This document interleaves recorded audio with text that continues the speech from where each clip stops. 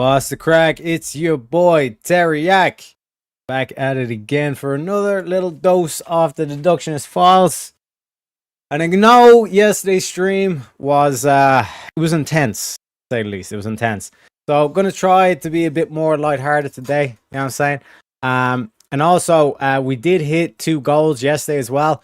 So to make up for that, again, appreciate the donation, all the stuff. We never got to play the premium memes, so we're gonna kickstart today's stream with a couple of the premium memes, so to speak. So first of all, we're gonna go with Uncle Joey Diaz. You know what I'm saying? Shout out to the Americans there. You know what I'm saying? So let's get a word from our boy Uncle Joey Diaz. Get up, cocksuckers, it's all over. Listen, we had a rough couple of months.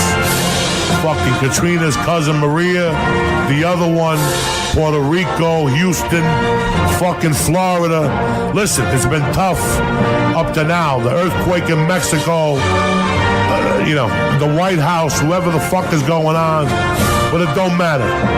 They want to shoot, it's time for us to fucking shoot, cocksuckers. They want to get down and dirty, don't forget who the fuck we are, you understand me? We're the baddest motherfuckers out there. You send a message to that fucking North Korean, he's gonna be sniffing my dick and sucking my asshole. That's the focus. We're going to North Korea in like a year. It's gonna be an island. It's gonna glow in the dark. You know why? Because we're Americans, cocksuckers. Who the fuck do you think you're dealing with? Stop with the gun control. They're selling more guns than ever the last 3 days. Stop with the fucking whining. Stop with the Russians on Facebook. I don't give a fuck. Worry about yourself. Keep your eyes open and get the fuck off Snapchat and fucking Twitter, cocksucker. Stay black. Stay black, folks. Probably my favorite part of that one is when he switches up. I don't know if he does it intentionally or not, but he says he's going to be sniffing my dick and sucking my asshole. That's the focus. You know what I mean? Not to clip him out of context, so to speak, but it baffles the mind. You know what I mean? It baffles the mind. But that's from Uncle Joey Diaz. And again, like I said, to play into the whole like lightheartedness or to try and have a good time. Talk about Uncle Joey Diaz. It's about time we talk about me. Let's talk about me. Let's talk about the 6'8" frame, the 37-inch vertical leap, the black steel that drips down my back, aka the bulletproof mullet, the Google prototype scopes with built-in LCD, LED, 1080p, 3D Sony technology, the Ethiopian poisonous caterpillar, aka Slick Daddy. Let's talk about the cabinets right behind me that go 40 feet deep into the wall that houses the other 95% of my trophies, the awards, the certificates, all claiming first place, right? Let me give you a little inside glimpse into the hotshot video gaming lifestyle of the 2-time international video gaming superstar. Because that's what this channel's about. That's what this domain's about. That's what this society is about. You're looking at the face of Twitch and goddamn, is Twitch lucky.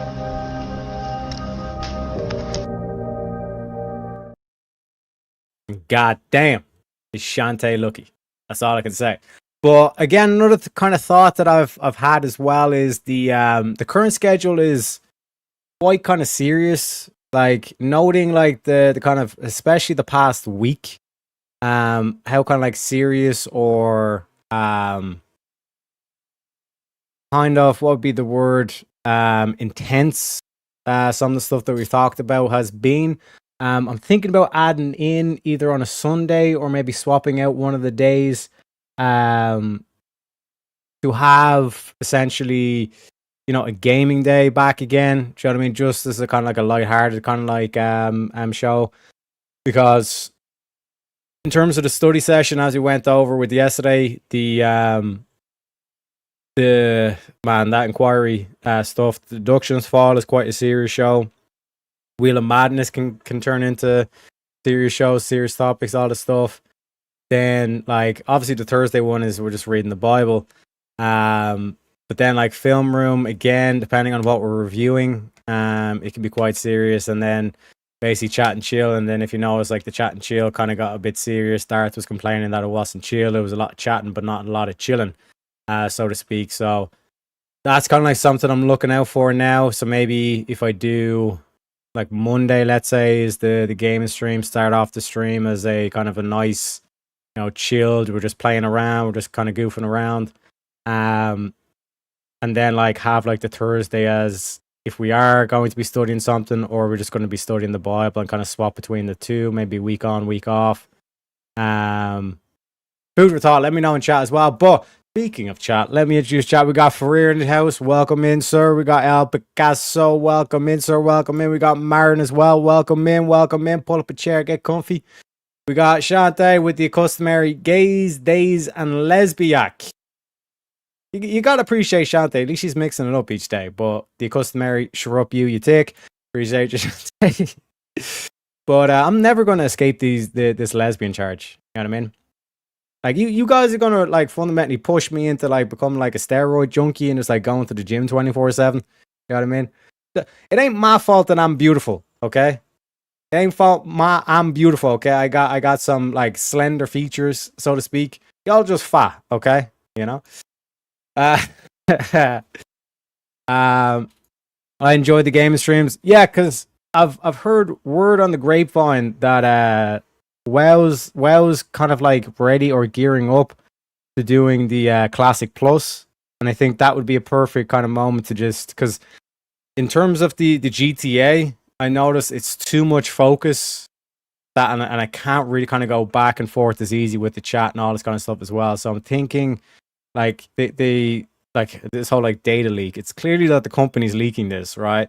Because like all like the all like the streamers that play the game, like anytime there's a big announcement or whatever, all of a sudden like they'd be covering the leak, and they'd be like, isn't this interesting? And then it'd be like the quote unquote leak would be from like some X account with like 10 followers, and it's like, okay, brah, how the fuck did you find this and all this kind of stuff? Do you know what I mean? So that's definitely something I'm thinking about, because like currently all the WoW kind of servers are up and running and all this kind of thing. So it'd be kind of hard to try and get back into things and all this kind of stuff. And if they do, I think it's called like WoW Camelot, I think is the code name or something like that right now. But it's going to be basically like classic WoW, but plus essentially it's going to be like extra things into it. So you have the whole thing of like the unknown and all that kind of stuff. So you get kind of more, more time out of it essentially, because you're still kind of like trying to find out the new things in the game and all this kind of stuff as well. So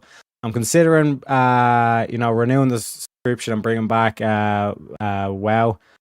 But let me know. And we have Monday game stream. Why not Saturday, the day after payday? I'm not to mention people will be off work in the US, UK that day. I'm also thinking because the particular game, I might do it like on Sundays as well. Maybe the reason why I don't do it on Saturdays is because like that would be after VK, and I kind of want to avoid. I want to avoid, like, let's say getting a raid from like everybody after VK, and like you're seeing it from like the last chat and show, like everybody was kind of like amped up to start debating and all this kind of stuff. So I might do like a Sunday, or maybe Sunday and Monday kind of thing. But again, it's just food for thought. Let me know, because the Saturday one, when again, like depending, because like this is when I say Saturday, what I mean is like the early morning hours, like this time right now. Like for me right now, it's like 8:15 on a Tuesday morning. You get what I'm saying? So that's what I mean by like the particular day. But that would be, let's say, late Monday night. You know what I mean? Like a lot of you guys would be kind of like, it'd be like early morning hours for America right now on Tuesday, or like it'd still technically be, you'd consider it, let's say, Monday night. You get what I'm saying? So that's what I mean in terms of the so like if I was to do it on Sunday, or maybe to do Sunday and Monday as the back-to-back gaming streams, because there is a lot, like you do need to kind of like put a bit of time, at least in terms of the leveling process for the WoW. It would be, let's say, early Sunday morning, so like late Saturday nights, and then like late Sunday nights / Monday morning. So like having those 2 days maybe. But again, food for thought. Let me know. I don't even understand WoW even a little, but I'm here for the shit talking. Well, 100%. And like I said, it's more so where it's like the WoW is just like the background noise or whatever. It's just like something that I'm kind of like doing on the screen, and you could have kind of like fun things like that going on in the game, bit of trolling, a bit of role play, all like my lords, you know what I mean? And it plays into that whole kind of, because I play a paladin, it plays into the whole kind of like, you know, Templar kind of like aspect. We can have a bit of fun with that. Whereas when it's GTA or any of that, like some of the missions, like it requires all the focus and all this kind of stuff. Whereas WoW, it's up to yourself. Like you can go as slow or as fast as you basically want. And it's a lot easier to switch back between the screens and all this kind of stuff as well. That's one thing I noticed between WoW and GTA. You know?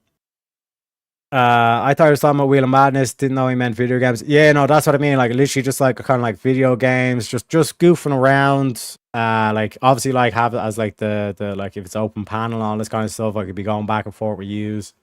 But it's kind of one of those things where it's like anybody who's not interested in video games, it would basically kind of like be like an AMA, like an Ask Me Anything. Like any kind of like random questions in chat kind of thing. It'd be kind of more so like a back and forward with chat as well, because again I can kind of take it at my own speed and all this kind of stuff as well, you know. My algorithm is terrifying. It's like girly stuff, true crime, debating stuff, gaming, random freaks I follow for panel purge. My YouTube doesn't even know how to yeah, like basically when Shante goes to the recommender on YouTube, like the recommender tab, it's just basically like it just plays this video like 24/7. Yo, what the fuck is going on right now? What the fuck is going on, Shante? But anyways, folks, right? That's basically like my current thoughts, my current plans, because like I said, a lot of people have kind of like noted or whatever. It's a bit kind of like serious, or it's a bit like there's not a lot of kind of like goofing off, or there's not a lot of kind of like chill, or there's not a lot of like lightheartedness kind of thing, which is what when I done the original kind of reshuffle from because before I have the current schedule, I was doing 2 days of Film Room, 2 days of Wheel of Madness, and then 2 days of Chat and Chill. And the Chat and Chill was basically like had the kind of like the gaming stream element to it. Now I wasn't initially planning on doing the gaming thing. I just knew, well, my whole idea was that like it doesn't seem like a lot of people are interested in gaming. And then from there, I was able to kind of like test like the monetization and all this kind of stuff. So, like I said, food for thought, so to speak, food for thought. But welcome in, Jess, as well. We're about to get started. Just walking through a few kind of like a few ideas, a few things that's on my mind. But ladies and gentlemen, let's get into it, okay? Let me take a quick vape before I start reading. But this is the Deductionist Files. Welcome into everybody. Our first case is the Payne of road rage.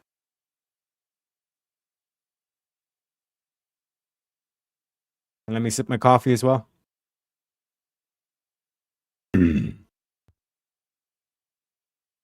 My dear listeners, welcome back to the Deductionist Files, your audio sanctuary for exhaustive, detail-oriented explorations of murder cases where personal impulses explode into lethal violence, stories evolve under scrutiny, and the extended police recordings capture the raw dynamics of denial, pressure, and revelation. I am Detective Teriak, your host, guiding us methodically through the context, interpersonal histories, environmental backdrops, and investigative pathways that illuminate these tragedies. In this series, we invest the time to thoroughly reconstruct the settings, the daily lives that concealed growing tensions or sudden triggers, the patterns of behavior that escalated, and the moments when deception meets irrefutable evidence. We examine how initial accounts are offered, how they adapt or resist when confronted with facts, and how skilled questioning sustained over hours can peel back layers of control and inconsistency. This program is crafted for listeners who crave substance, those who analyze social and cultural influences, psychological motivations, the role of rage or perceived slights, and the human toll on families and communities. Each episode hones our ability to identify timeline discrepancies, questionable explanations, and the value of persistent, evidence based police work. We treat these matters with solemn respect, the victims, and recognition of the challenges faced by investigators. This file features a road rage murder case with a notably lengthy full interrogation session, ideal for extended review and reaction in your weekly show. Get comfortable, maintain sharp focus, and let us proceed carefully through the accumulating facts. Ladies and gentlemen, the game is once again afoot. What do you think? What do you think, folks? What do you think? Payne got to be someone in the case. See, Shante, like I said, about keep maintaining that sharp focus. Shante is onto it. You know what I'm saying? You know what I'm saying? Did he have major in front of it? I think I've heard of that guy. No, it's not a major. It's not a major. Analyze the hell out of this. 100%. Or is that analyze? Unbelievable. Unbelievable. Get your mind out of the gutter, bruh. Unbelievable. Welcome in, Barry. Welcome in. Pull up a chair. Get comfy. You know what I mean? Get the old cup of coffee ready, just like Pepe. You know what I mean? And then once you get the coffee into you, get your magnifying glass out, because we're going to be doing a lot of deductions here. A lot of deductions. That's why we call it deductionist files. But ladies and gentlemen, let me outline the case. Let us place ourselves in Atlanta, Georgia, in spring of 2019. A bustling metropolitan area with heavy traffic, where everyday road interactions could quickly escalate amid the stresses of modern urban life. This was a time when cell phones, witness videos, and rapid police response often captured volatile moments that turned fatal. The victim was Kenneth Herring, a 58-year-old man going about his day when a confrontation on the road led to tragedy. When he was shot and killed following a road rage incident that began with a minor traffic dispute. What might have ended as an argument escalated into deadly violence when a driver pursued and confronted him. Investigators quickly identified Hannah Payne, a young woman involved in the incident, who was brought in for questioning. This led to a full, extended interrogation where her initial explanations and justifications were challenged with witness accounts, video evidence, timeline details, and physical findings. The session revealed shifting narratives and emotional responses as pressure mounted. Here's the key details. Kenneth Herring was shot multiple times during the confrontation. Forensic evidence included ballistics matching the weapon linked to the suspect, gunshot residue, blood spatter, and scene analysis consistent with the described sequence, witness statements, and video recordings of the road pursuit and shooting, phone records, and vehicle data. The investigation combined digital evidence from traffic cameras and bystander videos with traditional forensics to establish the chain of events from initial dispute to fatal shots. Key players include Kenneth Herring's grieving family and friends, mourning a man whose life was cut short over a traffic incident, the Atlanta area law enforcement team that moved swiftly using available video and witness evidence, and the suspect whose statements during the prolonged interview formed a central part of the case.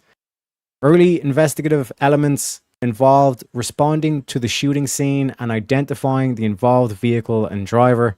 Red herrings included attempts to frame the incident as self-defense or mutual combat, which were contradicted by multiple witness perspectives and physical evidence. The broader context of road rage incidents in busy cities, the dangers of escalating minor conflicts, and the role of video evidence in modern cases add crucial layers to the story. You know, 100%, 100%. Yeah, Wazano. See, I know you too well, Cha. I know you too well. You ain't gonna troll this leprechaun, okay? Road ragers can get crazy as fuck. 100%. You know? It is what it is. It is what it is. But ladies and gentlemen, without further ado, let's get into it. So this is the interrogation. Oh my god. I need my coffee into me. Okay? It's too early. It's goddamn too early in the morning, folks. I can't even pronunciate the words. Okay, so I got a big gulp of coffee into me. But this is the interrogation footage of Hannah Payne.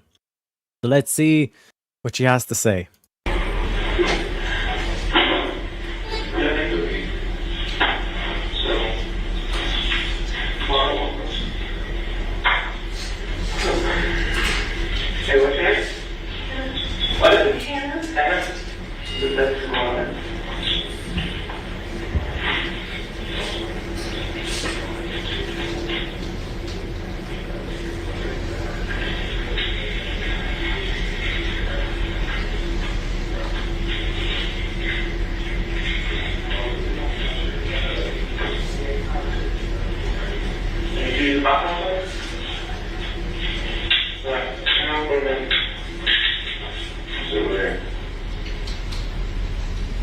This is one of the moments where we're forwarding where she's alone.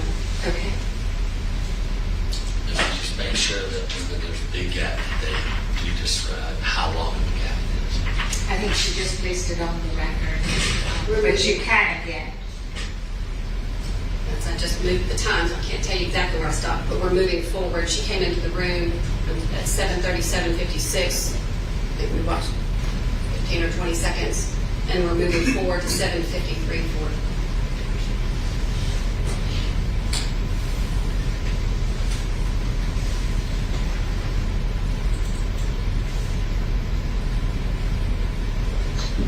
Wait, hold up. What the fuck is this? What the fuck is this? This dude has the wildest hair I've ever seen in my entire life. First of all, like this has to be a wig. Now, shout out to George Washington if that's the look he's going for. You know what I mean? But like, what is this hairline? What is this hairline, ladies and gentlemen? Holy! That has to be a wig. Ain't no way, bro. What is always, like, every single time we do this show, there's always a fucked up hairline. You know? Like, we should look into, like, the correlation between fucked up hairlines and, like, you know, violence. You know? Maybe we should, you know, rather than, like, you know, affirming, like, this whole trans thing, we should affirm people with, like, shit hairlines. You know what I mean? I'm just saying. Well, you see, Stacy sees it as well. What the fuck is this? This is unbelievable. Always. I think we've noticed a correlation between fucked up hairlines and murderers. Well, technically, this bitch doesn't have a fucked up hairline, but I'm just saying, every single video we've done on Deductionist Files, hairlines always come into question. But I'm just saying, this is the wildest hair I've ever seen in my entire life. It's actually 7:53:33, which is the closest I can get.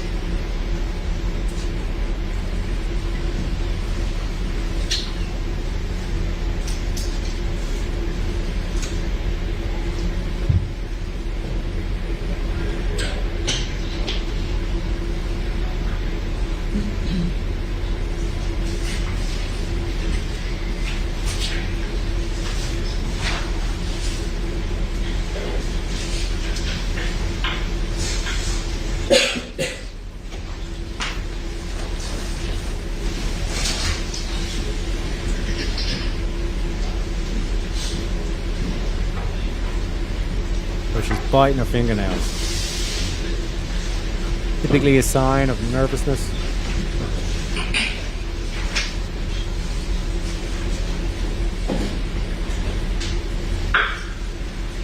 Yep, exactly for her. Got those crazy eyes too.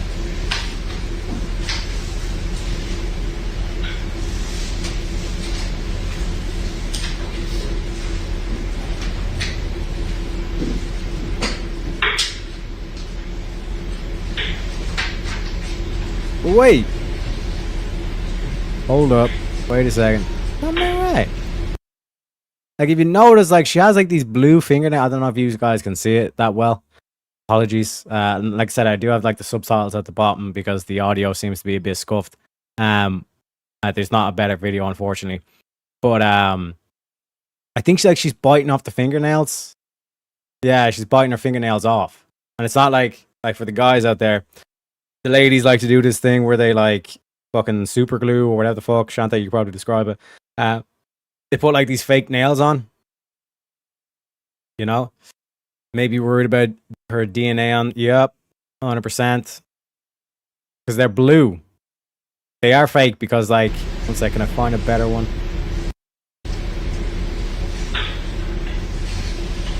About to freeze frame it. But, like, I can see clearly that, like, her fingernails are blue. And she's basically biting them off.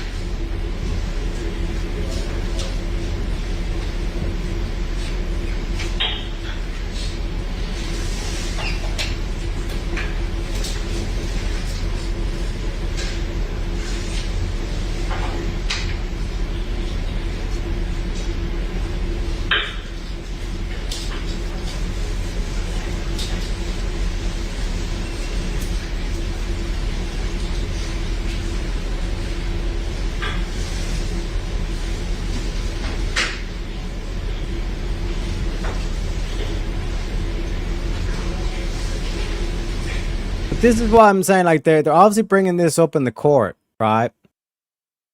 Where there's obviously something behind the, like, some sort of DNA or some sort of, like, evidence that's tied around the fingernails. But, like, I don't know, man. Like, like, if you fire a gun, like, there's going to be residue, like, on your, like, the back of your hand kind of thing. You know what I mean? So I don't know. Maybe, like, she'd already kind of, like, washed that off or done something like that. And now she's kind of worried that maybe it ended up on one of the fingernails, perhaps, you know?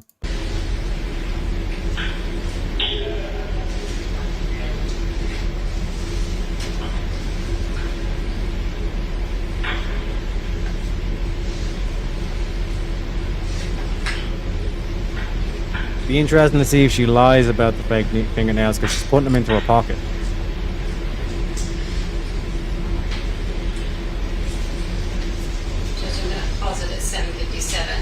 Detective Hayward, for the record, the minutes that we've just watched, were you able to observe the defendant removing her own fingernails and putting fake fingernails and putting them in her pocket? Correct. And does she continue to do that until they're all gone? Correct. Judge, at this time, we're going to move forward until 8:40, 8:30. The defendant is alone in the room until that time. Okay.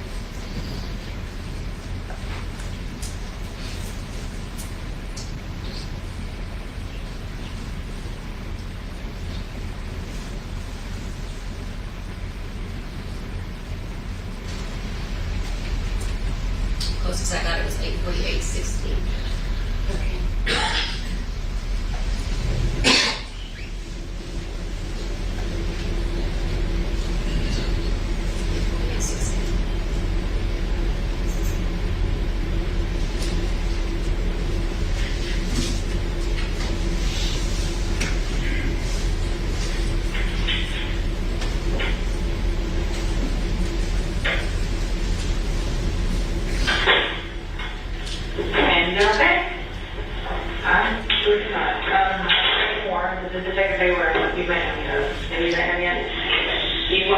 Have you ever watched like on TV or anything? They know what we talk to you, we're going to read this thing out, okay? So if you understand what I'm saying, I just want you to initial the fact when I read you, okay?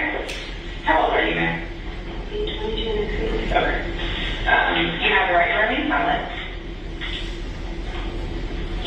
you say can will be used against you in court of law. You have the right to talk to a lawyer and have them present with you while you're being questioned. If you cannot afford to hire a lawyer, one will be appointed to represent you before questioning if you wish. You can decide at any time to exercise these rights and not answer any questions or make any statements. Read the next line for me, please. And if you understand what we just talked about up here, what you just read, sign right there, and then the date and time. It is 5/7/19. It is 8:47. Before we get into anything, I just want to ask some background. I know they probably already have your information, but I don't. I'm just now meeting you for the first time. What's your name, ma'am? Hannah, H-A-N-N-A-H. Payne, P-A-Y-N-E. Where are you working? It's a management company called Triship, T-R-I-S-H-I-P Partners. Where is that? The home office is in Hayesville. Okay. So you're not working today? Okay. How long ago, what hours walking you on that? I had gotten off of work, I was going home, and I was coming down Clark, turning left onto Forest Parkway. There was a semi that was in the lane to the right of me, and he was a little bit further in the intersection than I was. Like the light was green for us, and out of nowhere, this guy came down through the intersection, and luckily I stopped barely in time, but he ran into the semi. Then y'all were on Clark and you're trying to come out on the Forest Parkway.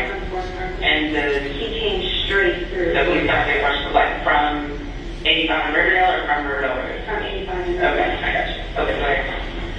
And so after I realized what had happened, I was able to go around him, and I pulled up on the sidewalk and I parked. So I called the police. I got out and I walked over to see if everyone was okay. I was talking to the truck driver and another witness who was also a police officer who saw everything happen. And the guy who was driving the truck ended up getting out and was just kind of like looking around like, well, what happened? And he said, someone hit me. And we're like, no, you just ran the red light. And he was kind of stumbling and walking out in the middle of traffic. And after about 20 minutes had gone by, I went back across the street and I was calling my parents because I kind of had a realization that I just had a second chance at life that I felt I was scared. So I called my parents and I told them what happened. And while I was standing over there, and I called back, I realized it had been over 20 minutes. And I told the dispatch that he was sitting in his truck and he was revving the engine. And it looked like he was going to pull away, and at that time he did. He took off. Okay. So I got from my Jeep and I followed him, and I told the dispatch that I was following him, and she told me that she didn't advise it. And I told her that I'm just getting his tag number. I got the tag number by the time we got to the end of, right when I got to Riverdale Road. And we came around that curve, and I had an opportunity to get in front of him. Okay. I got in front of him, and I stopped in front of him. I got out and I was on the phone. I told him, I was like, you need to stop, you need to pull over. And he's like, who are you and who are you? And I'm like, I'm just no one, but I'm on the phone with the police. And that's what I was like right there behind him. Like, yeah, well, who are you? Who are you? I got something for you. I'm like, okay. I said, I'm just telling you, you need to stop and you need to pull over.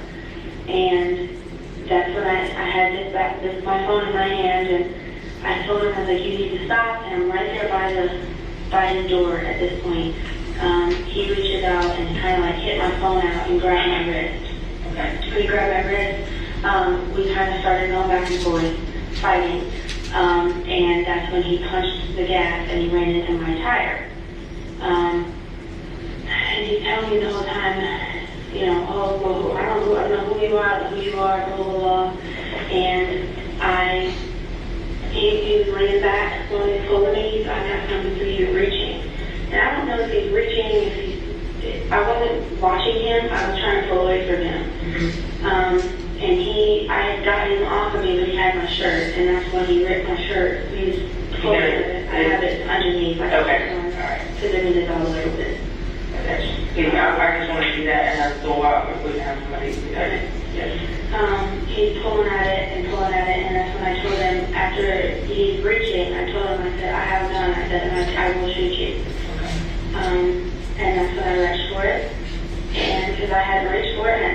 the entire time.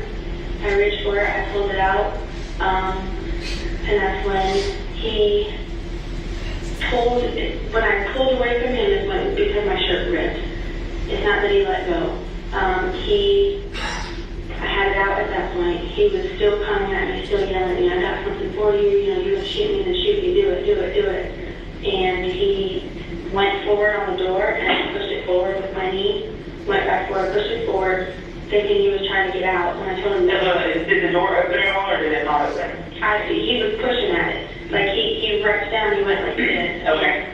So, from the angle that I was at, I don't know if it opened or not, but I could hear him grabbing his door handle. I could hear it, you know, like, just pulling at it. And so that's when I pushed the door forward, and he grabbed my hand, and we were going back and forth. I didn't have my hand on the trigger, but we were going back and forth, and he was holding it, and he was twisting it, and then that's when I actually got my grip on it. And he was turning it, and it got faced almost all the way around when I pulled it back, and he lunged again, like with one hand on me, and he lunged and he swung, and he grabbed, like right here on the back of my shirt. And when he grabbed is when I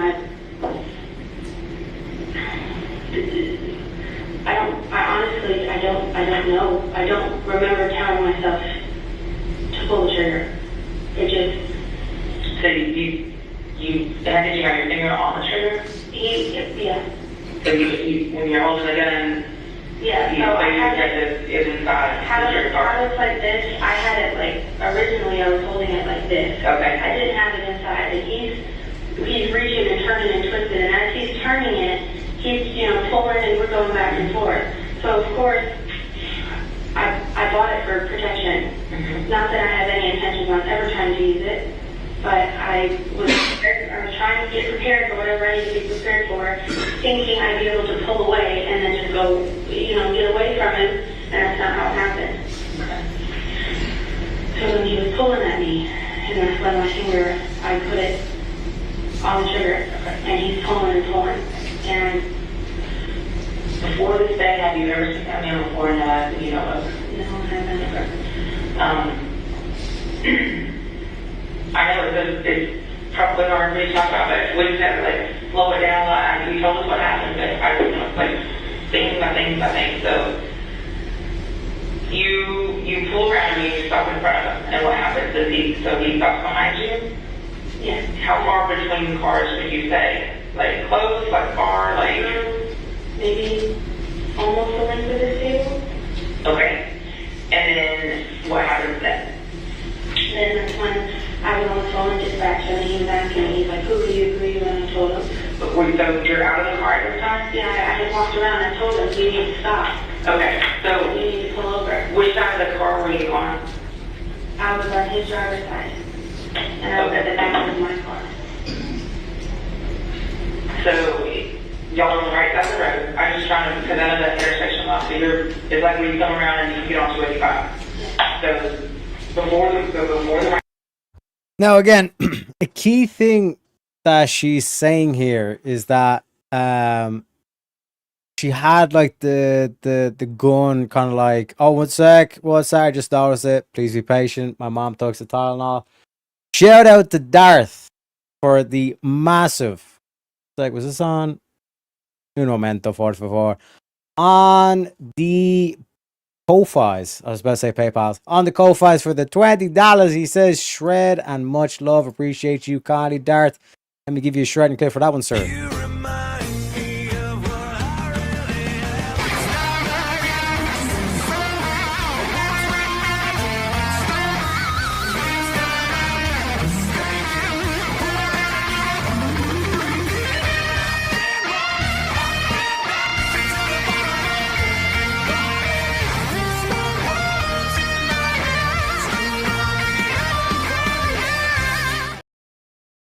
Are we having fun yet, folks? I'm trying to dig up the if there's footage of the actual cell phone stuff. Because he noticed that like there was like people like bystander or whatever, and they had like the footage on it. But one sec. Like when she said just to run through a couple of facts, right? So, do this, and then we do this. So, like, effectively, like, she's lying, essentially, right? So when she's saying that she's on the phone, right? This is what she means by she's on the phone. You get what I'm saying? Like, this is like after the thing that she's on the phone and all this kind of stuff. So, like, she's trying to make out so far that like she doesn't have like enough hands to have all this stuff going on. You know what I mean? But like I said, it's clearly like a habit that she has going there. And then when like that's her with her jumper on, which is I think like after she's getting arrested essentially. But like this is her like during the scene itself. So you can already see like she already has the gun out. And like this whole aspect, well, if that's in the gun, where's the phone? You know what I mean? Suffice to say, this bitch lying. She is lying. You know, let me catch up in chat as well. I did mention the glue earlier, so that's probably what you were thinking I meant. 100%. That's a stupid, meaningless statement. I had no intention of using it. So why'd you buy it? Your protection. So there's intent. Yeah, but like that whole aspect I showed you with the photos. Like she already had it kind of like withdrawn or whatever, and it's like, okay, what happened to the phone? Because you were claiming that you were on the phone to the police and all this kind of stuff. You know what I mean? Like even after like you were chasing them, you were still on the phone to the police. Then you got out, you're still on the phone to the police. You initially went up to the thing, and you said that you had the phone out. You know what I mean? Don't make no motherfucking sense. 100%. Thank you very kindly, Darth. Welcome in, sir. Pull up a chair. Most girls carry mace, not guns. It's fun fact actually. Women are banned from carrying mace in Britain. So my suggestion is, antiperspirant and smoking can be used as a self-defense mechanism. You know what I mean? Because I don't know if you know, but like a side effect to antiperspirant is not even antiperspirant, but the deodorant. Is if you get that in your eyes, it's very hard to see, and it's extremely flammable. So whatever you do, don't be spraying. And this is like a PSA: don't be spraying deodorant in people's eyes, or like using a lighter if you're a smoker. Like don't be like using a lighter to and all that kind of stuff because it becomes very dangerous. Just food for thought there. Yeah, sure. Her pants are on fire. 100%. Yeah, she's a practiced liar. 100%.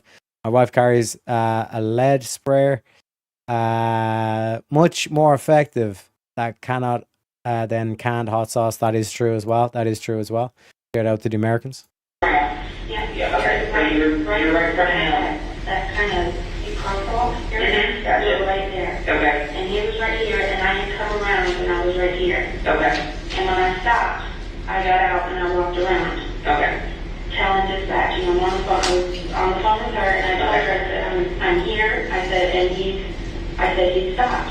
And I told him, you need to stop. Okay. And he's just like, who are you? I said, I'm no one, but I'm on the phone with dispatch. I'm on the phone with the police, you need to stop. You just caused that accident. And he goes, yeah, okay, I got something for you, and that's when he pulled forward. So he, at this time, it was just words being exchanged. There was no contact at all yet. Right. Okay. So he pulled forward how? Like his car went how far forward? All the way forward to my Jeep. So it struck your Jeep? It did. Yeah, okay. It did. You said it struck the wheel. It struck the wheel, or that like that wheel on the back, like the wheel on the side of the Jeep. The actual. Okay. I got you. And that's when I was telling him, I'm like, you need to stop. Mm-hmm. That's when he was reaching. Okay. He hit my hand. I don't know if he did it intentionally trying to throw my phone. So you're standing.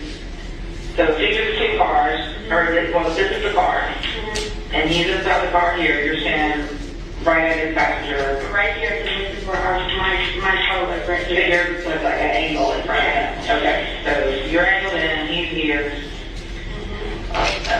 Yeah. Okay. So you're standing right here.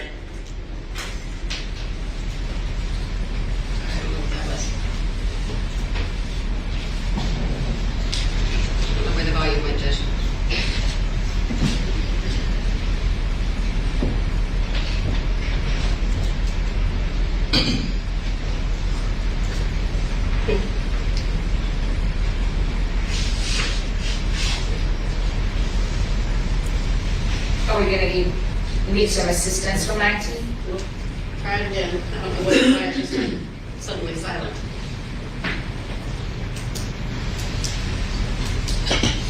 I believe they had the transcripts yesterday. And I think for some reason they come back and they could use that, but they didn't take it.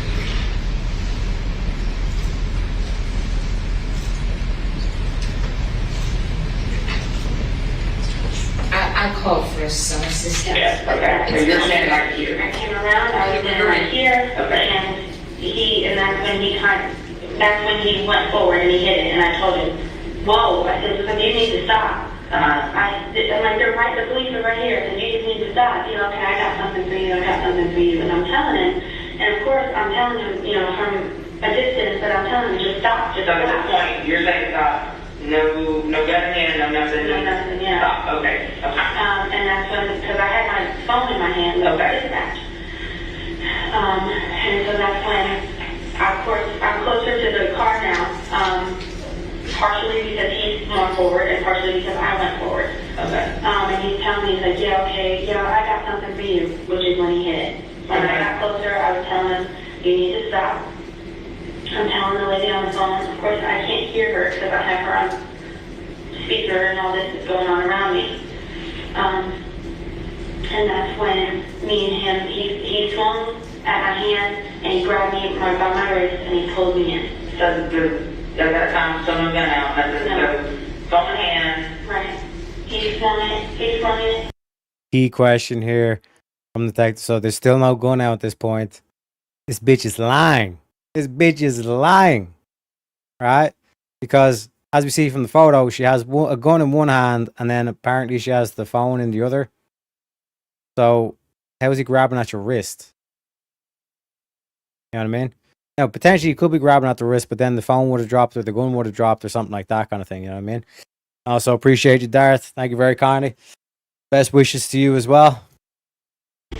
Hit me how he hit you. You're holding like the phone like this? That's what it was, I had it in my right hand. Okay. Yeah, and he's right here. Okay. I mean, don't get me, but. Right. Now again, she had it in her right hand. What we seen from the picture, in her right hand was the gun. Well, with this hand, I'm telling you, he's like, stop. And he's just like, he went like this. And then he grabbed me.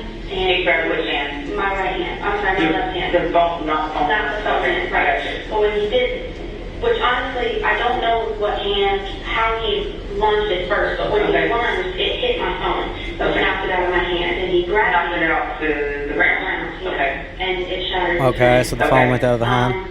And then he grabbed me. How? He was like this. Okay. And that's when me and him were going back and forth. Okay. But it was more me in the vehicle than it was him out because he's pulling at me, he's tugging. Okay. So he's pulling, we're going back and forth, he's hitting, he's swinging. I'm trying to hit, but I'm also trying to pull away because the only thing that I know for protecting me and this man is what I have on me. Mm-hmm. Now, by this point, I'm telling him, that's what I'm telling him, I have a gun. I said, and I will shoot you. And I'm pulling. 100%. Trust me, the next audio isn't trash. But like I said, the subtitles are pretty accurate, okay? But again, I do apologize for the trashy audio. It almost always is. Yeah, that's another thing as well. We need better audio. But I think the problem with the Long Crime channel is it's giving you the audio from the port. You know what I mean? So like you can kind of hear in the background, like, you know, the lawyers shifting pages and all this kind of stuff as well, which again doesn't really help the audio and all this kind of thing. But like I said, trust me, the next one is pretty good. I'm not gonna lie. You know? This hand was free. I'm trying to just get away to get my phone. Mm-hmm. I couldn't. So then, that's when he's saying, yeah, okay, I got something for you. Something about, I don't even know who the F you are, you're nobody or whatever. And that's when I pulled it out because he leaned, saying, I got something for you. This is him, he still had my hand. Okay. He's saying, I got something for you. And you're leaning back away from the car? Yeah, I'm being pulled in, but I'm trying to pull away, and that's when I pulled it out. Okay. And I told him, I said, I told him, I said, you need to stop. That I had a gun and I would shoot him. He's like, yeah, okay, shoot me. when he lunged, he let me go, but he lunged, pushes the door open. Okay. Which is when I thought he was pushing the door open. He leans forward, and he's reaching again, and when he grabbed my shirt, and it ripped it. Okay. So then when he's reaching I already had it forward, reaching and it ripped, and I'm thinking here is when I'm trying to say I'm going to get away with the door thing. Mm-hmm. He grabs my hand with the gun. Okay. We're wrestling with it inside, and that's when he's turning it, and I managed to get it back towards him, and that's when it went off. Okay. So, you pull out the gun. You're right hand or left? I'm right, and So you I have it sealed on your right on side? my right side. Okay, so you pull out the gun and what happens? So he still got a hold of you or he does not have a hold of you? He still has a hold of my hand when I pulled it out. Okay. But then that's when he lunges, he didn't lunge, but he grabs the door. Okay. So he Again, this doesn't make sense already, just from a logistics point of view, because as we're seeing with the photo, it's clearly in her right hand. She said that the phone was in her right hand. You know what I mean? So it's like he's lunged, and she's also said that he's grabbed a hold of her left wrist, and now she's saying, well, then he's grabbing control of the right wrist. Don't make no motherfucking sense. grabs the door. Is he still holding you or is he let go down? He still holding me in the beginning. Okay. In the very beginning, which is when he grabs the door. Okay. He goes to push the door open, and when I got away, but he had my shirt, Okay. and that's when my shirt was ripped. What kind of shirt do you have on? It's a black. Buttons or no buttons or just, okay. But it has like a hole type thing in the middle that he was able to grab onto. Okay. Which, I mean, it's just, I know it's hard. Take your time if you need to. I never thought I would. Nobody ever does. Okay. And, okay, so I had it in my hand at this point. Okay. Are you pointing it yet or are you, where is the point pointed at him? It's up, like this is the window, and I pulled it out like this, trying to get him away from, trying to get off. He still has a hold of my shirt. When he pulled away from the shirt is when the door happened. Okay. I pushed the door with my knee, and Do you think the door opened at all? I went forward when I pushed it, which is So why the door was open, it had to have been open. Okay. I mean, and that's where all the marks came from on my jeans, to be outside of his car. Did the photographer take pictures of you? No. Okay, we're gonna need to have it, take pictures. Okay, so he was, by the time, when he still had me when I pulled it out, and I'm telling him, he's like, yeah, shoot me, I got something for you, And then I was up, I had pulled it up, and that's when he had hold of my shirt ripped, he grabbed the gun. Okay, hold the gun, grab the gun, you were, yeah, grab the gun. So he's trying to turn like this, and I'm trying to push up against the door. After my shirt was ripped, he went like this. Okay. And he was pulling at it, but my hands were just on Okay, the so side, and yeah, okay. so he's pulling at it, and he's pulling at the trigger area, in the trigger. His hand is in the trigger guard? His hand is in the trigger guard, yeah. Okay. And that, I mean, the specific reason why I bought the one that I bought was because it had the double Gotcha. safety mechanism. Right. So I wasn't too worried, I guess, because I didn't have my hand all the way on that. On the Okay. back, I could tell. Okay. So he's pulling at it, and that's when he's going like this, and he's turning it. Turn it away from himself. Yeah, and he's trying to, and that's when he grabs it. My fingers and his fingers were both in it, and he's trying to pull it, and that's when I'm trying to pull my hand out, but I'm not trying to leave the gun there, obviously. Right. So he was pulling it and turning it, and that's when I was able to kind of just like yank it back towards him, and he had it like this. And he's like, yeah, just shoot me. And that's when he lunged. He still had a hold of my hand right here. With the gun? Yeah, with Okay. my hand. And he lunged, and that's when, Okay. yeah. Now, do you think that he pulled the trigger, or do you think that you pulled the trigger? What I told them originally was that I felt like he did. Because I did not have my finger. What the fuck? Ain't no way he pulled the trigger. Based on what she's saying, ain't no way he could have possibly pulled the trigger. What the fuck is going on? We're saying they love to talk when you let them, 100%. What'd she get arrested for, eating all the cake? Ah, man. Road rage. This is what happens with road rage. You know what I mean? It is what it is. Jante saying, I dream to one day live that kind of fat, carefree life. I don't know. I don't know, because, like I said, especially with all the foods and all this kind of stuff, like once you go carnivore, you know, not to brag too much about carnivore, but like your mind state, it increases and all this kind of stuff. So I wouldn't be, like, I understand the appeal of just like the carefree life and all this kind of stuff. But once you get to a point where it's like you notice a difference, like brain fog versus no brain fog, you're like, I don't like the brain fog kind of thing, you know? It is what it is. I could never be fat. That shit seems like it would suck. Yeah, I'm talking about it mainly about the mental thing, you know? But also, like I said, it's good being slim. You know what I mean? God bless you all. I love watching these videos. I think it's cool you're going over them. 100%, baby. 100%. Got to diversify the schedule, as they say, you know. But a lot of this stuff can be used for like things like debating and all this kind of stuff, looking for body language and just like keeping track of like what they're actually saying, and in terms of like logistics, all this kind of stuff, back and forth, being able to deal with, clearly in this case, someone who's actively lying to you. You know what I mean? How'd you go about it as well? Also, welcome in, K-Dog. God says, I gained 37 pounds on Teriak's diet in 3 days. Lies. Absolute lies. Fake news. I dare say it's impossible. Unless you were like anorexic, and then like you put that on in terms of muscle, but even in terms of putting on that much muscle in 3 days, again, would be an impossibility. See what I'm saying? These videos help with be able to deduct or to douche liars. Picasso's a goddamn fake news. He's a CNN reporter.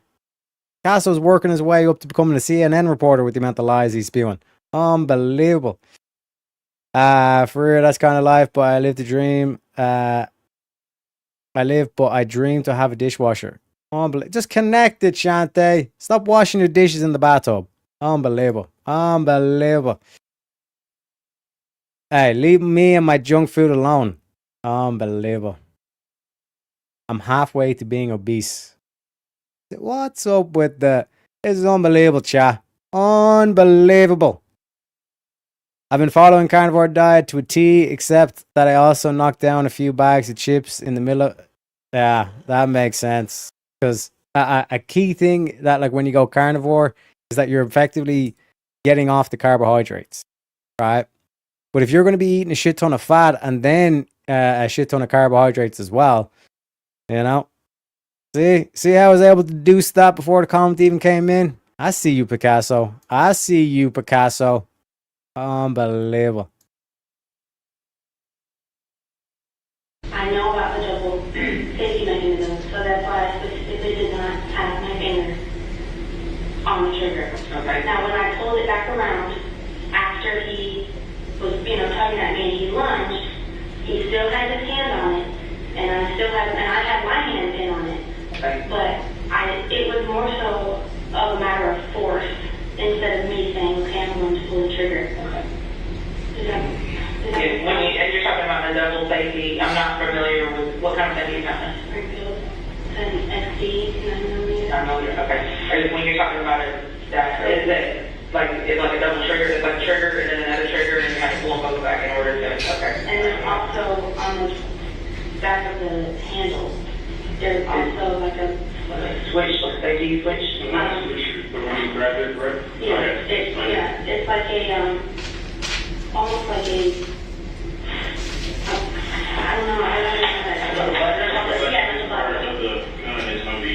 Oh, if you're not pressing that, you don't push it with, because you don't push it. Right. This part, if you're not actually holding it from a lid, it's not going to. Which, when you first had it turned, I heard it click. Like the trigger was pulled. And that's before I had it pulled down. And another thing is, right, if you're going to twist the gun around to try and point it towards her, and she already has her finger on it, and it's already clicked as well, right? I just think about it, you have your finger on it, it clicks in that process, it's going to then go off. Because, like, you're, like, naturally, your finger is going to be at that angle. You know what I mean? This is unbelievable.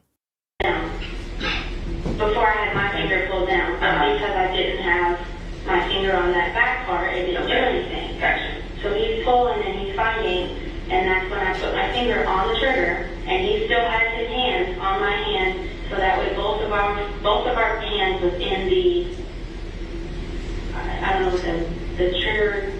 The trigger guard? Trigger, yeah, like a little circle finger thing? Yeah, okay. And that's, I'm pulling, and that's when it went off. Okay. Never seen the film before? No. Okay. Will you write me a statement saying what you just told me? I have a few questions. Okay. So, help me understand the more part about the, because you sound like you're standing grabbing 3 things at one time.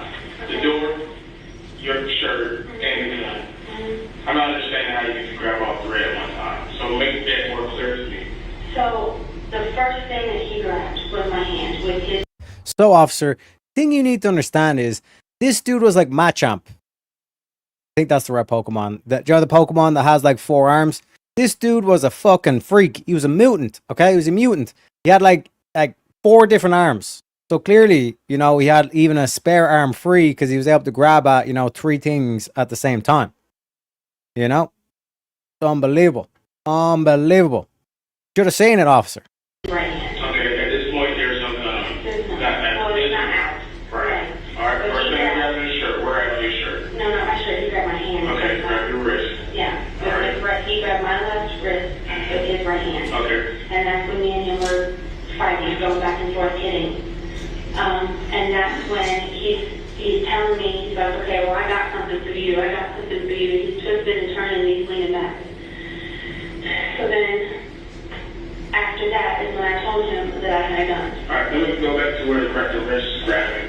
At what point were you inside? Were your arms inside of the vehicle? Or did he have to lean out of the side of the window to grab you? He had to lean out. Because I was right at the window, so it wasn't... Were your arms raised from the window when you was talking to him? No. What was your hand doing besides the cell phone? What was his hand doing? So if this is the window, and this is inside the car, I'm telling him you need to stop. Because my hand's right here, and I'm on the phone with the police. Now, I wasn't... Was he stopping at that point, the vehicle? Yes. So why did you say I have to tell him to stop if he stopped? He wasn't in park, and he never turned off the vehicle. And it wasn't a matter of like he was, I guess, not complying, but he was just saying, and it wasn't Like even just the whole kind of goofiness. Like if you have a gun, right? The last thing you want to do is to get into close range with someone. You know what I mean? The last thing you want to do is get into close range because a gun is a ranged weapon. Even a pistol is a ranged weapon. You know what I mean? It's like keep your distance, so then they can't get the gun out of your hand. You have the force. Think about force. Imagine if people just understand force doctrine and range. Okay? Always, you never want to get that close, especially if you have like lethal force on you. You know what I mean? 2 words, lawyer. I don't think lawyer would have even helped her at this stage. I think she's committed to lying to try and get out of this, and it ain't going to work. Because even the story that she's trying to tell the lawyer at this stage, the lawyer's going to be looking at her as like, if she has 2 heads. It's unbelievable. Blue's saying he doesn't trust skinny genetics either. So only fat people are honest. No, Darth. I think Blue is suggesting the key philosophy of Dr. House. Everybody lies. Okay? And another key quote from House as well is truth comes from lies. You know what I mean? No, she doesn't have 2 chins, Picasso. She's got 3. Okay, get it right. Trying to be factual here. necessarily that he was inching, but like he was just saying, no, I'm not, I got something, I don't even know who you are So what was your response to that? When he, to what? I don't know who you are. That's what I told him. I said, I'm no one. I said, but I'm on the phone with the police. Okay.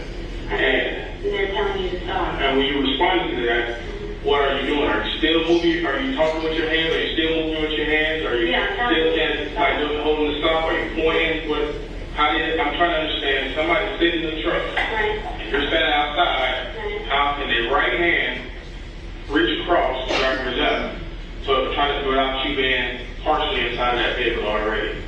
I mean, I was close. Okay. But I wasn't leaning forward. You know what I mean? Like I wasn't. So you were just. Right. And that's when he said, I don't know who you are. And that's when he reached forward, like he was swinging almost. Like trying to swing and hit you? Mm-hmm. Okay. And that's when he grabbed me. And that's what I thought he was going to do. I thought he was going to hit me. Mm-hmm. So I was just willing to just take the hit and thinking it was going to go past that. And I was still on the phone with the police. And I could see the police cars. Mm-hmm. But instead of swinging, when he swung with that hand, his right hand? I'm sorry. Yes. When he swung with his right, when I was thinking he was swinging with his right hand, is when he grabbed my wrist. Okay. But before he grabbed my wrist, there was a motion with his.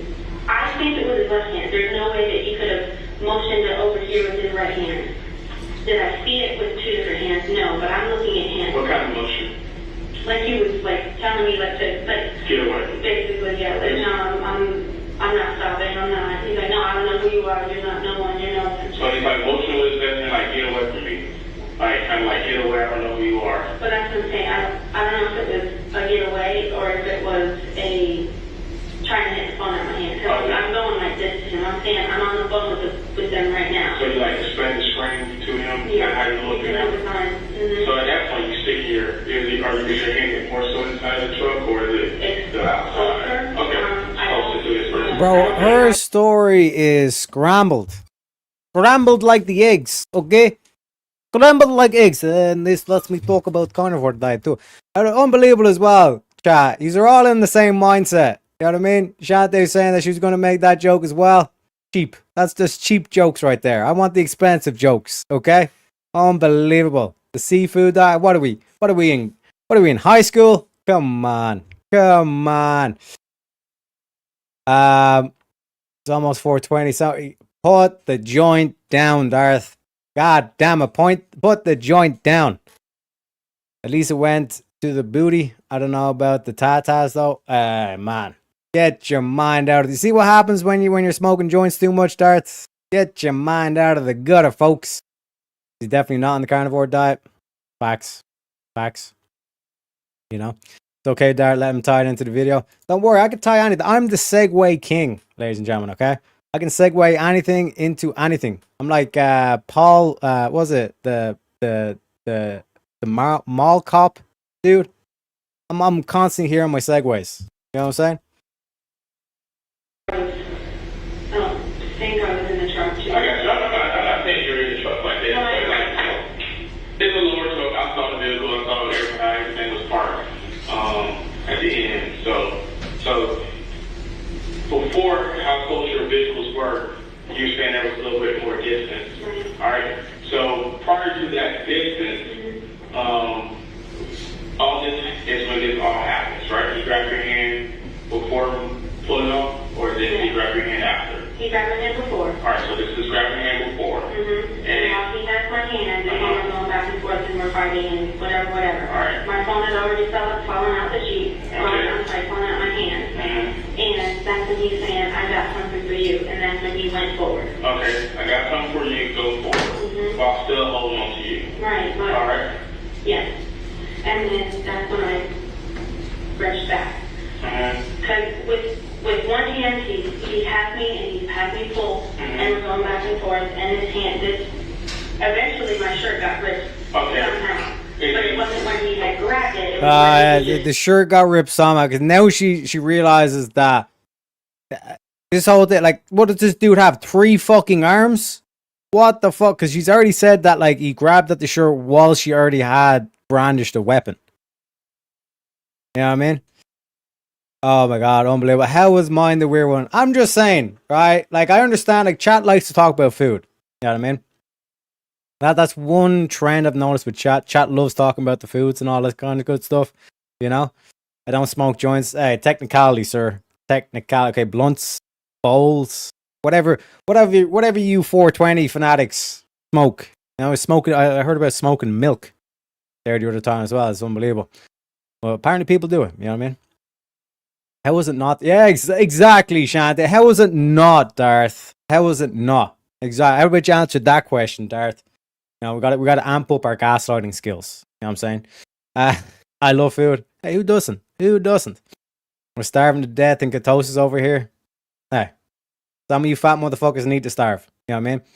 You would not want to see me as one of those fat camp counselors, because like I would be ruthless. I would be ruthless. You know what I mean? I'd turn that motherfucker into concentration camp. You know? You can't trust me with power. That's fundamentally here. Like, I'm supposed to be a jester, not a king. Okay? I'm not a caveman. I see this pretentiousness, you know? Dar's sitting here like, you know, he's sitting here like, you know, what would you describe it as? The, you know, like the aristocratic meme. You know, one sec, can I pull up a picture of that? Aristocratic meme. Yeah, there we go. You know, one sec, we get this one and get this one as well. You know, Dart's like, darling, we were simply raised better, okay? We have, you know, we don't subject ourselves to mere joints or blunts, sir. We were raised better, you know? We are exquisite 420ers, sir. Yeah. Smoking milk. Yep. True story. Milk bong water. Exactly, Shante. See, Shante gets it. Shante gets it, you know? Teriak, why are you assuming there's plenty of video evidence of me smoking habits? I'm just saying. I'm just putting ideas out there. You know what I mean? It's 9:20 a.m. here, smoking. And like I said, I think it's actually technically 4:20 right now in America, at least on the East Coast. You know what I mean? So, Dart's point technically is 4:20. You know, it is what it is. Jazzy Bear knows what's up. My dab rig is cleanish. Yeah, you're quite exquisite, sir. This is Dart when he with his just replaced the wine glass with the bong. You know what I mean? He has the mustache, he has the top hat, little monocle, you know what I'm saying? Monocle so he could see the crystals better in the he basically like views the buds like a diamond dude, you know what I mean? And then he has that little magnifying glass so he can see the crystals and then analyze it from there, you know? Quite exquisite when it comes to his smoking habits.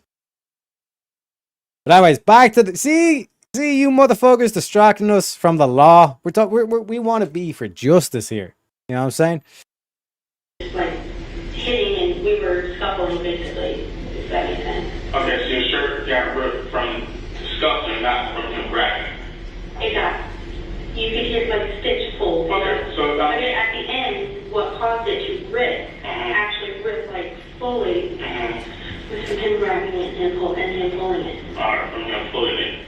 Alright, so and like here's the thing as well that doesn't add about her story, like, right? If she's gotten close enough to the window, right, grabbed at her hand, and now we're assuming that like he's now grabbed at the shirt and ripped the shirt. And if you're at that point, you're like, oh fuck, and he's made a statement like, I've got something for you, all this kind of shit. Like, you wouldn't even hesitate if you genuinely felt as though your life was in peril at that stage. You just take out the gun and you straight away just shoot it. Like, that's your only chance, if that was the case. But I'm spamming X to doubt. You know what I'm saying? Also, welcome in, Shazzy. Welcome in. And thank you very kindly for the 9 months. Por favor. See, Shazzy's one of the OGs. Says, come on, chat, send those donos. And Shazzy asked, and Darth replied with the 5 gifted memberships. Let me give you a shredding clip for that one, sir.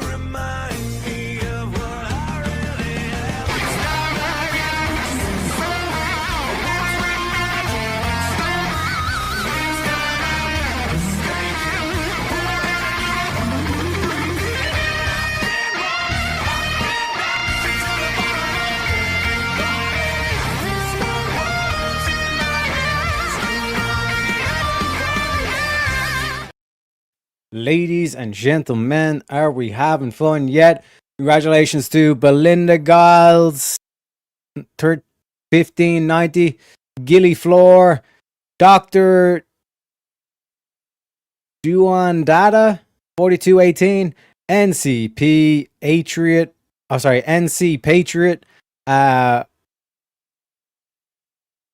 Weirk Howard? I'm not really sure how you pronounce that one. And also, Dart for the gift of membership as well. Congratulations to A83. Congratulations, folks. You have Dart to thank for those gifted memberships. Thank you very kindly, Darth. Appreciate you very kindly, sir. I have to make for how douchey I am. Oh, sorry. I have to make up for how... it is what it is. It is what it is. You know what I'm saying? Salute to you, sir. Salute to you. And thank you very kindly. Thank you very kindly. And appreciate you, Shazzy, as well, you know? But this does not make any sense. Does not make any sense, her story here. You know what I mean? Like, if you're going to commit to the self-defense, you have to commit that it's like, yeah, like, basically, like, this was the whole thing. If he was grabbing at me, I felt, though, my life is at risk, but then I just took out the gun and popped it. She's trying to have her, jokes aside, but she's trying to have her cake and eat it at the same time. Where, like, she somehow showed restraint, but, like, she felt as though her life was at risk. It don't make no motherfucking sense. She's trying to have her cake and eat it. So we got the grabbing of the wrist. Right. Then I got something for you where the vehicle was moved forward. Right. While I'm still holding you. Mm-hmm. All right. Mm-hmm. Yeah. At what point does the door open? I went with the vehicle when it was moving forward. How did the vehicle stop? Did he just stop? Or did you? No, it didn't stop. He didn't stop. It went into the car. Was he driving it forward, or was he, did he have to, what was the damage done when the vehicle went forward? One hand was with me. On your shirt or on your arm? That was with my wrist. Okay. Yeah. And then Like, did he move, like, did he turn to, like, drive the vehicle? Shout out to Shazzy for the £5. £5. Now again, in terms of currency, like, you know, pound is it's the king's shilling, as they say. So appreciate you, Shazzy, for the royal currency, I should say. And she says for the douchebag grift, let me give you a money clip for that one.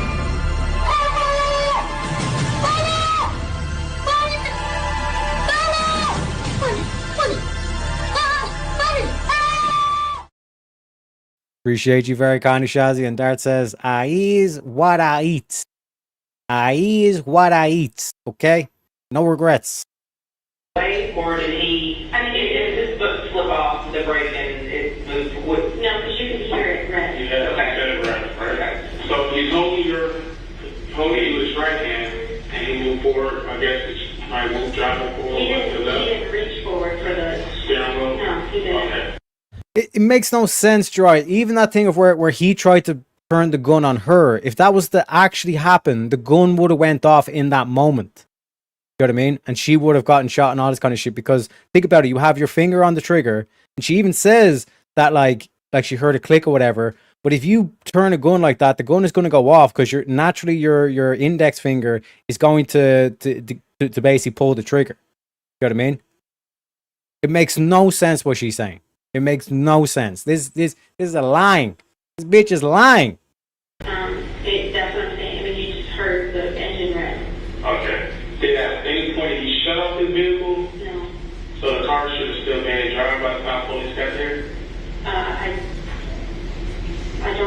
To be honest, I don't know. Do you remember him reaching over the gear shift to park it or to do anything? Or did you have to reach in and turn his car off or something like that? The only time that he reached was when he's saying, I got something for you, after he had let Yeah, go. when he was he reaching the back, side, front, or was he reaching at? I saw his arm go this way. Go like towards the back? Yeah. Okay. Toward almost turned diagonal. Okay, But I got you, like kind of. it could have been to the back, it could have been behind, underneath, to the side. I got you. To the window, to the back. Again, this makes no sense. This makes no sense, ladies and gentlemen. Because, again, this dude must have 4 arms. Because he's grabbing her wrist, ripping her shirt, grabbing for the gun, and he's reaching back into the car. Like, even just that dynamic of, like let's just, go to the, like, clearly he only has 2 arms. So how is he lunging at her to grab at her, but then also at the same time lunging back into the car? It makes no fucking sense. It could have been to the gear shift, with you saying it now, but he's saying, after I said I have a gun, he said, oh, and he's saying still, I got something for you, and he reaches. But the first time you said I got something for you, he just moved the vehicle. No. There was no reaching for no weapon or anything at that time, just moved up the vehicle. Alright, so This is a bad angle that the detective took there. Like, that was the moment where it's like, well, how is he lunging for you and then also reaching into the back of the car? It's literally two opposite directions. You know what I mean? at this point, after he grabs your arm, I have something for you, strikes your vehicle, what happens next? Then my wrist, I pulled my wrist away. So you gotta get away from him? Yeah, I already had my gun pulled out. Alright, so where did you remove your gun from? A concealed holster. So you have a concealed holster on your right hip? Okay. So I pulled it out. And when you pulled it out, what did you do with that gun? I loaded it. Alright, so you racked the chamber? I did, yeah. Okay. Oh my god. Get the fuck out of here. Get the fuck out of here. How is all this grabbing going on and then you have both your hands free to take out your gun and then load it? Get the no, again, everybody, I'm a Tylenol baby. I'm an Irish kid, okay? We had our guns taken from us and banned, all this kind of shit. But even I understand the logistics. This is crazy. He had my shirt. So at this time, he's now grabbing your shirt. So you was able to get away, snatch away from him with your left wrist. And immediately, did he grab your shirt, or was there some separation at some point? There was a minimal amount of separation. From the wrist, I had the gun out. When I pulled it away, it was a one movement. I was still within a couple inches of his, of his door. And that's when he's pushing open the door. Alright, why did you didn't have enough time to retreat, to run away to your vehicle? That's what I had intentions on doing after I took out my gun. Okay. But that's what I'm saying, that's when he pulled out. That was where the lean happens, the reach, I got something for you, he's pushing open the door, and that's when I pushed up against the door. I had it in my hand, I wasn't holding it back, but I had it in my hand, and I'm at the window with my gun in my hand. So we gotta reach back, also open the door, which you gotta lean kind of forward, but you close that. There we go. Alright. After the reach, it wasn't a matter of him just like staying over here. He was reaching, and then it was So reaching means like he's like looking for something. Is he still over there trying to find something, or is it just like just a little reach back? From where we were, halfway in and out, both of us, it was, I got something for you. Okay. But does he hold that position? See, she just done the most. See, I knew this detective was smart. He's now got her to commit. Like, look at what she's doing. I'm reaching out the car, and then she even does the action where it's an opposite direction this dude must have come from, as well as she's just admitted that she's got the gun out, or both her hands are free, and he's not grabbing at her. In order to do that, both the things are free, and you've loaded the bullet into the chamber. So you've now reestablished range. So then why would you go back in? You know what I mean? I got something for you. Okay. But does he hold that position, or is it something just very quick? I looked up to see him like this, and when I looked back, he was moving forward. Okay. So he was pushing his alright, I got you. So it wasn't like a hold, like you touch in, reach in. Yeah, no. I got you. Alright, so then he leans back, pushes the door forward. Do you ever see what's in his hand? I couldn't see his hand from how I was pulled back and the angle that I'm sitting at, and I'm focusing on nothing, truthfully. So, you know what I mean? Like, there was no assuming that there was, assuming that there wasn't. It was just me just trying to make sure that I was prepared for whatever it may have been. I got you. So at that time, he opens the door. You closed in the back, right? That's when I pushed up against it with my knee. What made you do that? Why would you prevent him from opening the door? I'm yelling at him, telling him to stay in the car. I told him you need to stay in the car. The police are on their way. Okay. And that's when he lunged. When you say lunge, does that mean he like actually trying to like reach out the window? Like at this point, he's passed the barrier from inside the vehicle to outside? Right, yeah. Okay. And he got him with both hands or outside? He's just coming with his right hand. So- Because he's turned sideways, like if this is the window, he's turned sideways as he has his hand up against, almost like he has it on the armrest. He had his hand up against the door. That's when I pushed it, and I told him, you need to stay in the car. Okay. And I had it in my gun in my hand.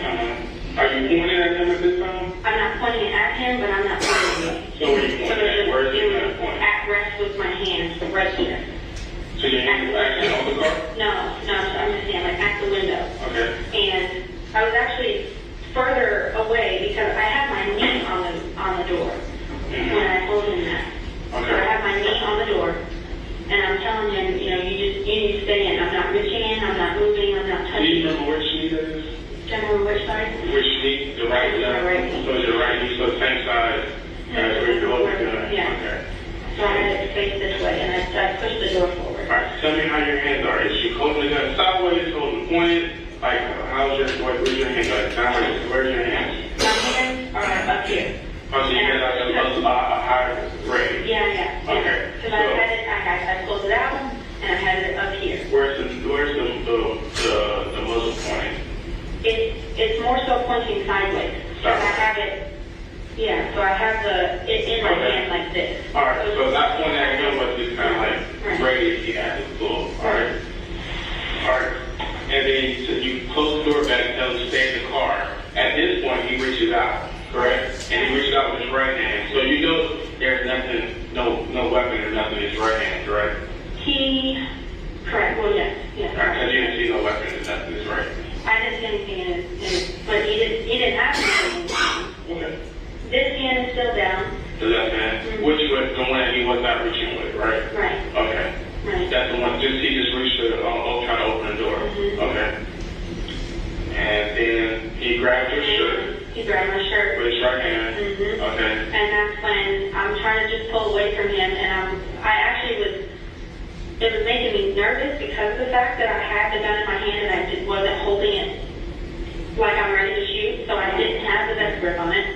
So because of it, I'm pulling away from him, and he's pulling at me. So you're using both hands now to try to push off the car? Or It's more so just my right hand because I'm trying to, do this with him. Okay, with the left hand. Yeah, Okay. so I'm trying to do this, just trying to push him off of me. And the gun is still facing that way. Okay. But that's when he lifts up and he grabs it. Lifts up. Lifts up with this hand, his left hand. So he lifts up with his left hand, grabs you, lifts up with his left hand, grabs the gun. Just as he pulls away with my shirt, like almost like he's trying to pull me closer towards him. But that's when the shirt rips all together. When that happens is when he lifts up with his right hand. Okay. Sorry, his left hand. Okay. And the gun is right at his door. Okay. And he grabs it. Okay. With his left hand. With his left hand. Yeah. Okay. And at this time, is he still holding on to your shirt with the right hand, or? No, his hand has come off of my shirt. All right. So now his hand has come off of my shirt. So now left hand grabbing the gun. What is right hand doing? Left hand was grabbing the gun. Then he immediately pulled his right hand around. So now he got two hands on your gun. On me, yes. Okay. And at that point, how many hands do you have on your gun? I pulled my hand under, and I was trying to pull my actual hand away. Okay. I couldn't actually grab the gun itself. Because your right hand and his hands are all Okay. Right. Don't have my fingers on the trigger. I had it resting on the side of the trigger. That's when he's turning it, like he keeps turning, and it gets to almost like where my hand is on top of it. His hands are turning it, and we're that way, and it kind of going back and forth over here, and when it was in this is when I... At this point, is the gun more so inside of the truck or more so outside of the truck? It's more so... We were right at the window, right. But when he's turning it, it's outside. Okay, so it's more so outside of the truck. That is how your gun and your hands are more outside Because, yeah, so it's like a back and forth thing. You know, like, he's pulling, I'm pulling. But the only thing that was keeping So me the from... tug of war you was primarily winning because of the fact that your hands were outside the truck?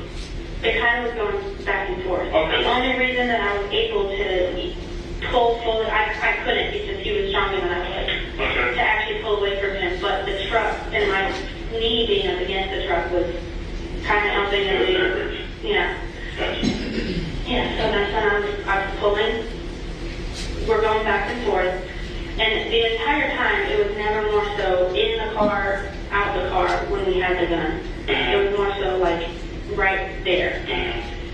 Wait a sec.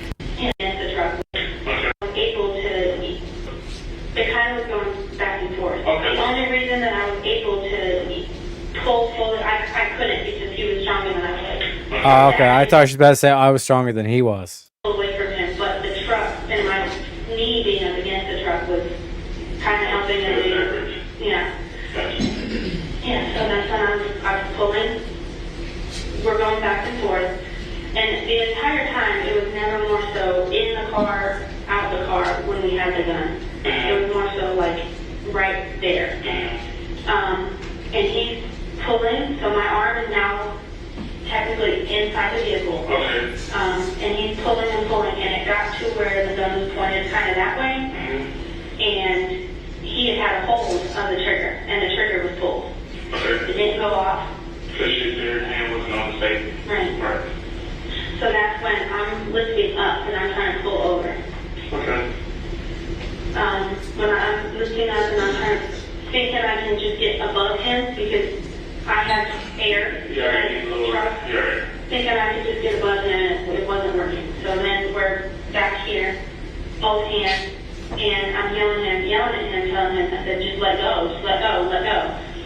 And he's yelling, no, just shoot me. You said you're going to, just shoot me. And I'm like, just let go. That's when his hand and my fingers were In the trigger guard. They were at the trigger guard. Okay. And that's when my hand was underneath, so I was still pulling, and he had let go with his right hand. His right hand, which is when he was reaching. And when he was reaching is when my hand went in the trigger guard, yes. And that's when he grabbed kind of like the side. It was somewhere right here. So with his right hand, left hand still on the gun? Left hand still on the gun, yeah. And then he grabbed you. And then... Well, he tried to grab me, but when I pulled away is when, because he's more forward now than he was before, and more turned. I mean, he's almost fully turned. Yeah. By pulling. And I think that was more so just a matter of us kind of going back and forth with him like this. And he's pulling after he had tried to pull the trigger. When it came back around is when I had my hand on the trigger. And he still was squeezing, reaching, pulling, turning. With his left hand. Which is when the lunge happened, like the grab. And that's when it went off. And then went off. How many shots were fired? Just one. How many did your gun hold? It holds the magazine I want to say 57. 15 or 16. 15, 16? Do you know how many was in there? 11 or 12. My boyfriend loaded it for me after they bought me new bullets. So How did you get the gun? Unbelievable. Entitlement on full display. Because it just does not make any sense what she's talking about. Like, she's basically trying to present two different arguments. It's like she's trying to give herself as much off and out as possible. Because on the one hand, she's trying to make it out as like it's accidental manslaughter, or it was an accident and it was because he was reaching for the gun and that's why the trigger went off, kind of thing. But then she's also trying to make it sound like in the case, at least in the court, she goes with the self-defense argument. You know what I mean? Which makes no sense. Shaziel says, if I was fat, if I was still fat, when I fall, I would have protected hip with fat. That's the other thing. Like, back to Shantae's thing of like the carefree fat life. there are some benefits to it. Do you know what I mean? You got like extra padding. You got weight. You can use the weight in terms of like, for example, with this, kind of like in a melee situation, you have like a bit more weight behind it, all this kind of stuff. Also, like just walking is like a full body walk exercise because you have all the extra weight and all this kind of stuff to it. So I can see the benefits. I can see the benefits. You know what I mean? Let me catch up in chat as well because chat is on fire. I think sitting here thinking, wonder if I could handle Strimmer or Starmer, maybe. Keir Starmer, we're talking about Keir Starmer. Let me know, Shazzy. She's acting like he was threatening her life. She could have left at any time. She went to his car. Exactly. Especially the whole thing where he reached back into the car or to the back seat, apparently. You know what I mean? When they arrested her, it said, "Put down the fork. Step away from the buffet." Shanti's like, "What kind of buffet, though? What kind of buffet we talking about here?" Seafood needed. Seafood buffet, Shantae, you know? Her blood type is Ragu. Unbelievable, chat. We're just roasting her at this stage. Jess says, just finished dinner. Been listening the whole time. This is crazy. 100%, Jess. 100%. This took place in a car. Yeah, no, what happened was like basically a road rage incident where initially there was like maybe the dude was driving erratically or whatever. And the dude was like pulled over by the cops. Then he drove away and she was on the phone to the police apparently. Then she got in her car and then she thought that she was going to play Superwoman or some shit like that. And she was going to take it into her own hands, pull this dude over and all this kind of shit. And then she ended up shooting the dude. You know what I mean? Oh, Lord, she executed him, didn't she? Yeah, 100%. 100%. And this is why, like, dudes keep saying, like, female cops, like, the fact that they have the gun and all this kind of stuff and they're cops, like, the greatest danger to a dude is a female cop. You know what I mean? Because, like, any sense of danger, she's going to be pulling that trigger. So it's like, you have to... I'd be sweating if I got pulled over by a female cop. You know what I mean? Which again, doesn't help me because then she's like, but why is he acting nervous? Is he going to rape me? Is he going to kill me? Like, I'm kind of like, I don't even know how to handle an interaction with a female cop. You know what I mean? Actually, I think I have a video of how I'd probably handle a female cop. One sec, where is it?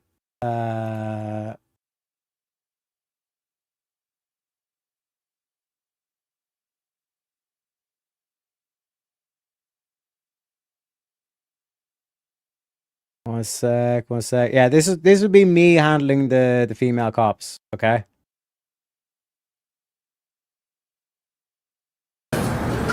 What's good, fellas? What's good? Y'all looking to get on? Y'all looking to get on tonight? Trying to get on some Pokemon, man. That's what I'm saying. You looking to get on, right? Yeah, dude, I'm trying to catch some execution. Oh, shit. All right, yo.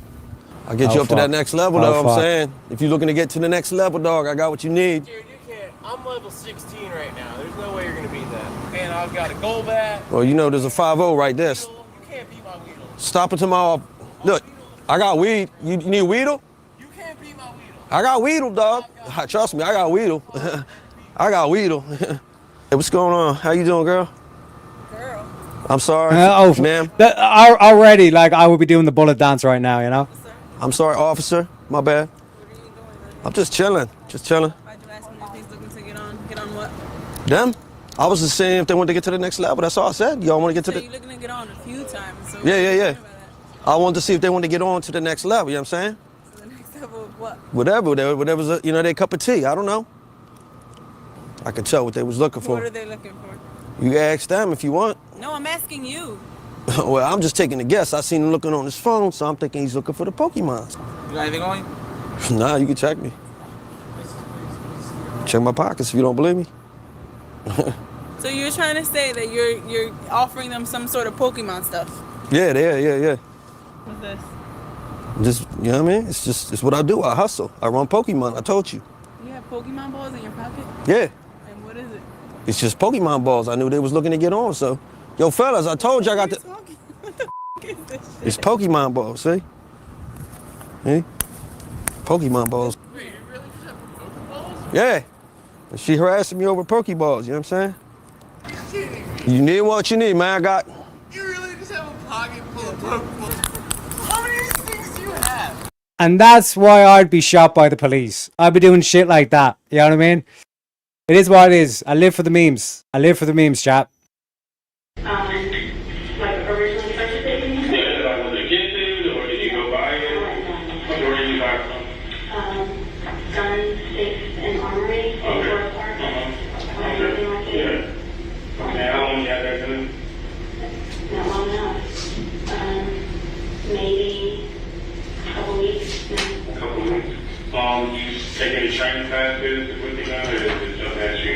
It wasn't. I didn't take any scheduled training. Professional, yeah. Okay. I mean, I've been to the range. I grew up shooting range. I grew up around police officers, actually. So. Why you brought us about the 911 call? Why did you stop? Why did I stop originally? Yeah. Because I could. Why did you check? Like, why didn't you stop? I'm not a just, oh, it wasn't me type of person. What you explain? I mean, not that it has anything to do with it, but my entire life until I was 18 and my grandfather passed away, I was going to be a police officer. And I'm a people person. I like to help people. And considering the fact that I was almost involved, it threw me. So I called the police, and when I was on the phone with her, I told her, I said, I'm sure they've already called, but I'm just letting you know. She goes, well, we haven't actually received any calls yet. So I thought it was weird. So that's why I pulled off. I got out. I walked over and was talking to them. And after he was getting out of his truck, the truck driver had come back. The other police officer was also there. And that's when he had come back, or he was getting out of his truck and he was stumbling and falling into traffic. Yeah. So he had appeared inebriated? Yes. Have you been around some people before, or people using other drugs with a prescription or not? Mm-hmm. What did you think? I thought it was alcohol. Okay, did you ever smell any alcohol in it? I never got close enough. Even when you're at the window, like when you're having this, did you ever sexual with anything, or? I can't say that I did. Can't say that I didn't. Okay. Was that something that you noticed? No, nothing that I didn't know. Did you smell anything that you noticed? No. No? Nothing other than the outside. Okay, yeah, no, I was like, no alcohol, no fruity smells, or nothing like that. No. But when I was standing there talking to the guy, I thought it was weird that he kept going back to his vehicle. So that's why, and he turned it on and started running it while we were all standing in front of it. Okay. So that's when I had walked back across the street and I was calling my parents to tell them what happened. And I told them, let me call you right back. It's been almost 20 minutes and this guy's making me nervous. Okay. So I called dispatch. That was when I called the police officer. The police and the dispatch answered. And that's when I was on the phone with her when he took off. And did the dispatch ever tell you not to follow them? She said, I told her, I said, I'm following him. And she said, yeah, so she said, we asked that you don't put yourself at risk. Okay. And I told her, I said, I'm just trying to get a tag number so you can have it. By the time I got a tag number, we were at the end to Riviera Road, and I come around that corner. And right before he came around the corner, I came around the corner, and I got in front of him, and I stopped him. Did you ever get the tag number? Right when I got to the end, yeah. Alright. So did you get the tag number before you kind of cut them off? Yes. What made you cut them off still after getting the tag number? I saw the police lights, and the police lights was more so than after. Again, I've been involved in the hit and run, and if the world was perfect, I could know that was his car, that tag number would go to the right person, but it wasn't just like he was just in the accident and then he just wanted to leave. He was just in the accident and he was all over the place. And that's exactly what I told the dispatch. I said, he's all over the place. I said, there's no way. I said, please just get an officer here. I said, and then, I'll stop, but I said, he's going to hurt someone. Right. Which is when I got in front of him. And assuming that was going to stop him.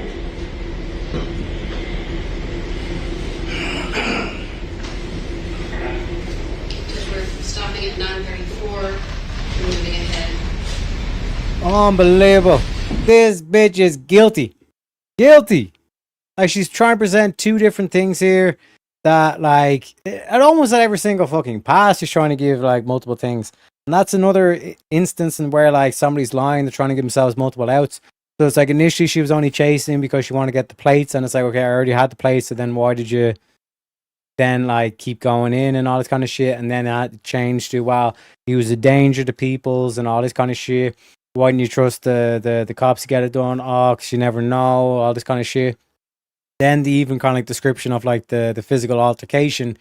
She's on the one hand trying to like act as though it was an accidental discharge, but then also she's trying to plead as though her life was at risk and all this kind of shit.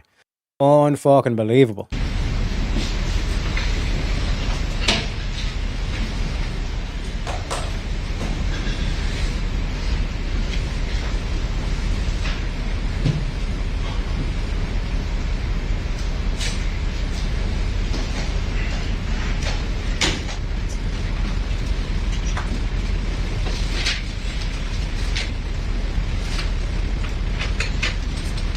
Bitch, you guilty.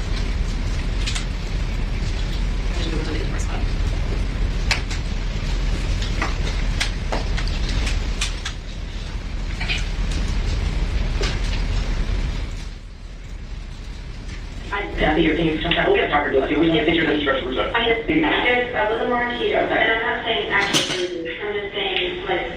No, wherever you sustain injury. I have a scratch here. Okay. I mean, I felt more scratches around here. I don't... Yeah, but with my hair was more... When I first... I mean, because I had it... Not that it makes that much of a difference, but it was like that. Okay. So we're going back and forth. Right. So, I mean, I felt one... I don't know if it's anywhere. I haven't looked. Okay. What do we make, Shaq? Get your comments in. Get your comments in. Unbelievable. Unbelievable. Right? Jail food makes you gain weight like crazy, plus you ain't getting a ton of exercise. That's true. That's true. Legit say I felt unsafe. There's truth in there, but she's trying to make out like he's the aggressor. Yeah, 100%. And like she chased after him. And like, again, like this whole thing of like, just like, if you are innocent, just focus on telling the truth. Don't be giving speculation or trying to give yourselves outs and all that kind of shit. But as Picasso said, like, lawyer. You know what I mean? But I'm pretty sure like even the lawyer would have been the whole like back and forth and all this kind of shit as well. So it is what it is. But ladies and gentlemen, let's round up this case so we can get on to the next one. We're going to be going on a grift break as well. But we conclude the... Oh, one sec. Un momento. And so, listeners, we bring this detailed installment of the Deductionist File, or this case, to a close, having thoroughly examined the road rage killer case. Summary is, in April 2019, in the Atlanta area, Kenneth Herring was shot and killed following a road rage confrontation initiated by Hannah Payne. What began as a traffic dispute escalated when Payne pursued and confronted Herring, resulting in multiple gunshot wounds. Multiple gunshot wounds, right? Payne was questioned in full, extended interrogation where her accounts were challenged by witness statements, video evidence of the pursuit, ballistics, and scene forensics. The investigation highlighted how quickly minor incidents can turn deadly and the power of digital and eyewitness evidence in resolving such cases. Payne faced charges related to the murder. Key pieces of evidence included multiple gunshot wounds and ballistics, bystander and traffic video recording showing the sequence of events, witness testimonies, vehicle and scene analysis, and the suspect's evolving statements during the lengthy interview. The case devastated Herring's family and served as a stark example of the consequences of unchecked rage on the road. Full interrogation materials deliver rich content for dissecting statement analysis, justifications offered, reactions to video evidence, and the dynamics of pressure sustained over a long session. These recordings are particularly valuable for their complete length and the insights they provide into post-incident rationalization. This case honors the memory of Kenneth and highlights the enduring pain carried by his loved ones. Their loss and the dedicated work of investigators remind us why these stories must be told carefully and with attention. Well, ladies and gentlemen, we're going to go on a grift break so we can load up the next case and all that good stuff. The next one's going to be the birthday tragedy, to say the least, ladies and gentlemen. Also, don't forget to hit that like. Thank you very kindly, Shante. Blue, I know the girl you're talking about. What you mean? What happened? No, just don't get caught. You just didn't get caught. Wait, what? Speaking of gaining weight, anyone see the girl that pulled out? Oh, yeah, the Charlie Kirk bitch. What can I say, man? Leftism is one hell of a drug. It is one hell of a drug. But ladies and gentlemen, let me put the banner down and get the music rolling. Now is the perfect time. Fill up your drink. Maybe get some coffee. Maybe perhaps something stronger. Get some popcorn into you. You know what I'm saying? You know what I'm saying? Or if you got any spare shekels, we're only $7 away from opening up the panel as well. But ladies and gentlemen, enjoy the music. We shall be right back.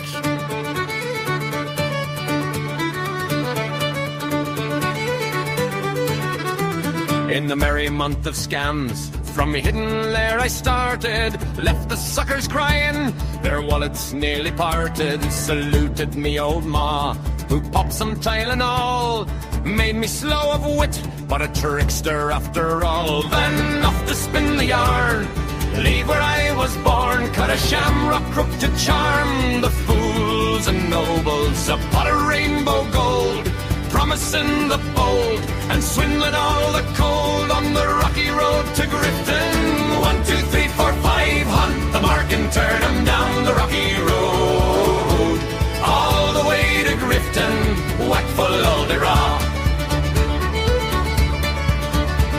In Mullingar that night, I rested limbs so weary, started by day next morning bright and early, took a drop of the pure to keep me heart from sinking. That's the Terryak's cure whenever he's on for drinking. To see the lassies smile, laughing all the while at me curious style, 'twould set your heart a bubbling. They asked me was I hired, the wages I required, till I was almost tired of the rocky road to Grifton.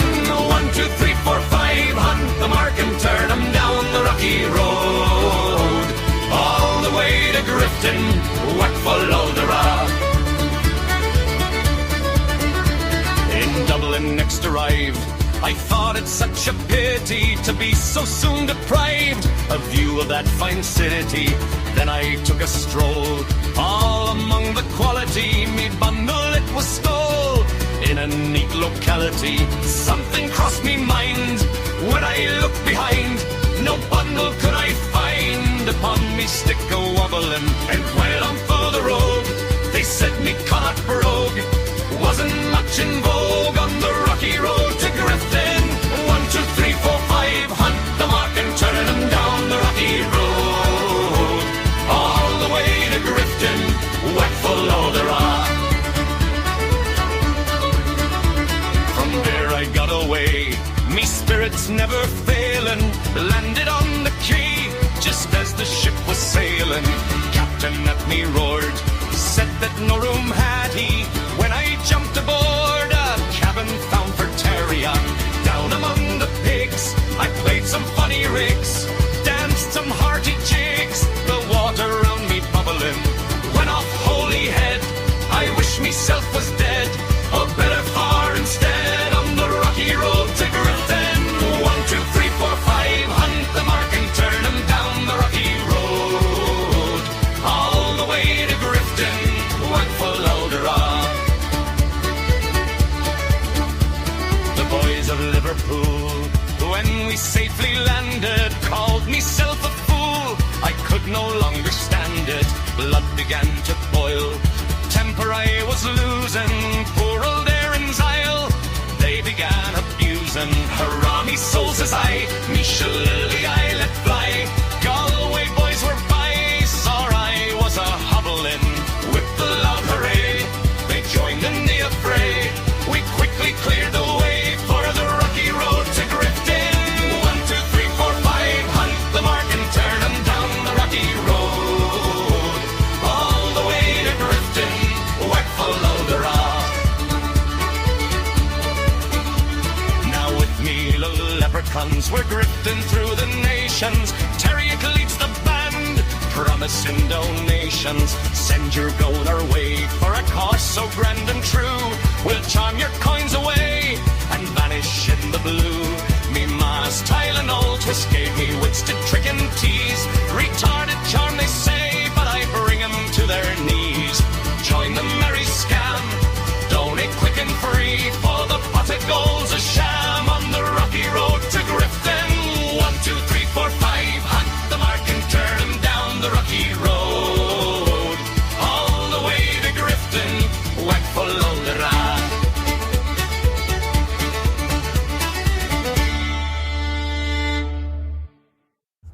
Yow! As they would say, ladies and gentlemen. And we're back, and shout outs to Dart with the gifted membership, and congratulations to the Wolfpack 6905, and also shout out to Shazzy for the $7. Let me give you a little bit of Pepe for those.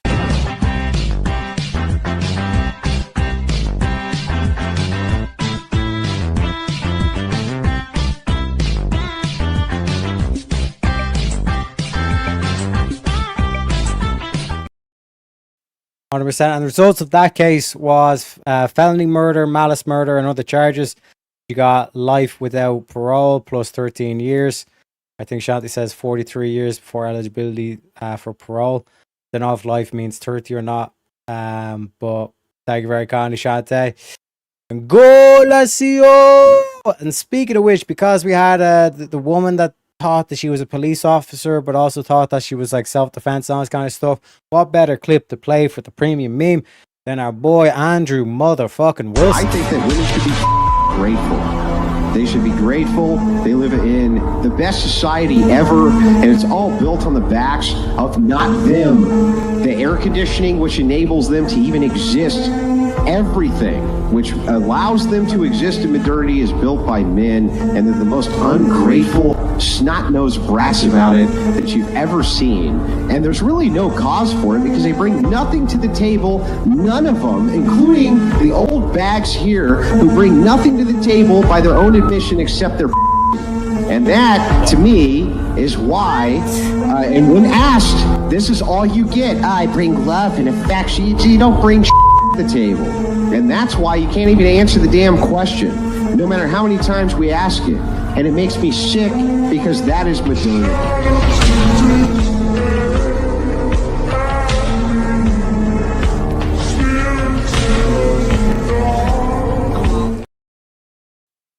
Absolute legendary as well. The link should be pinned on all the chats and all that good stuff. Let me catch up with chat before we get into this one. Judo says, freaking asbestos remediation crew has to start at 6 a.m. so I got to be there to work right after them. Fucking with my sleep. It is what it is. My sleeping pattern is a bit out of check as well. So again, like I said, folks, sleep should be a major thing. You know what I mean? I think sleep is underappreciated in modern day. Hate those days. MasterChef 100%. Bye Picasso or bye Pseudo. Yeah, no worries, Pseudo. Appreciate you stopping by. Yeah, I often pretend to be a police officer when I have the best intentions in a hostile situation. Exactly. Have a good one, sir. Good to see you as well, Pseudo. Good to see you as well. But ladies and gentlemen, on to our next case of this evening. The birthday tragedy. My dear listeners, welcome back. Your audio sanctuary for exhaustive, detail-orientated explorations of murder cases where long simmering personal conflicts erupt into tragedy.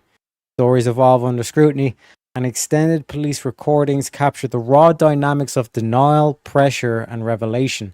I'm Detective Teriak, your host, guiding us methodically through the full contexts, interpersonal histories, environmental backdrops, and investigative pathways that illuminate these tragedies. In this series, we invest time to thoroughly reconstruct the settings, daily lives that concealed growing tensions, patterns of behavior that escalated, and the moments when deception meets irrefutable evidence.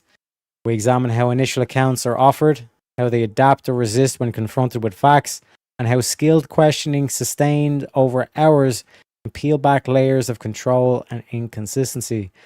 This program is crafted for listeners who crave substance, those who analyze social and cultural influences, psychological motivations, and strains of parenthood and marriage, and the human toll on families and communities. Each episode hones our ability to identify timeline discrepancies, questionable explanations, and the value of persistent, evidence-based police work. We treat these matters with the solemn respect for the victims and recognition of the challenges faced by investigators. The file features a deeply personal case with a full extended interrogation scene, ideal for extended review and reaction in your weekly shows. Get comfortable, maintain sharp focus, and let us proceed carefully through the accumulating facts. Ladies and gentlemen, the game is once again afoot. Let us go through the outline. Let us place ourselves in Okeechobee County, Florida in April 2019. A rural and semi-rural area known for its natural preserves, tight-knit communities, and families balancing work, parenting, and everyday stresses of life. This was a time when domestic tensions could build behind the facade of normalcy, especially in households navigating parenthood and relationship difficulties. The victim was Jennifer Minette Benson Hughes, a dedicated biologist and park ranger at Kissimmee Prairie Preserve State Park, affectionately known as Prairie Jen.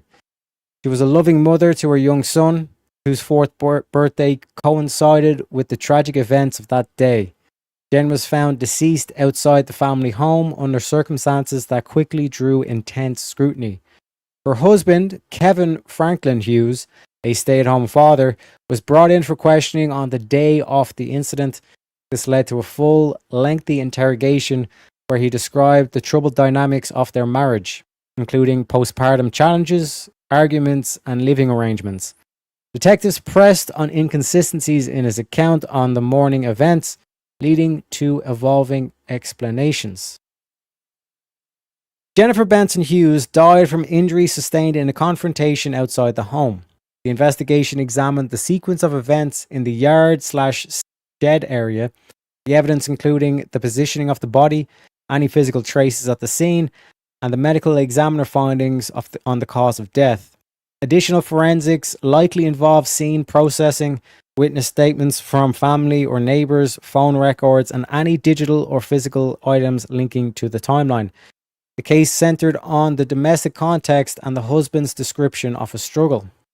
Key players include Jennifer's grieving family and friends, especially those advocating for their grandson, the Okeechobee County Sheriff's Office investigators who conducted the extended interview, and Kevin Hughes, whose statements during questioning formed a central part of the case. Early investigative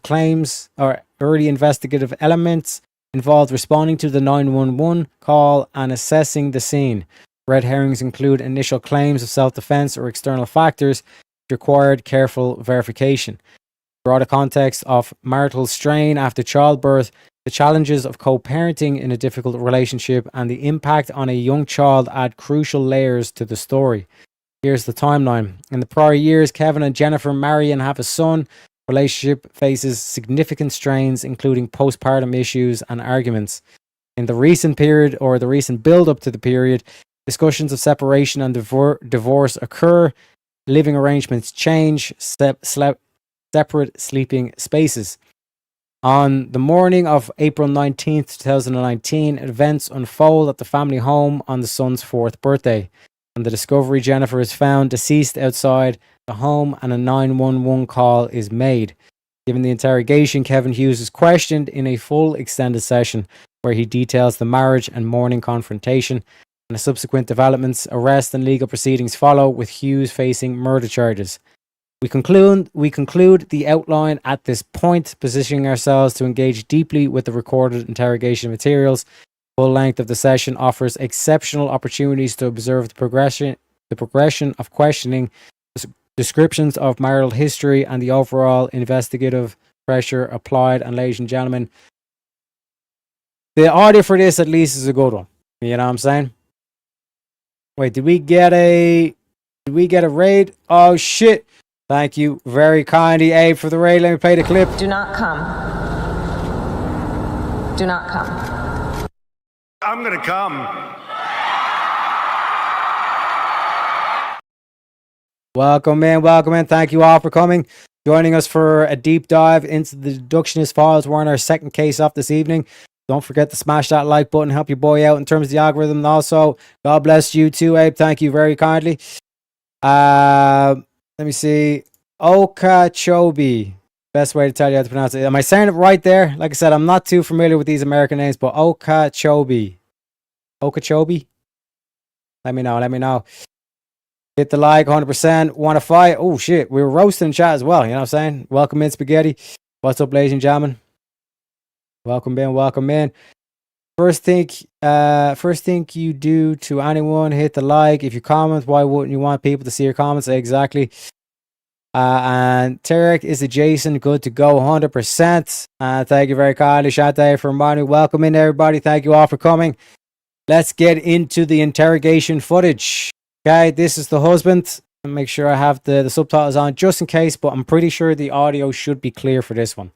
So again, ladies and gentlemen, let's keep us wits about us. The game is afoot.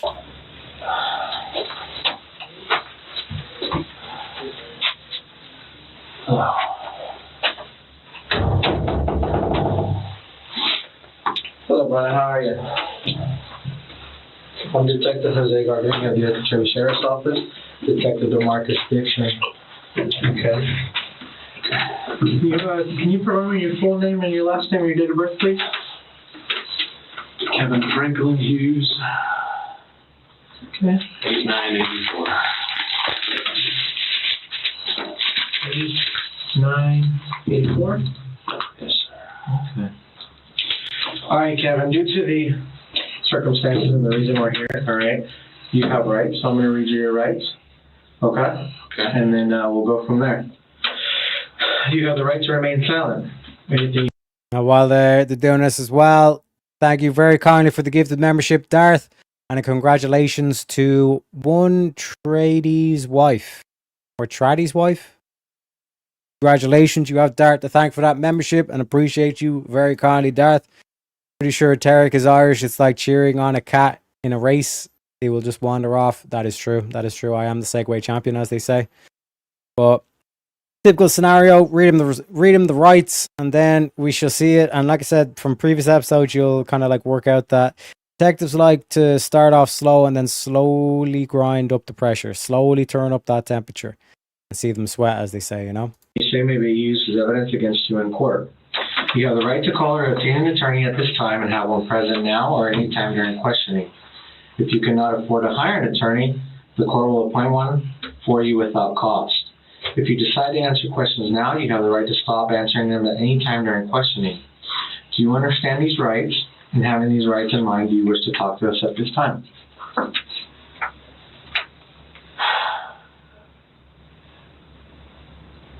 I just want to cooperate. Okay. Should I have a lawyer? You have your rights, okay? We can rewrite it, or we can reread them to you. It's completely up to you. I understand you can't answer that. Already, this dude has a sus as fuck. Like, do you want a lawyer? Should I have a lawyer? Bro, it's a yes or no fucking question. Yes, sir. I don't think I see a problem with any of that. Okay. Do you consent? Do you want to talk to us? Okay. If you don't mind, all I need here is your signature.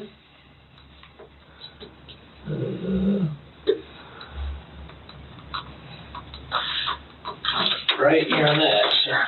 That is just basically saying that you want to speak to us and you have your rights in mind. Any questions on your rights? Yes, sir.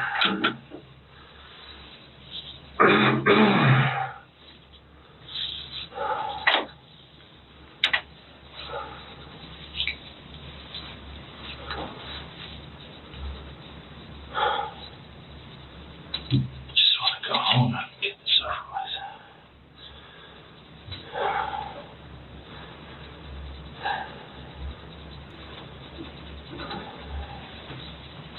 Thank you, sir. Thank you.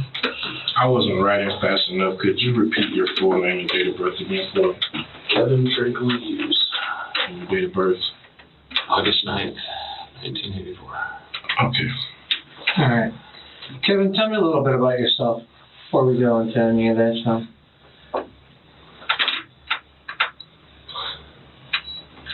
Where do you want me to start? Wherever you like. No, I do. Where were you born? Utah. What city? Salt Lake City. Salt Lake City. What do you like to do for fun, Kevin? Just get out into nature and enjoy some peace and quiet. Yeah. I can see that. That's pretty interesting, you know. Peaceful. We live on the preserve. Yeah. What do you do for a living, Kevin? Stay-at-home father. Yeah. Tell me about yourself. And the reason I'm asking is because we've never obviously met, we've never talked to each other, we've never seen each other. So I'm trying to get a basis of who Kevin is.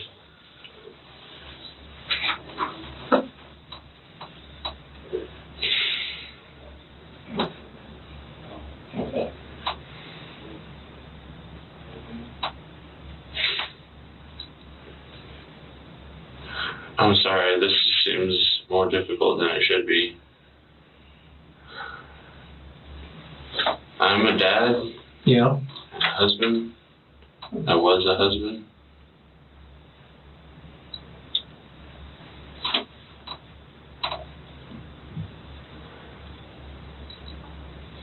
Tell me about being a dad.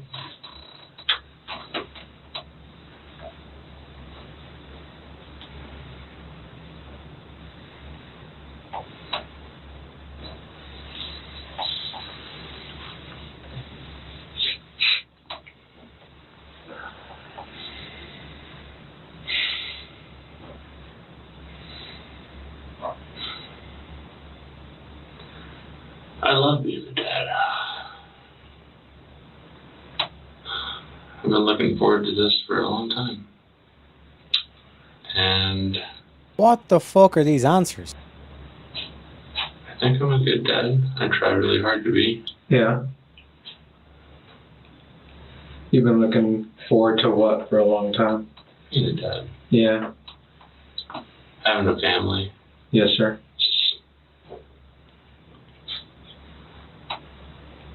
How many children do you have? One. Just one?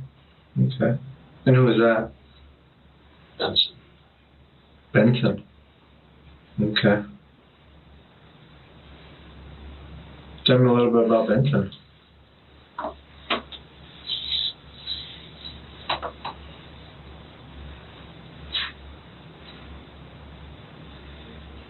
Just turned 4. He's really smart. Yeah.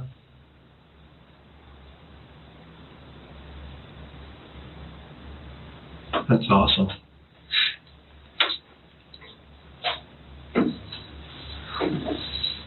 So again, this is the build rapport, getting to start talking. Tell me a bit about yourself.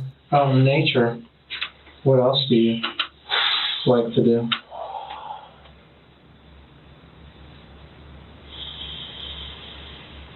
It's really all the time I have for fun now. I'm never alone, really, when I do it. Who's with you? Usually Ben. Yeah. Do you enjoy it? Yeah. Sometimes Jen.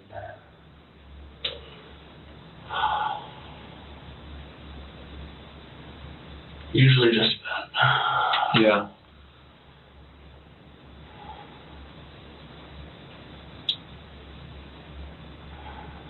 Okay. All right, Kevin. Well, now that I got a basic, you know, I'm sure there's plenty other interesting things, and I know that this is a weird circumstance for me to ask you, you know, about your personal life or whatnot, but I just wanted to know who Kevin was. God damn it! These motherfucking videos. Any questions for me?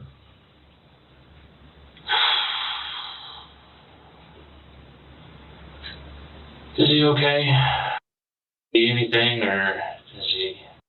Fine. Okay. I don't know if you. Of course. But he's fine. Okay. So, I'm going to ask you now if you can recall what happened this morning. And if you could tell us what happened.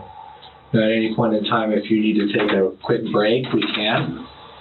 All right? If you need a moment, just tell me you need a moment.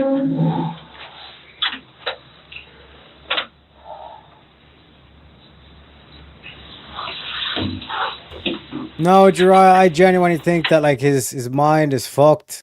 And like this is the whole thing of like his mind is trying to like comprehend what he just done. But at the same time, you're in that position where it's like, and there's basically like no pressure so far from the detectives. Detectives are trying to start off like, okay, let's get him talking, let's get a baseline, tell him about yourself, all this kind of stuff, just to kind of open up the dialogue, break the ice, so to speak. You know what I mean?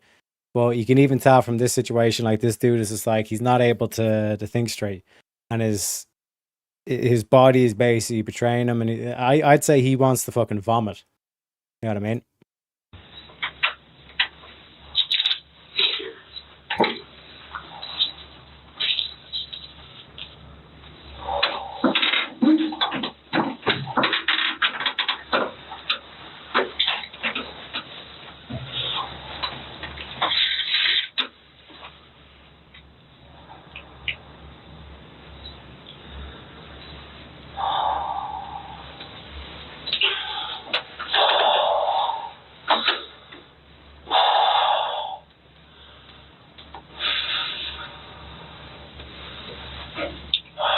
Do you mind if I start? 100%, Dave. How'd your morning start this morning? Jen came to me in bed like she always does.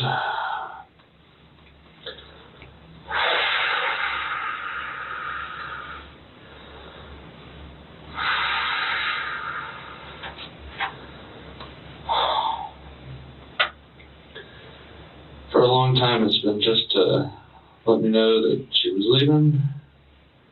If Ben was still asleep, then I would try and get some sleep. Most of my sleep happens right around that time. I have a hard time sleeping. Why is that? It's my back. Yeah. What's going on with your back?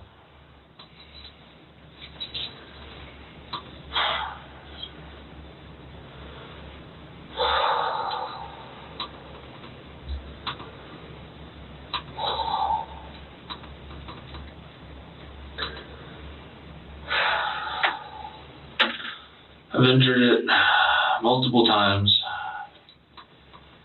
And I had a motorcycle accident right after Jen and I met. Oh, yeah. I couldn't walk for a couple of months.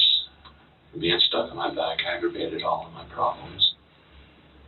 And I was an idiot. Didn't go to a chiropractor like people told me to.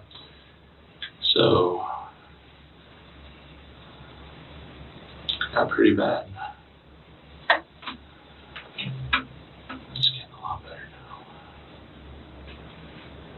now. Nice. So Jen come to you in the morning. Do you guys sleep together? No? Tell me about that. Tell me about your living arrangements.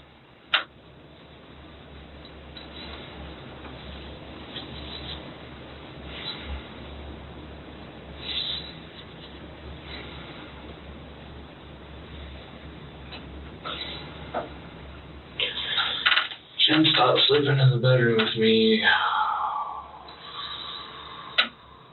I don't know how long ago.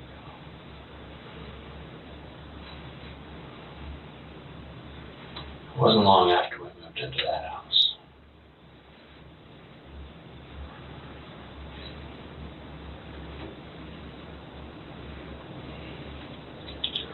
Was that a personal choice, or was that something had to do with that?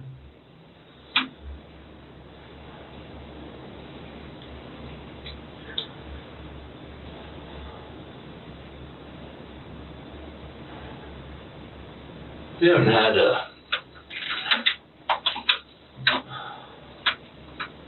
very stable relationship since she got pregnant. The moment she gave birth, she started to think I was evil and hate me. We moved, I was up in Gold Head. We were there for 2.5 years. We came back. We were in the old house for a few months. We still slept together in the same bed, all three of us did. Sometime after we got into the new house, we had a conversation about how certain parts of our relationship just weren't there and hadn't been there for a long time. And we were obviously trying to make the rest of them work. It's not like we could just walk away from the situation. Mm-hmm.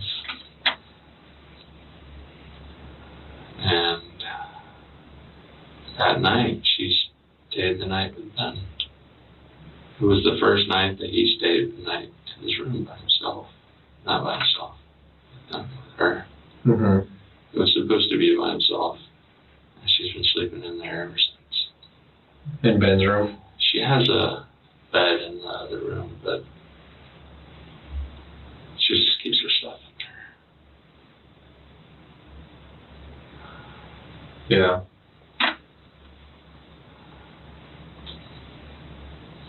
Okay, so back to this morning, and then in the morning, and check. What happened after that? Lately, I've been making her breakfast and lunch again. I hadn't been doing that for a long time because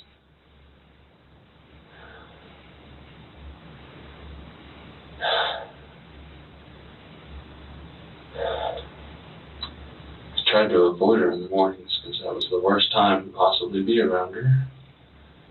Why is that?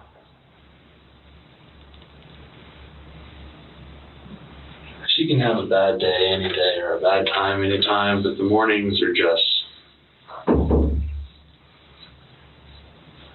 I don't know why. She's just really angry.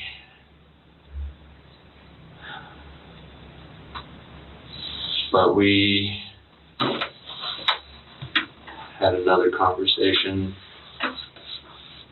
recently. So we've been talking about divorce and separation on and off for years. And it came around to that again. So for maybe 4 or 5 days, the line was that we were going to be separated. Mm-hmm. And we had a conversation about what's best for Ben.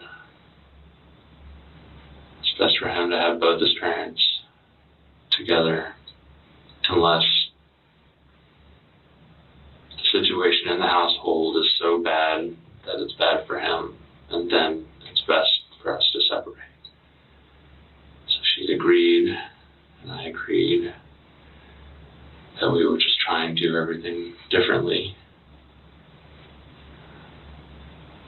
We actually were working on a relationship agreement that we were going to put on paper. Some of it is on paper.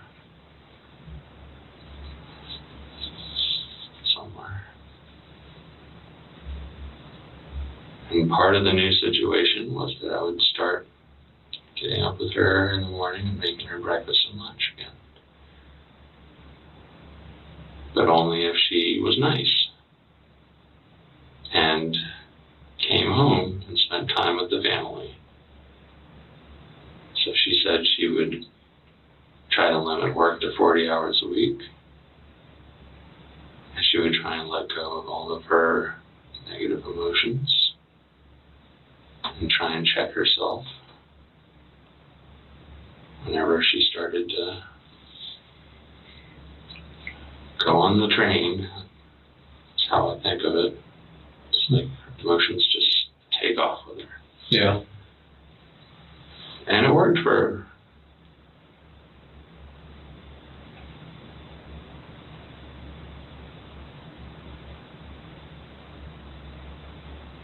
A week.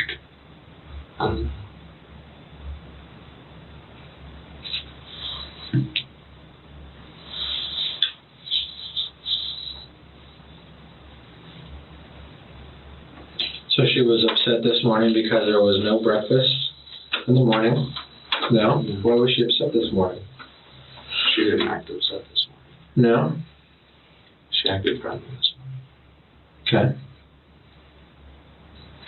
So, she came to the bedroom, she checked on you and Ben to see if he was asleep. Ben was in his room. Ben was in his room? Where she had come from. Okay. So Ben was asleep. So she comes and checks on you. You're awake?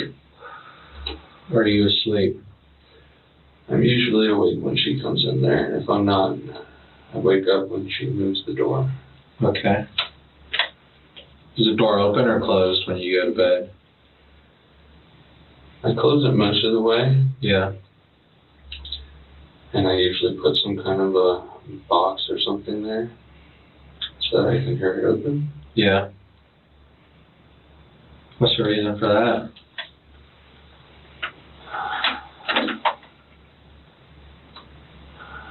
Probably about 6 or 7 times I was afraid to go to sleep. Yeah. And I wanted to know if she was coming into the room when I was asleep. Okay. Tell me about this fear. Why were you afraid to sleep? I'm trying to think of a good way to put this. My wife is fucking crazy. Sometimes. She had 2 very difficult pregnancies. We lost the first one. I didn't realize what was going on until she got pregnant the first time. And I'd been around one pregnant woman before, and her hormones were just all over the place. And I thought that that's what was going on. That she was just having a hard time adjusting, which makes perfect sense. After we lost that baby, she was never the same again. She got a little better and a little better and a little better. And then when she got pregnant the second time, it was a lot worse. And the fact that we moved up to Goldhead away from my family and our friends seemed like it made it worse. And then a month before she was due, the doctor realized that she had preeclampsia. And we had to go immediately to the hospital so that they could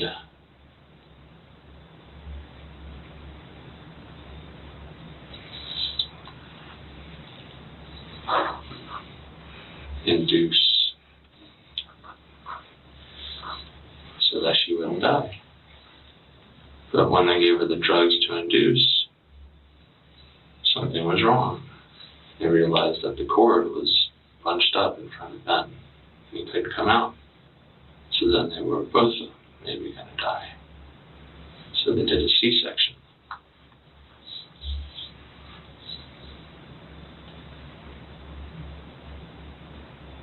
And it worked. And it seemed like it was going to be okay for, I don't know how long we were in there. I wasn't really sleeping. A few days, I think. And then they said that they thought Ben had an infection and he had to go to NICU. And it was just one thing after another, after another, after another, and then they couldn't figure out what was wrong with them. and he had to stay even after we left the hospital.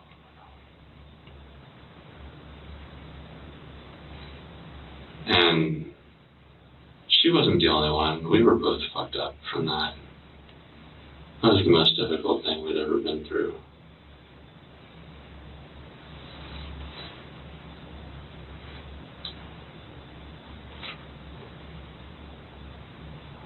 So I just tried to take care of her, take her to the hospital and visit them. Come back and take care of her, go to the hospital and visit them. But I could tell before we ever got home in the hospital room, something was horribly, horribly wrong. She barely spoke to me. When I tried to do things for her, it's like it made her mad. By the time I got home, I could feel the hatred every single time she laid eyes on me or didn't look at me. And I thought, of course, how could she not be messed up by all this?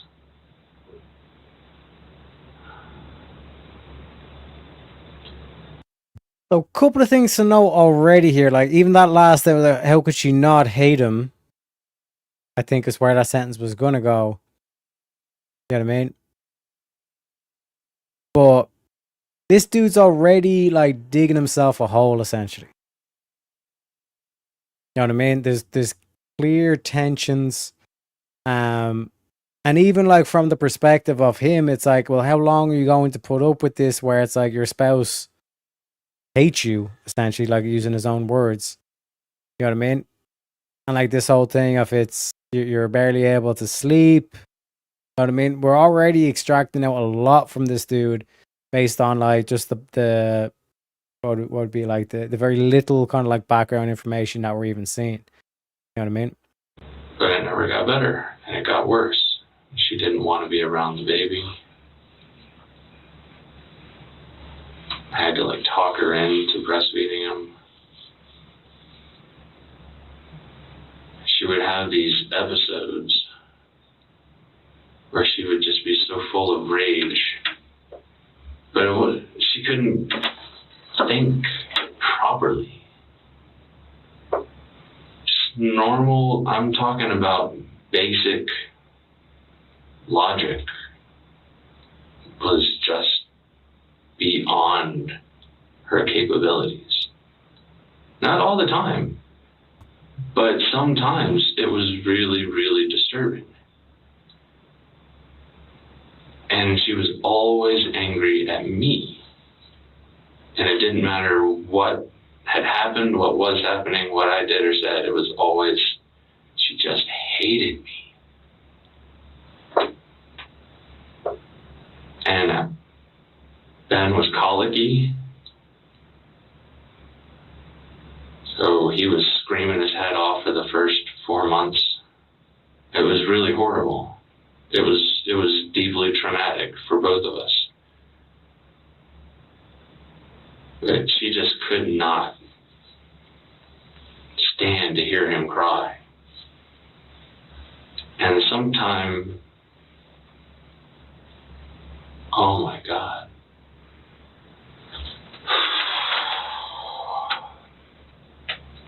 Do you want this whole long story? Because it's going to be a long story. My parents came and helped us. Yeah. I don't know for how long. They came a couple of times. And then her parents came down. And, I hoped that it would be comforting for Jen to have her parents there. And it was a little bit. But they didn't help. They didn't really help with anything. It just made everything more difficult. And Joyce, mom, finally offered to take a shift so that I could get some sleep, which I really, really needed. You know, I didn't have any recourse at all but to say thank you and make sure she understood all the rules, because he was premature and he had been sick. We had to give him medicine every hour. And she raised all her kids in a time when you didn't have car seats and you didn't really do any of the shit that you do today. So I really had to hammer it through to her that you can't lay him in a certain position, because the doctors really hammered it into me that he will die if you do that. Right. He will stop breathing. So I went to bed. I did not go to sleep for a while. I fell asleep. Had a nightmare, woke up, went in there, and she was on one side of the room doing a crossword puzzle or some puzzle book.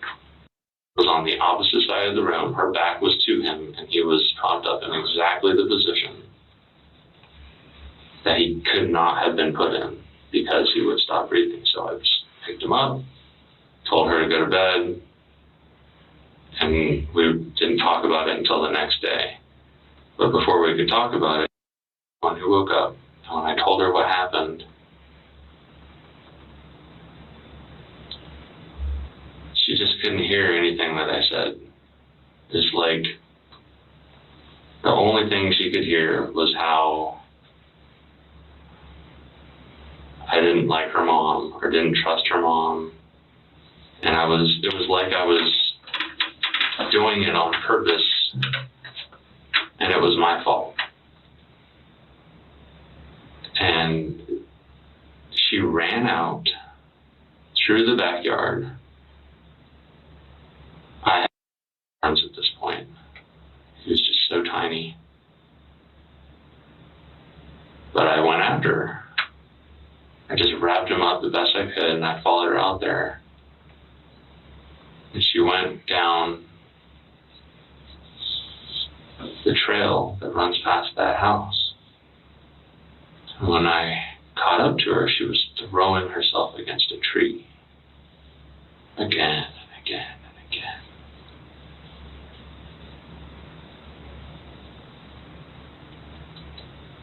So I went to her and I talked to her and I tried to calm her down. And after a while, I got her to come back to the house.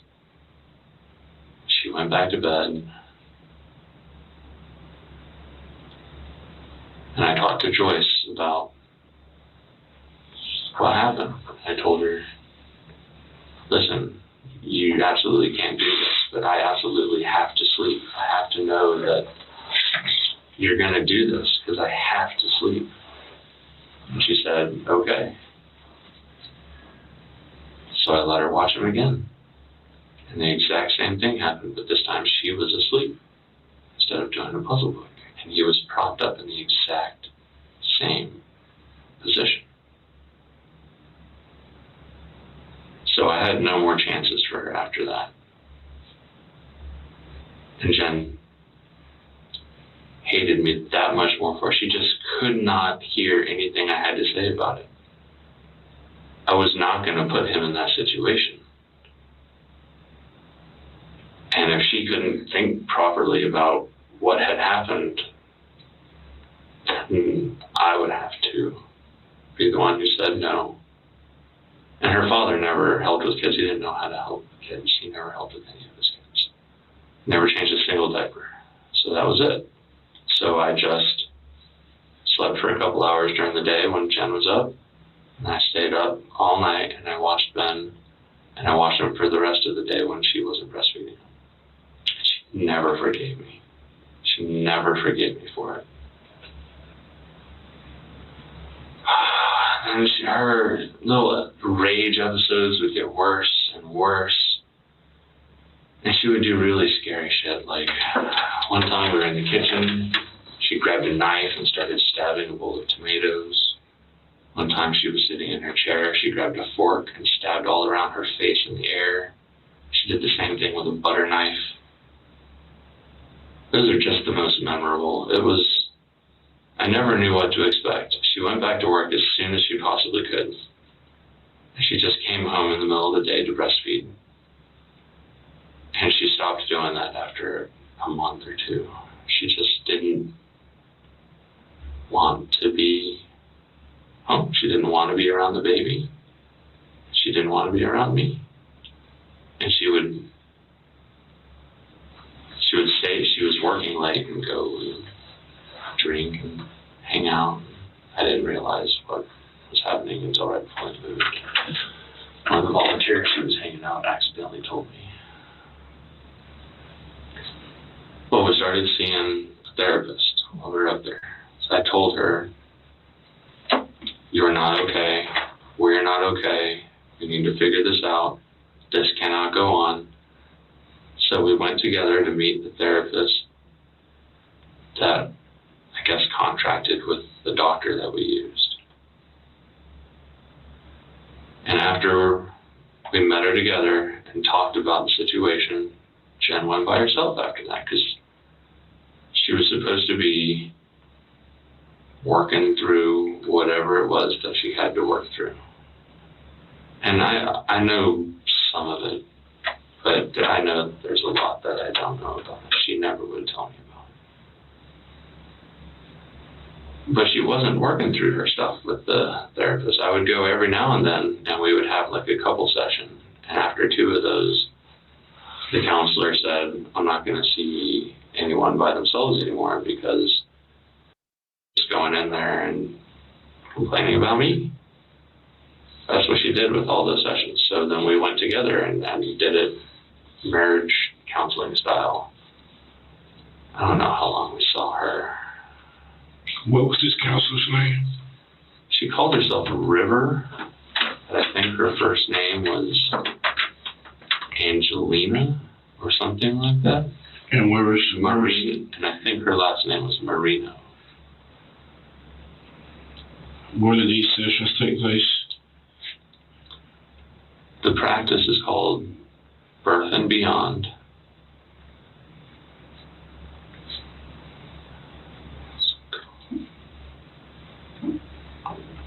What city and state? It's not far outside of Keystone. I can't think of the name of the... It's in Florida. It's Keystone Heights, Florida is where we were. We were at Goldhead Branch State Park. And we just never really got anything out of those. It would seem like we would make headway, and then as soon as we stepped out, like none of it translated into the real world. And she was usually pissed on the way home, and it was horrible. It was miserable. And then she would go to work, because we usually would go to that, and then she would go to work afterwards. Now, just so I'm clear, these sessions in Keystone Heights took place approximately 4 years ago after the immediate birth of... Nothing, like, again, bear in mind, this dude is a stay-at-home father. And she's the one that's working. So already, you know, like, it would be rational for, like, the woman to be like, what the fuck is he really bringing to the relationship? Then he seems to have all these complaints about her. But he's apparently the sweet angel and all this kind of stuff. Yep, Abe. Smells like bullshit. Sounds like a load of bollocks, if you ask me. Now, what was it? Postpartum. One sec, let me. Postpartum depression. Parental depression is a serious mood disorder that affects up to 15% of new mothers. It typically develops within the first year for childbirth and involves feelings of sadness, anxiety, exhaustion, overwhelming guilt, make it difficult to care for yourself and your baby. It is a common experience, the baby blues, persistent sadness, irritability or anger, overwhelming feelings of worthlessness or guilt, severe insomnia or difficult. Now this goes against what he's been saying because like she keeps saying that like he's either not doing enough or whatever. She doesn't seem to feel guilty and all this kind of shit. Panic attacks and intense anxiety, difficulty bonding with your baby, loss of interest in normal activities. You know. And then the recurring intrusive thoughts of harm, though rarely acted upon. So, dude's story's not adding up here. I don't think we started seeing her until, I don't know, maybe 6 months. Okay. And we kept seeing her until not long before we moved. So we had a good number of sessions with her. So before you made, from Keystone Heights, you made your move to we came back down. This is where we came from. We came from the prairie. And we couldn't wait to get back. So, turned 2, and then we moved back down. And she seemed a lot more stable by that point. I mean, she wasn't better, but she wasn't like stabbing things or throwing things anymore. That's not true. She did throw stuff at that house. But it wasn't scary while we were at that house. And she was, for a little while, back in her old position. And it was the house we had moved out of to go up to Bullhead. But she was waiting to take the biologist position. And when that happened, we would move into the house that we were in now. And as soon as she took on that new stress load, it just went downhill hard and fast all over again.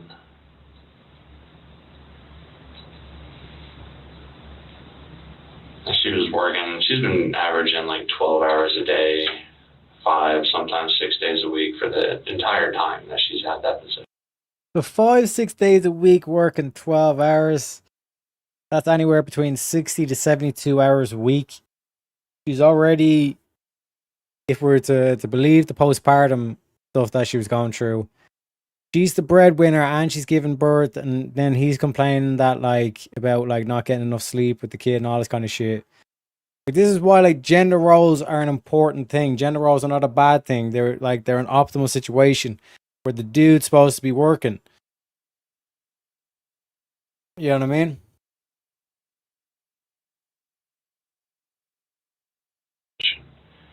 Which has been almost 2 years now. And I begged her the whole time we were at Gold to take time off.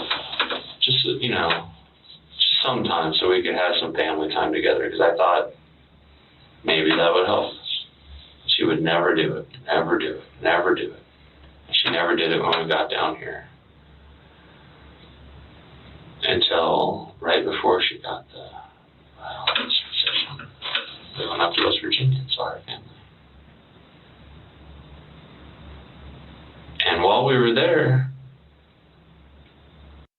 And this is a typical thing as well, like she wants out of the relationship, but then he's saying, oh, but think of the kids and all this kind of thing. Because think about it, as a rational dude, if she is doing all this stuff of stabbing tomatoes and stabbing around her face and all this stuff, you'd be like, I want to get out of this. Why would you still keep contributing to this? You know what I mean? I guess it was like she turned into the Jen before I ever met her. She just was old Jen, who I assume is who she always was with her family there at home. But on the way up there and on the way back down, it was horrible. She has terrible travel anxiety. And she is really mean when she feels anything negative at all, whether it's depression or anxiety or if she's sick with the flu. So when we got back, I told her we need to get another counselor. I would prefer that you go to a counselor and actually deal with your whatever it is that you need to deal with, but we can do it together if that's not going to happen. And it didn't happen for a while, and then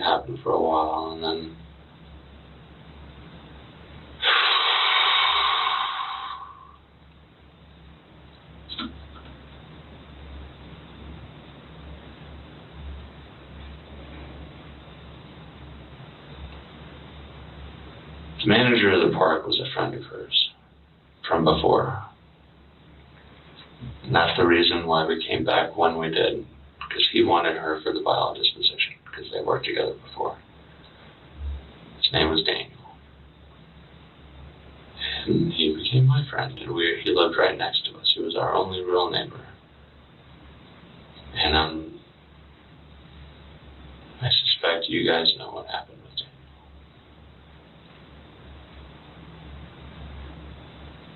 Because he was shot by police in town. He was having a really hard time with his wife. She cheated on him, he left, she left. He just couldn't deal with it, and then I don't know what happened at the end. Somehow he ended up outside her place with a gun. And then he died. And that was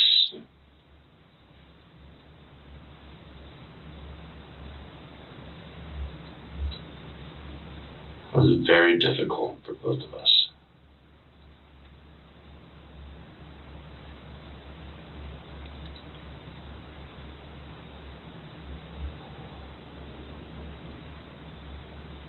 And it was shortly after that that we started seeing a new counselor, and it was actually the counselor that Daniel and his wife had been seeing.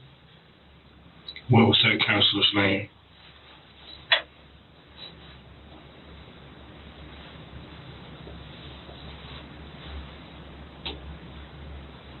Scott. Dr. Scott. It's a woman. I can't remember her first name. She works through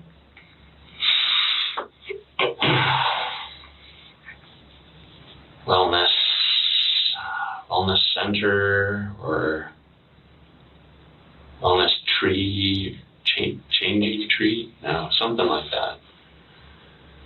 And it was the same thing that it had been before. You know, we would have like these moments where we would, you know, and part of the reason why we had to do it is because we couldn't talk about anything with just the two of us. We had to have a third person there who had authority just so that we could have the conversation.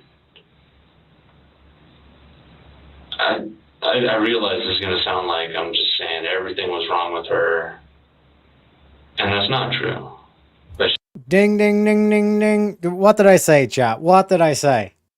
We're 40 minutes in. This dude's story's not adding up. Now let's see. This is the turn. Let's see how it goes on now. She just couldn't have a conversation, a straightforward conversation about anything that was emotionally tinged. And she would just fucking go out there, man. But if there was a professional present, someone who she felt like she had to listen to and couldn't yell over, and who could say, well, actually, no one said that, no one is saying that, things like that, then we could have a conversation. But none of it ever translated into the real world as soon as we stepped out of there. And I told her, the counselor, that, just like I told River. And we haven't been to her for a while. Now again, bear in mind where it's like, he literally was just saying, it's like, I'm not trying to say it's all on her, but it was all on her. Like, it's just like the Kanye moment where it's like, I'm not allowed to say, what kind of doctor is, but it was a Jewish doctor. You know what I mean? I'm not saying that, like, I was an angel and all the problems were on her, but all the problems were on her. You know what I mean? 100% Shazzy. 100% Dave. You know what I mean?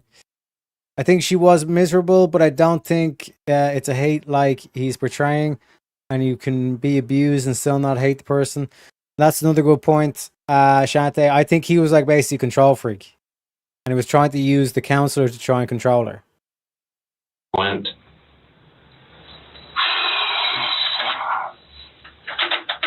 I think when it started to get the worst,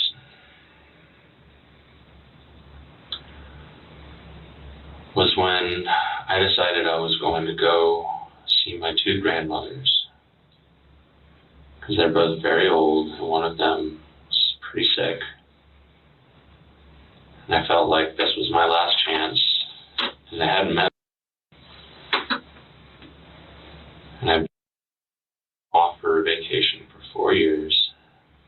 So finally I said, look, then I are going to go and see my grandmothers. And that infuriated her.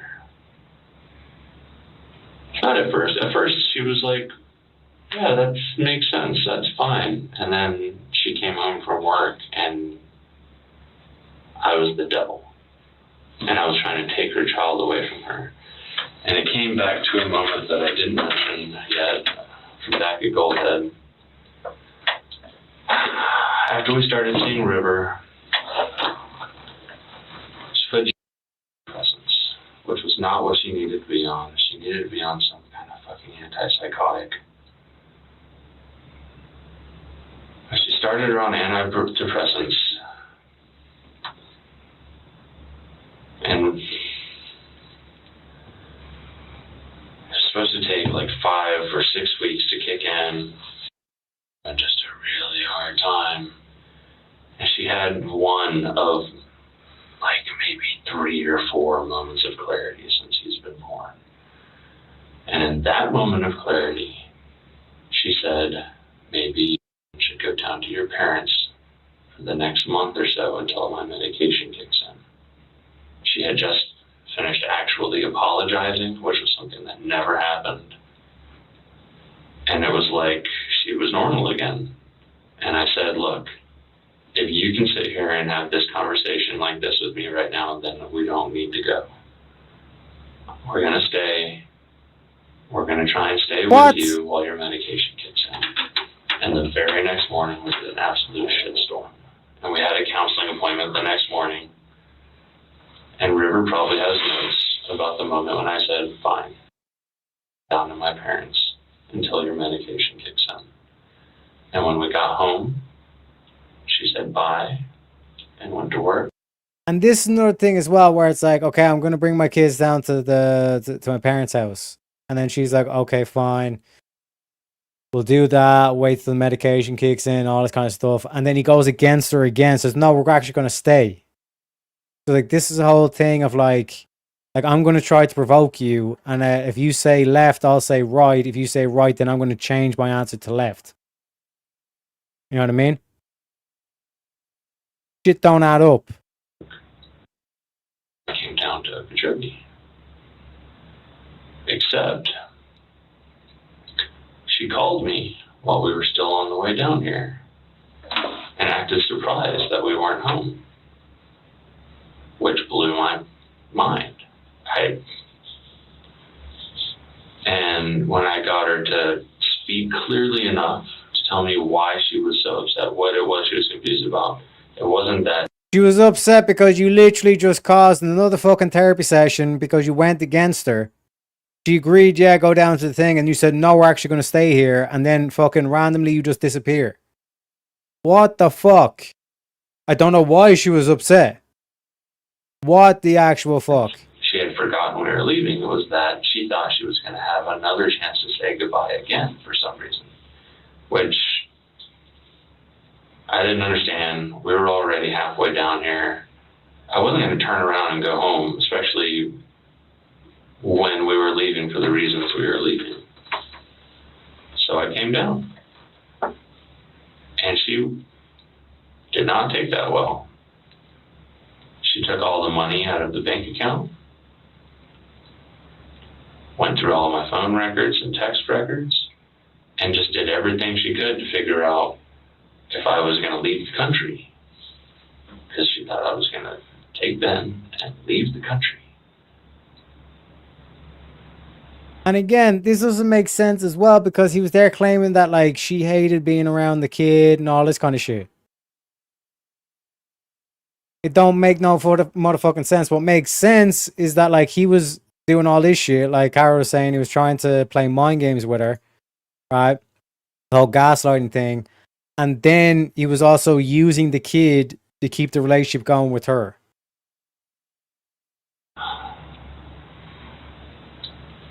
So I decided to go down to Miami and visit my aunt and uncle down there. Because the most horrible thing I could think of at that moment was her showing up in the middle of the night at my parents' house. in the state that she had been in. So I went down there, crazier and crazier on the phone, so I decided what I had to do was bake her after. So I'd been asking her to get a psychiatric evaluation, and she refused to do it. She said the counselor is good enough, although that lady was not experienced, didn't know what the hell she was doing, and was not accomplishing anything for either of us. Oh my god, man. Oh, the counselor like didn't know what she's doing, but I knew what she was actually doing. But again, notice what he was saying earlier about the counselor. It's like, well, like that person in authority was actually, we're actually able to have conversations. It's not adding up. So while I was in Miami, I went to the courthouse and I tried to do whatever I had to do to have Baker acted. And they told me that I couldn't do it from down there. That I had to actually physically be in the same county where my wife was, the county. So again, this whole like suspicion she had that he was trying to take the kid away from her. That wasn't a suspicion or a crazy thought or whatever, because he's literally down in the courthouse trying to take the kid away from her. I had left to get away from her. So after spending all day at the courthouse, me, my cousin, decided that I was going to leave my parents and I was going to drive back up to Clay County and Baker after from there. And the night that I got back to my parents from Miami, she said, "Please come home. I'll get a psychiatric evaluation. Please just come home." And I said, okay. She said she was feeling better, that she felt like her medication was kicking in, and that she would get a psychiatric evaluation. So I said, okay, and I came back home with her the next day. And when we got there, she was batshit crazy. When I pulled in the driveway, the music was blaring in the home, and getting to spend at least some time with his mother. On that day, he would go to my parents. Welcome in, AOD. And Jen and I would go to the counseling session. Unless Ben came with us. He did come with us a few times in the beginning. But we didn't get anything out of it. She wasn't willing to hear anything that wasn't what she wanted to hear. And I'm not sure when the last session was that we had with her.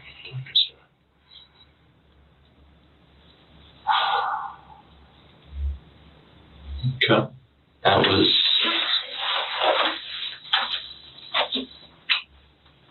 October. And I think we saw her through December. And for New Year's Eve, everything was normal. We went and hung out with friends and Stuart and had a good time. It was good family time. Everything was normal for a while after that. It was like one of the easy times. But they never last. And it just went back to the back and forth, back and forth. Sometimes she would have a really good day. Sometimes she would have a really bad day. We've been doing that ever since. Until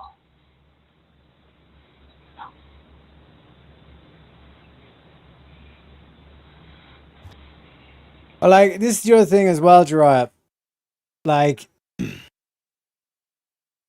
police are kind of like letting this dude dig his hole, because again, we don't know what the official kind of like narrative was, or what he claims happened and all this kind of shit.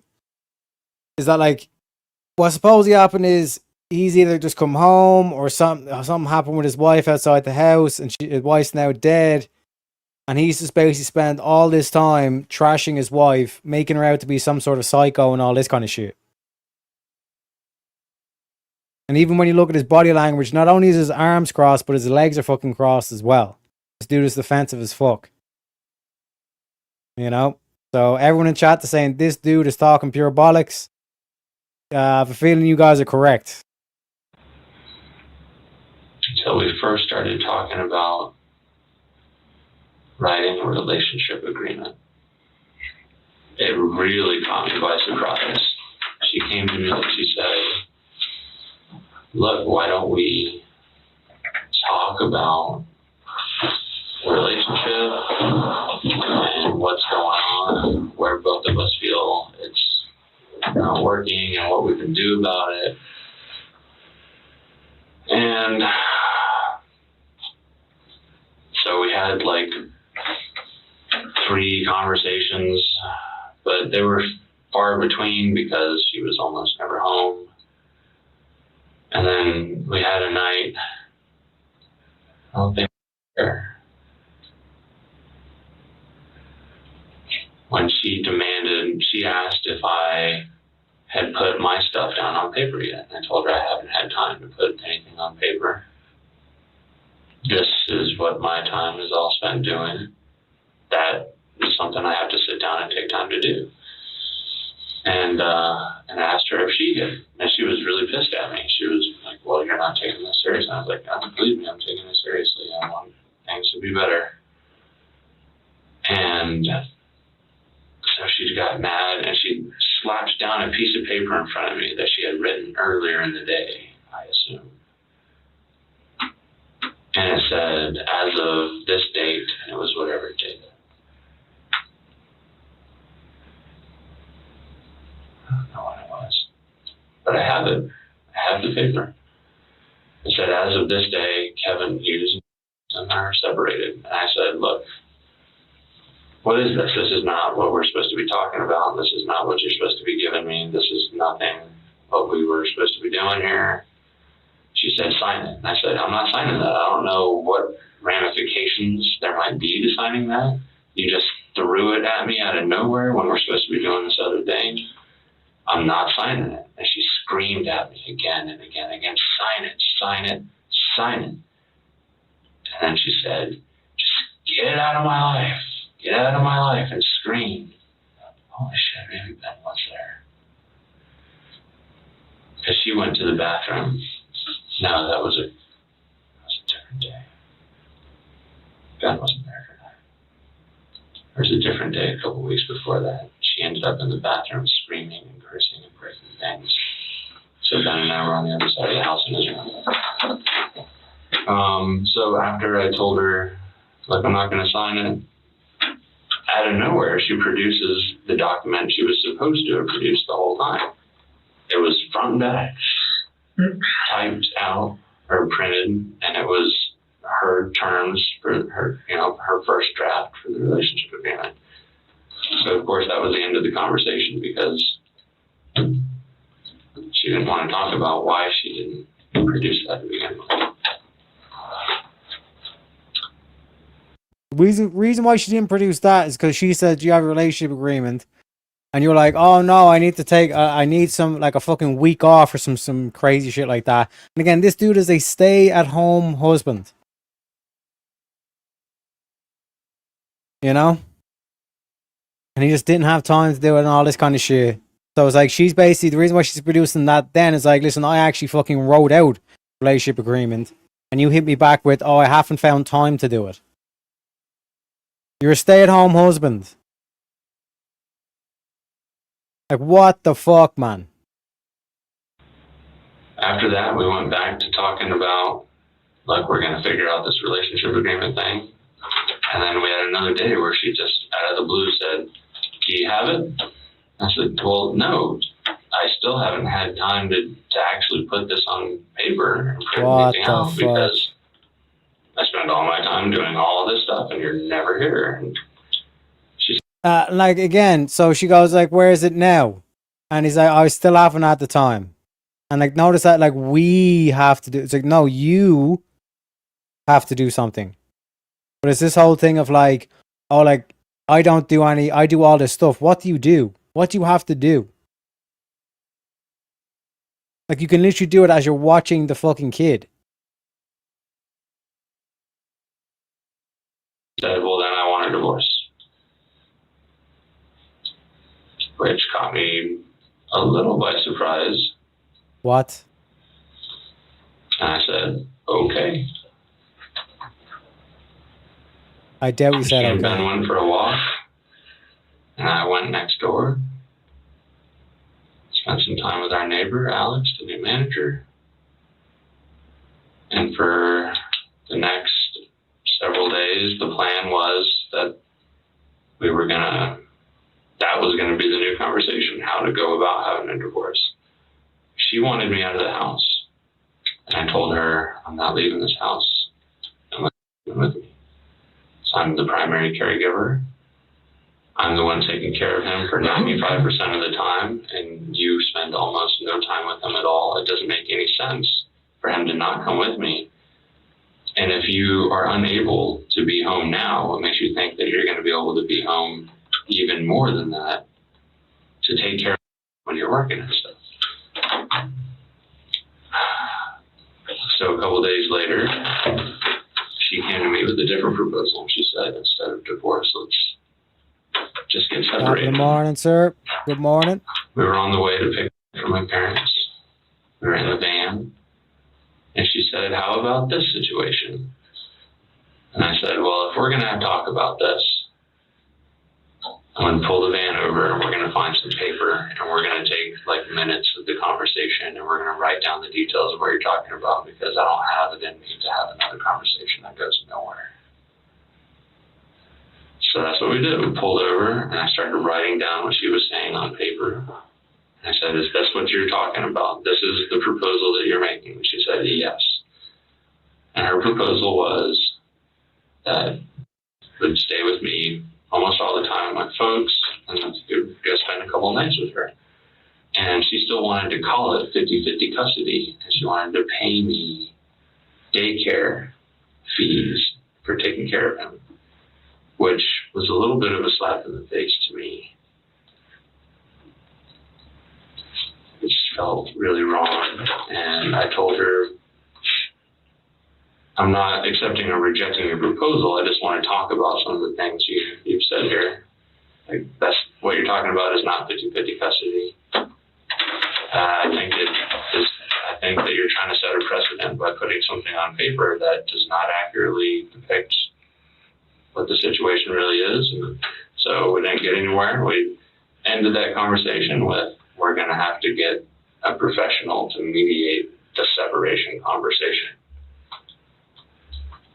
Ladies, take note. This is what a fucking man-child is.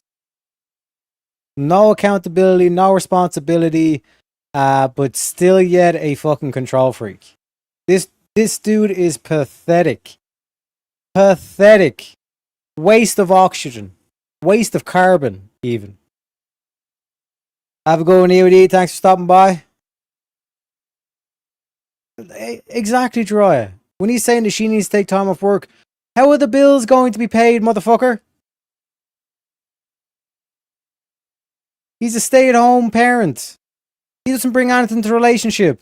The reason why she's freaking out is because you're complaining that you have to take care of the kid. You have one fucking job, motherfucker. One job. Which was probably going to be a lawyer or something because the counselor was really going to be able to help us.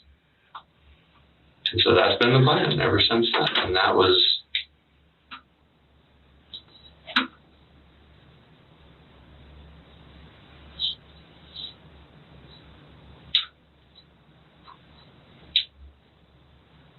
I don't know, maybe 2 weeks ago.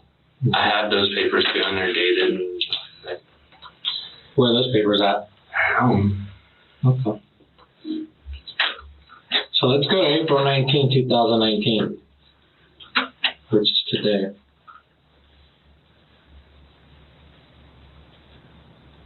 Once again, how did the day start? She woke me up. She was friendly. She's been friendly for the last several days, ever since we came to the new agreement where we were going to try and stay in the same house. Okay. I was going to start making her breakfast and lunch again every day. She was going to be friendly and actually come home, spend time with the family, limit her time to about 40 hours a week. And it seemed like it was really gonna happen. She was coming home earlier. She was being friendly. And this morning, she said, come see what's outside. Come see what's in the shed.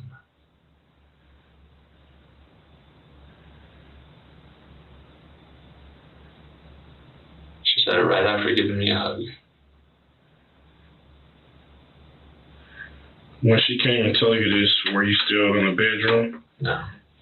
So, all right, let's back up just a little bit. You were in your bedroom sleeping. She came in, woke you up. So how did you guys end up? Tell me how you guys ended up outside. Like, did you put clothes on, shoes on? I was wearing my sweatpants and a shirt. The first thing I do every day is get on the inversion table and adjust my back and just try and get right physically so that I can do what I gotta do. And then I go into the kitchen and start with that stuff. So I was wearing those clothes. What color were the sweatpants? I'm sorry to interrupt. Like the color of those panels. Okay, dark gray. Did you have a shirt on? Dark blue. It was a long sleeve shirt, buttoned down, 2 pockets on the front.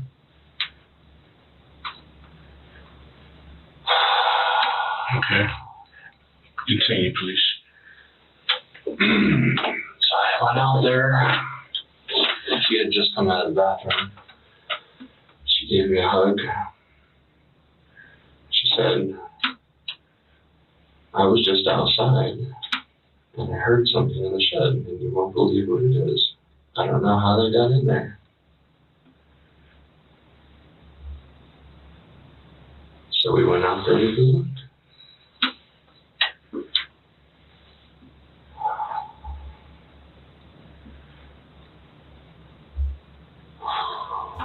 Yeah, notice he's gone back to where he was acting at the start of the interview, and this is why we were saying that like how he was acting at the start of the interview wasn't faking. This is it because now like he's back. He was describing all like historical events. Now he's back to like that moment when he clearly kills his wife.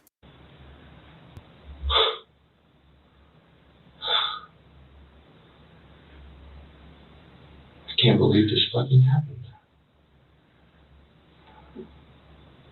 What happened? She put something over my head, on my neck, and pulled it tight and pulled me back. And she said, I'm sorry. And I threw myself back against her, and I think I hit her with the back of my head and my elbow. And she screamed.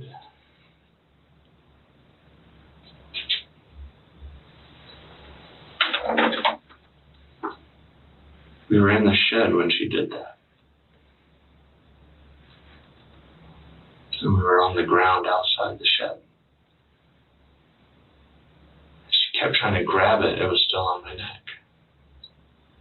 She kept trying to grab it.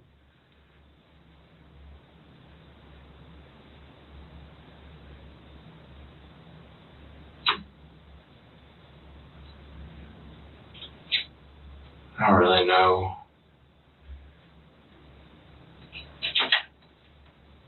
I don't really know. I don't remember taking it off. What? I don't really remember how we got into that position until we were on the ground. It was not on my neck anymore. My arm was around her neck. And I just held on. I knew if I let go of her, she was going to kill me. I didn't know if she had. Yeah, just for everyone in chat, he says kill me. Not that it got up. Alright, so let's go back for that again. She was going to kill me. I didn't know if she had a knife or a gun or something else or what would happen. And to be perfectly honest, there wasn't a whole lot of higher brain function happening. I I just held on to her.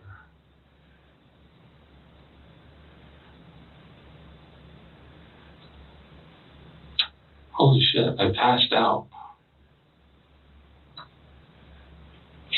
Probably just for a second.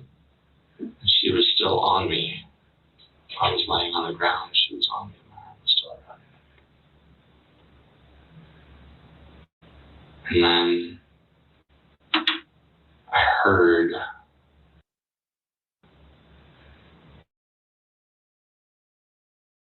inside the house crying. So I got up. I went to the door. I think he opened the door and called outside for us. And then he went back in and closed it. So when I got there, he was back inside. Where did I find him?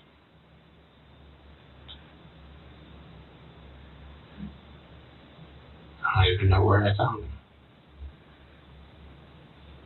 He asked me where Mommy was, because that's what he always asks.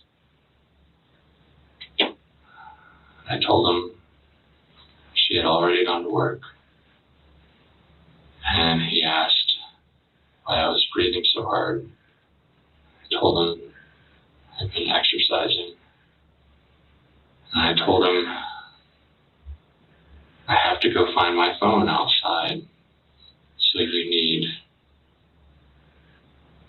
to go back to bed, and I'll come in and I'll lay down with you. And I went out there. I looked all over for my phone. I couldn't find it.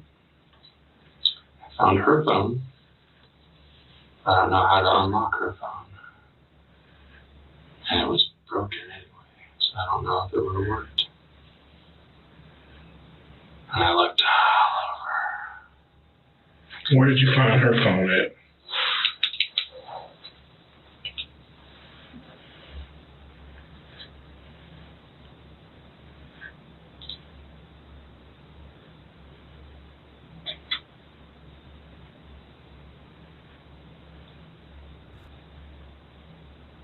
On the ground somewhere. Where'd you find your phone at? Underneath her. And I couldn't find it anywhere else.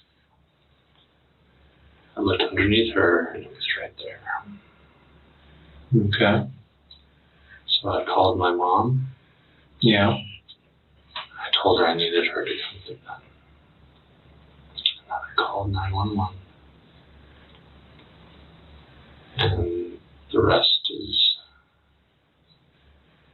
on the record somewhere, I guess. It's even worse than that, Shante. He claimed that she put a fucking bag over his head and then tried to choke him with it or some crazy shit like that. What a pathetic piece of shit. Okay. Back in. Operator wanted me to stay on the phone. When I came back in, Ben had gone to the bathroom. He needed me to wipe his butt. I just kept her on the line and put the phone down and tried to not look like I felt. I told him afterwards, let's just go lay in the bed for a little while. He asked me if I would lay down with him. I said yes.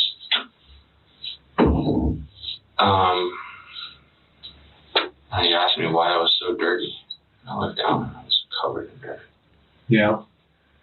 And then I heard a car door close. It was Mom and Dad. So I told... So again, he's covered in blood, but apparently he's just choked. It's not adding up. This dude is a piece of shit. Go to bed, keep him in his room. And I went back outside so that I could talk to the operator without Ben hearing me. Right.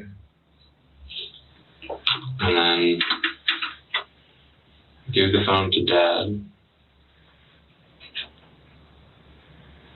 And I realized I wasn't only covered in dirt, I was covered in saliva and sweat, and I was covered in her. So I went to the bathroom, I took my clothes off. I sat down in the bathtub, turned the shower on. And I must have closed the drain because when Dad told me the police were there and wanted to talk to me, I opened the drain. And drain the bathtub. Yeah.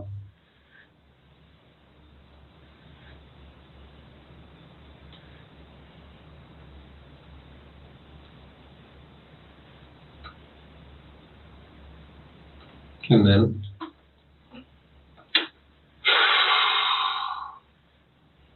Right before I'd gotten in the shower, in the bathtub, I thought I was going to throw up, but I didn't. I pooped. When I got out of the bathtub, I felt like I was going to throw up again. And I was hyperventilating. And the officers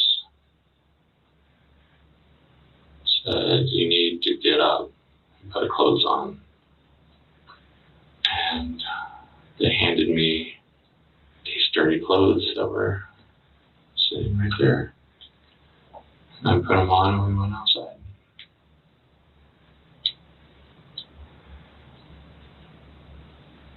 What was I wearing?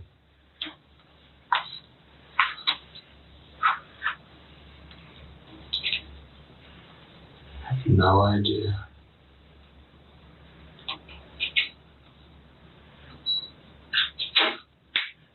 I don't know. No. Okay. You don't remember when she hugged you, what she was wearing? No. When she hugged you, did she put her arms around your shoulders or around your waist? Or was it a face-to-face hug? Face-to-face and just like that. Yeah.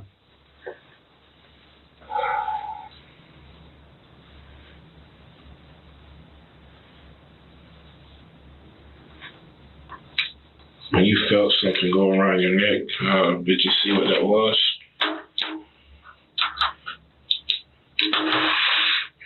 Did you say anything to her when it happened?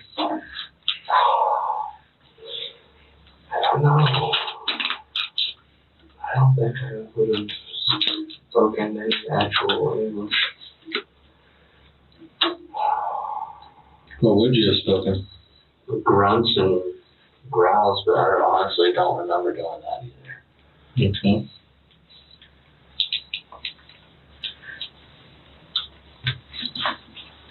Did she say anything to you during all this? She said sorry when she put it on my neck. She said sorry again while we were struggling.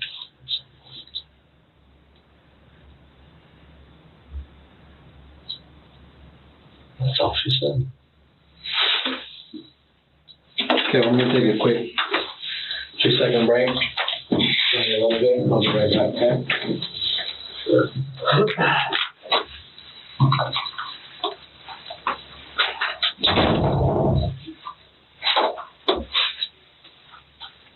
No worries, Jess. Take your time. Have a good one, Carol. It was there yesterday. Right. I have no idea. Right. Kevin, how long have you guys two been together? I think it was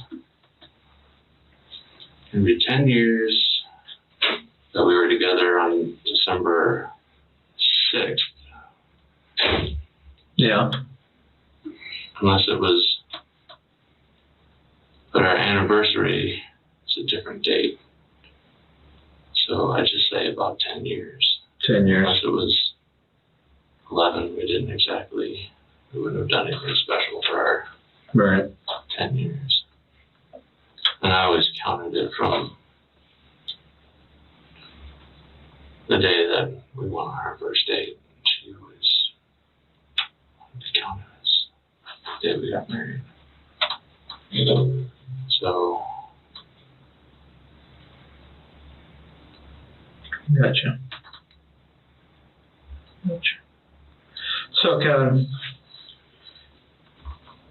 if I was to take that cup of water and just keep pouring water into it, what's going to happen? It's going to overfill, right? It's going to burst, right? 10 years, for 10 years, you've been showing all your emotion, all your love, all your devotion to this woman. She's failed to give it back to you. She gave me what she could. Right. She was a broken person. Okay. She was broken for very good reasons.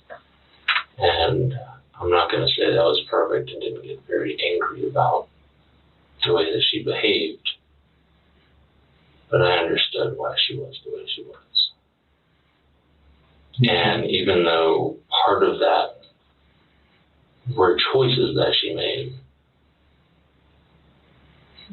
she was fucked up long before I met her. And there's no way I think anybody could have gone what we went through. Right. Without being honest. Right. I didn't hate her for it. I didn't overfill.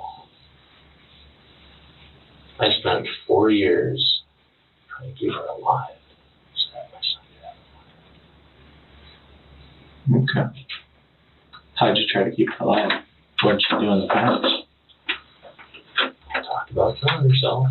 Did she? To who? To me, to the counselor at the Gold Head, to the lady, the doctor that gave her the psych evaluation, to the counselor that we had here. Sorry to be so blunt, but why not kill herself instead of trying to kill you? I have felt like the danger of her killing herself passed back at Gold Head. Yeah. There was a point in the beginning after birth, it was just chaos inside of her. I was afraid she would kill herself. Yeah. But by the time that we moved back down here, I didn't feel like that was ever going to happen.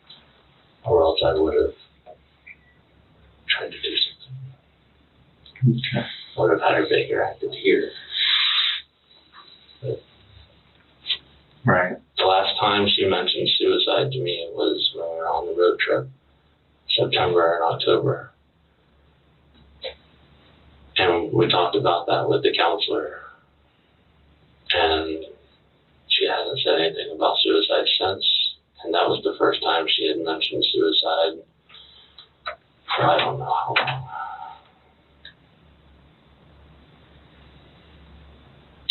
Where do you feel she is now? I wish I knew.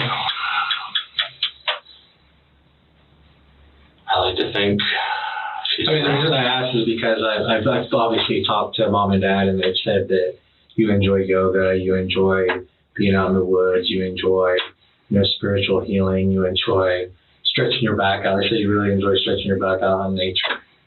So the only reason I asked that is for that reason. Where do you feel she is now? I don't know. No. Okay. I like to think certain things. Yeah. But I think the biggest mistake people make in that area is thinking that they know the answers. Right. So I like to think that she's better than she was yesterday. I hope. Right. But yesterday she was friendly. She was in a good place, right?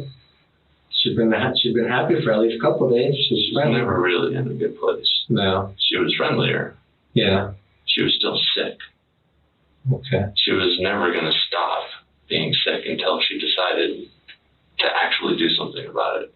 Where she stopped admitting there was a problem a couple of years ago. Okay. Were you guys collectively close to like your neighbor Alex and some of the people that she worked with? Or that we hung out with Alex and Ranger Frank and you know, people come and go through the seasons there, so we only get so close to some of the other staff members involved. Randy was them aware of like some of the issues that she was doing, obviously with them being her employer, the type of work she does. Were they aware of some of the issues that you guys were having as far as her mental health? She talked to Daniel a lot about her depression, about not being able to let go of anger and things like that, because she was going through the exact same. She probably talked to Alex. I don't know to what extent. She might have talked to Natalie Knowles, the administrative assistant, but I don't know. They used to have a really bad relationship. They're friendly now. I don't know if they talk about that kind of stuff. I doubt it. Jen's one of the only constant things about her was not wanting to admit something was wrong. So, let me ask you this. You told us that you guys had many conversations about how you wanted to make arrangements for your relationship to coexist for the benefit of your son. Maybe 5 conversations. Okay, and you would express to her some of the things that you wanted her to comply with, and she expressed things to you that she wanted you to comply with. Like you gave us an example of making breakfast and her lunch, stuff like that.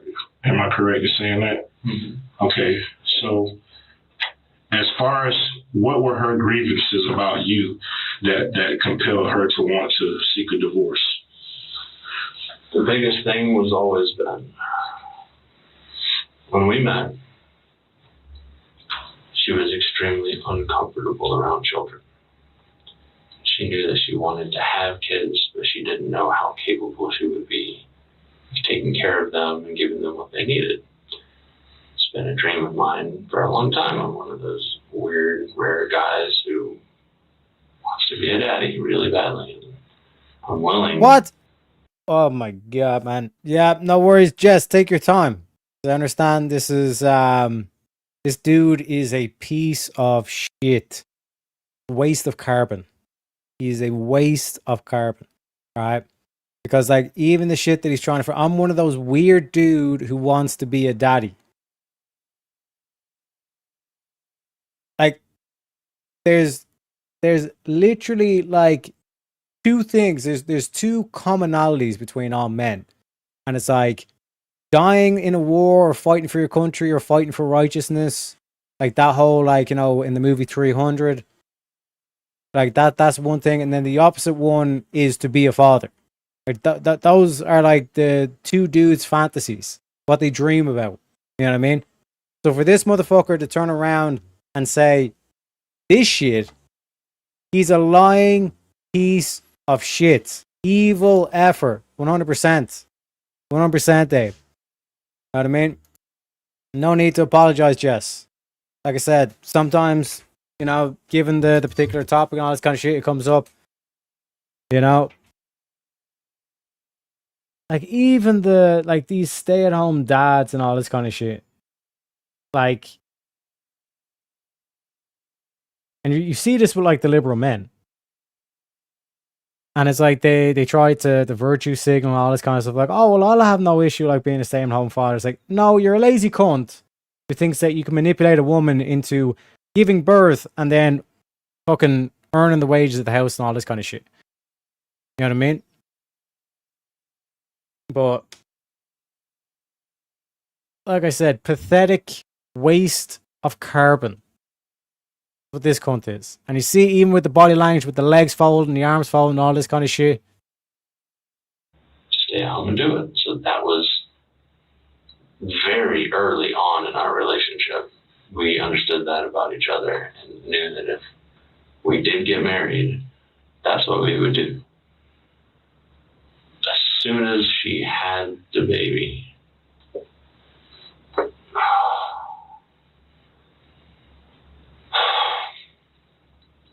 all of that started to get less clear. She was very insecure about the fact that she didn't feel the things that she thought a mother was supposed to feel towards her child. It was one of the hot topics in counseling. Part of the reason was because I think just all the massive stress, but also what she told me was that she missed out on some hormonal exchange in childbirth because she had a C-section. She said, 100%, Jess. Like I was mentioned earlier, like his whole story is like he's trying to play mind games, and he's basically trying to use the kid to keep her married to him and all this kind of shit. Because as soon as they were talking about the divorce thing, it was contradictions left, right, and center. You know what I mean? I was trying to do everything I could, keep the relationship going, but anytime she said left, I said right, and if she changed to right, try and meet me halfway or whatever the fuck, I'd then change to left and all this kind of shit. With him and traumatic birth, she probably had PTSD. Bro. I mean, piece of shit. This dude is a piece of shit. His body language is disrespectful, honestly. Not gonna lie, it's very telling. His body language is very telling of how much of a pathetic piece of shit this dude is. Suddenly dad support group here. Unbelievable. Appreciate the $2, Gerard. that was the reason. I think it was a little deeper than that. And of course, when she said that, it was like she had never been of the mind where she was uncomfortable around kids. And of course, if I may interrupt just a second. Okay, I get all that. You shared that much with us. But my thing is, I want to know specifically in regards to you and her, what was her grievance about you? She said that she felt like I didn't let her be a mother in her own way. Control freak. And was there aside from her relationship with your son, was there anything else that she directly expressed she had a problem with them pertaining to just your marriage? Mm-hmm. Beautiful question from the detective here. Let's see, like, could he actually give like one of the complaints that she had about him? Because notice, like, all the way through this, she would just freak out randomly. You know what I mean? I was a perfect angel, and she would just freak out. And like, we can even tell by what he was doing that no wonder like she was getting pissed off or annoyed at certain things and all this kind of shit. Right? So this is a key question from the detective where he kind of says, well, what was one of her complaints? It might not necessarily be true and like play into that, his whole ego and all this kind of shit. But can you express like what was her problems with you and the marriage? As the child. Specifically with the relationship, she felt like I didn't listen to her when we had conversations, which I did everything in my power to listen and understand and respond. And then when I responded, she would go off in a completely different direction. And that would happen throughout the entire conversation, every time almost. And yet her complaint was that I wasn't listening to her, when the only thing I ever tried to do was hear whatever the heck she wanted me to hear and just act on it, because for God's sake, I just wanted us to be okay. Oh my God. She had a problem with the fact that I sometimes start projects and don't finish them for a while. With the major Translation: you're not doing jack shit. You're a waste of space. Holy shit. Exactly, Abe. What the fuck? You know? No nice getting trapped like that, man or woman. Exactly. But it happens both ends. It happens both ends. Teriak, we may need to have a conversation about this kind of topic at a later date when I'm done with Cord, or can talk more openly. 100%, Jess. But she didn't want to be a mother, but he wouldn't let her. Sounds right. Exactly. Contradictions left, right, and center with this cunt. She was terrified of him, 100%. Name one conversation about the kid. It's but like, even notice like her problem was I didn't listen. Something that's like vague and all this kind of shit. Like the translation, this is like She was saying that he's not doing enough around the house, all this kind of shit. He's the stay-at-home father and he's not pulling his weight. But then he's like, but I was the angel. I was listening to her and all this kind of shit. Or I was doing, quote unquote, stuff that kept him so busy, like from the moment he woke up to the moment he fell asleep and all this kind of shit. Unbelievable. 100%. Exactly. Big issues. And then most of the time it didn't actually get talked about, but whenever things got really hairy, the mother thing, her mother, and the whole thing that happened with her mother always came back up, and she always cited that as why she couldn't stop being angry at me, because she felt like I had really wronged her and wronged her mother. How did it make you feel when she said, I want a divorce? I guarantee you the translation to that is he kept bringing up the fact that the like her mother wouldn't put her in the right spot and all this kind of shit, and that's why he had to have like so much control and all this kind of shit. Guarantee you that's why he kept getting brought up, is because that was the only thing he could point to, a mistake or whatever, that like the grandmother of the kid wasn't following the right procedure or whatever. You know what I mean? Meanwhile, this dude's just sitting around the fucking house doing fuck all day. And then saying that he's doing stuff or he's so busy or whatever the fuck. How did it make you feel when she said I want a divorce? I didn't expect her to say it right then. Yeah. And I was okay with it after that. The fuck I've been you fighting were? it for so long and trying to keep us together for so long. When she straight up said, I want a divorce, there's really... You can't say a whole lot back to that limits your options.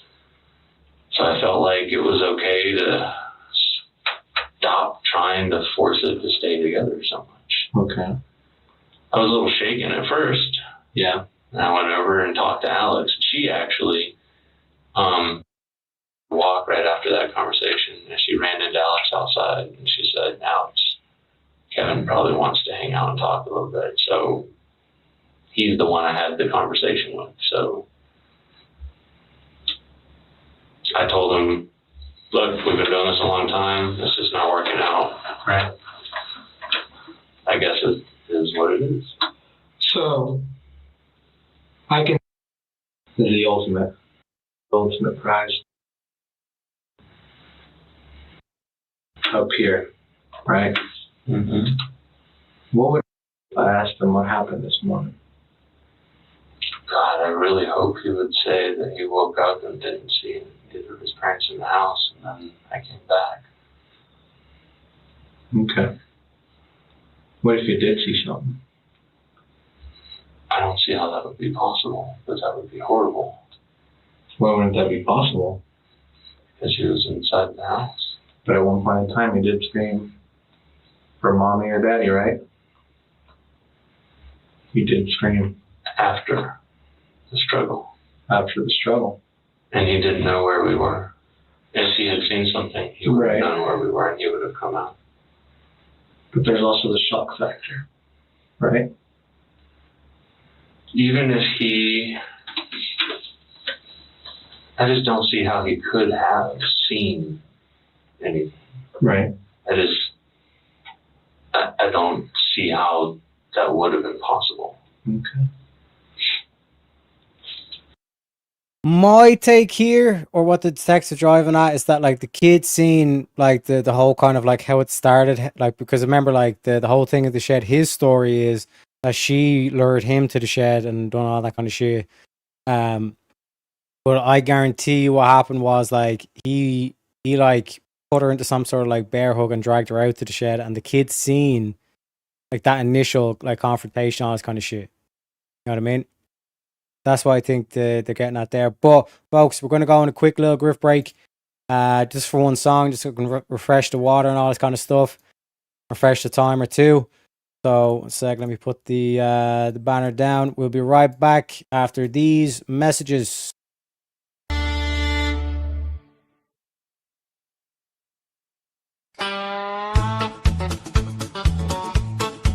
Yeah!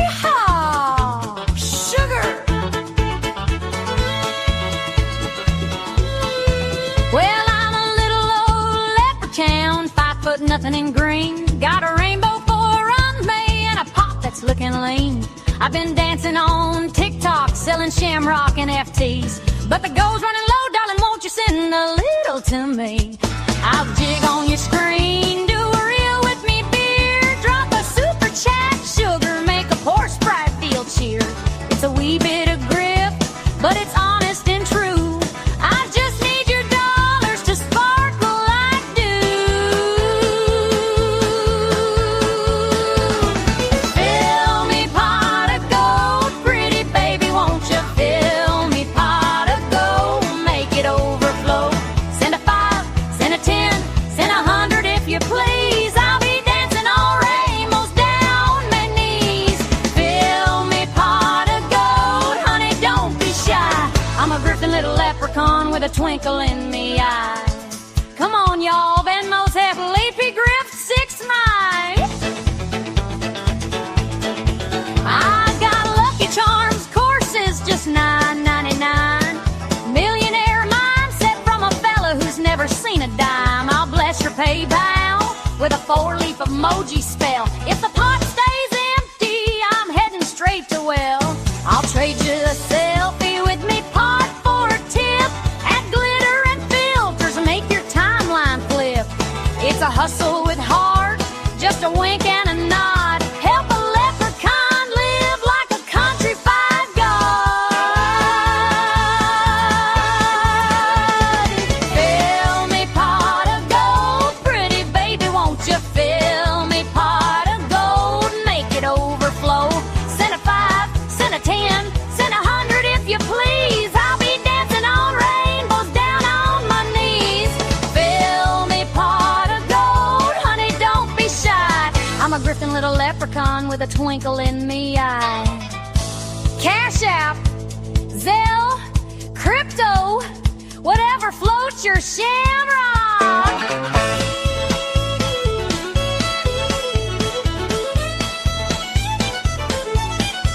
And now listen here, sugar, every coin that you send turns a poor little sprite into your rainbow best friend. Ooh,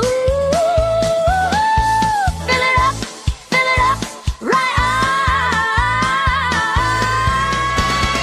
Fill me pot of gold, pretty baby, won't you fill me pot of gold, make it overflow. Send a 5, send a 10, send 1,000 if you dare. I'll be jigging in diamonds, green glitter in me hair. Fill me pot of gold, honey, don't say no. I'm the griftiest leprechaun you'll ever know. Kin P,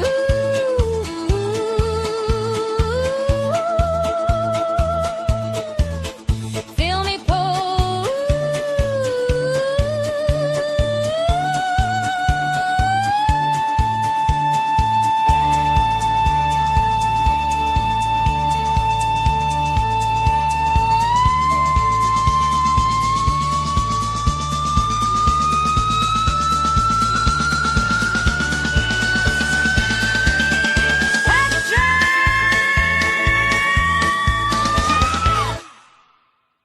Yeehaw, as they say down the country. Down southern Materville, Tennessee. But we're on the final home stretch, folks. Okay, let me get the banner down. Let me do the thingamabobs. Bada bing, bada boom. Let me catch up in chat as well before we keep going. Gannon, yeah, I heard him say Gannon, but I don't know what the fuck that. Maybe it's a nickname he has or some shit like that. I don't know. Seeing this has made me glad I left when he did. 100%. 100%. Because, and it, like, this is the whole aspect like, when we're covering the, whatchamacallit, stuff yesterday. It's like, this is what could have happened. This is how far it could have went, like, in likes of America, where you have, like, people supposedly like right wingers, all this kind of stuff, saying, I'm going to vote for a Democrat to punish Trump and MAGA and all this kind of shit. It's like, do you really want it to get to this stage that it's in England? You know what I mean? So, it's a key thing to go through. You know what I mean? Because a lot of times we get in a place where it's like, oh shit, I'm in such a situation. But, you know, as bad as things might have happened in the past, they could have went worse. And it's hard to imagine those things, but the key thing to recognize that, like, you can always get back from a bad situation. Part of that's kind of realizing, oh shit, like it could have been like a whole lot worse, or things could have got to this stage with this cunt. You know what I mean? Well, this is why like gender roles are important, and even like gender roles are not going to save you. You know what I mean? But in this particular case, where it's like a waste of fucking carbon, you know, why again, ladies, find yourself a strong man, dude. That's not going to be a stay-at-home father or none of that shit. You know what I mean? Now again, like there's always like exceptions to the rule, whatever. Dudes that say a crypto millionaire or some shit like that, but those are fucking like 1 in a million, 1 in a billion anyway. So it is what it is. I'm kind of surprised her mother was in her life.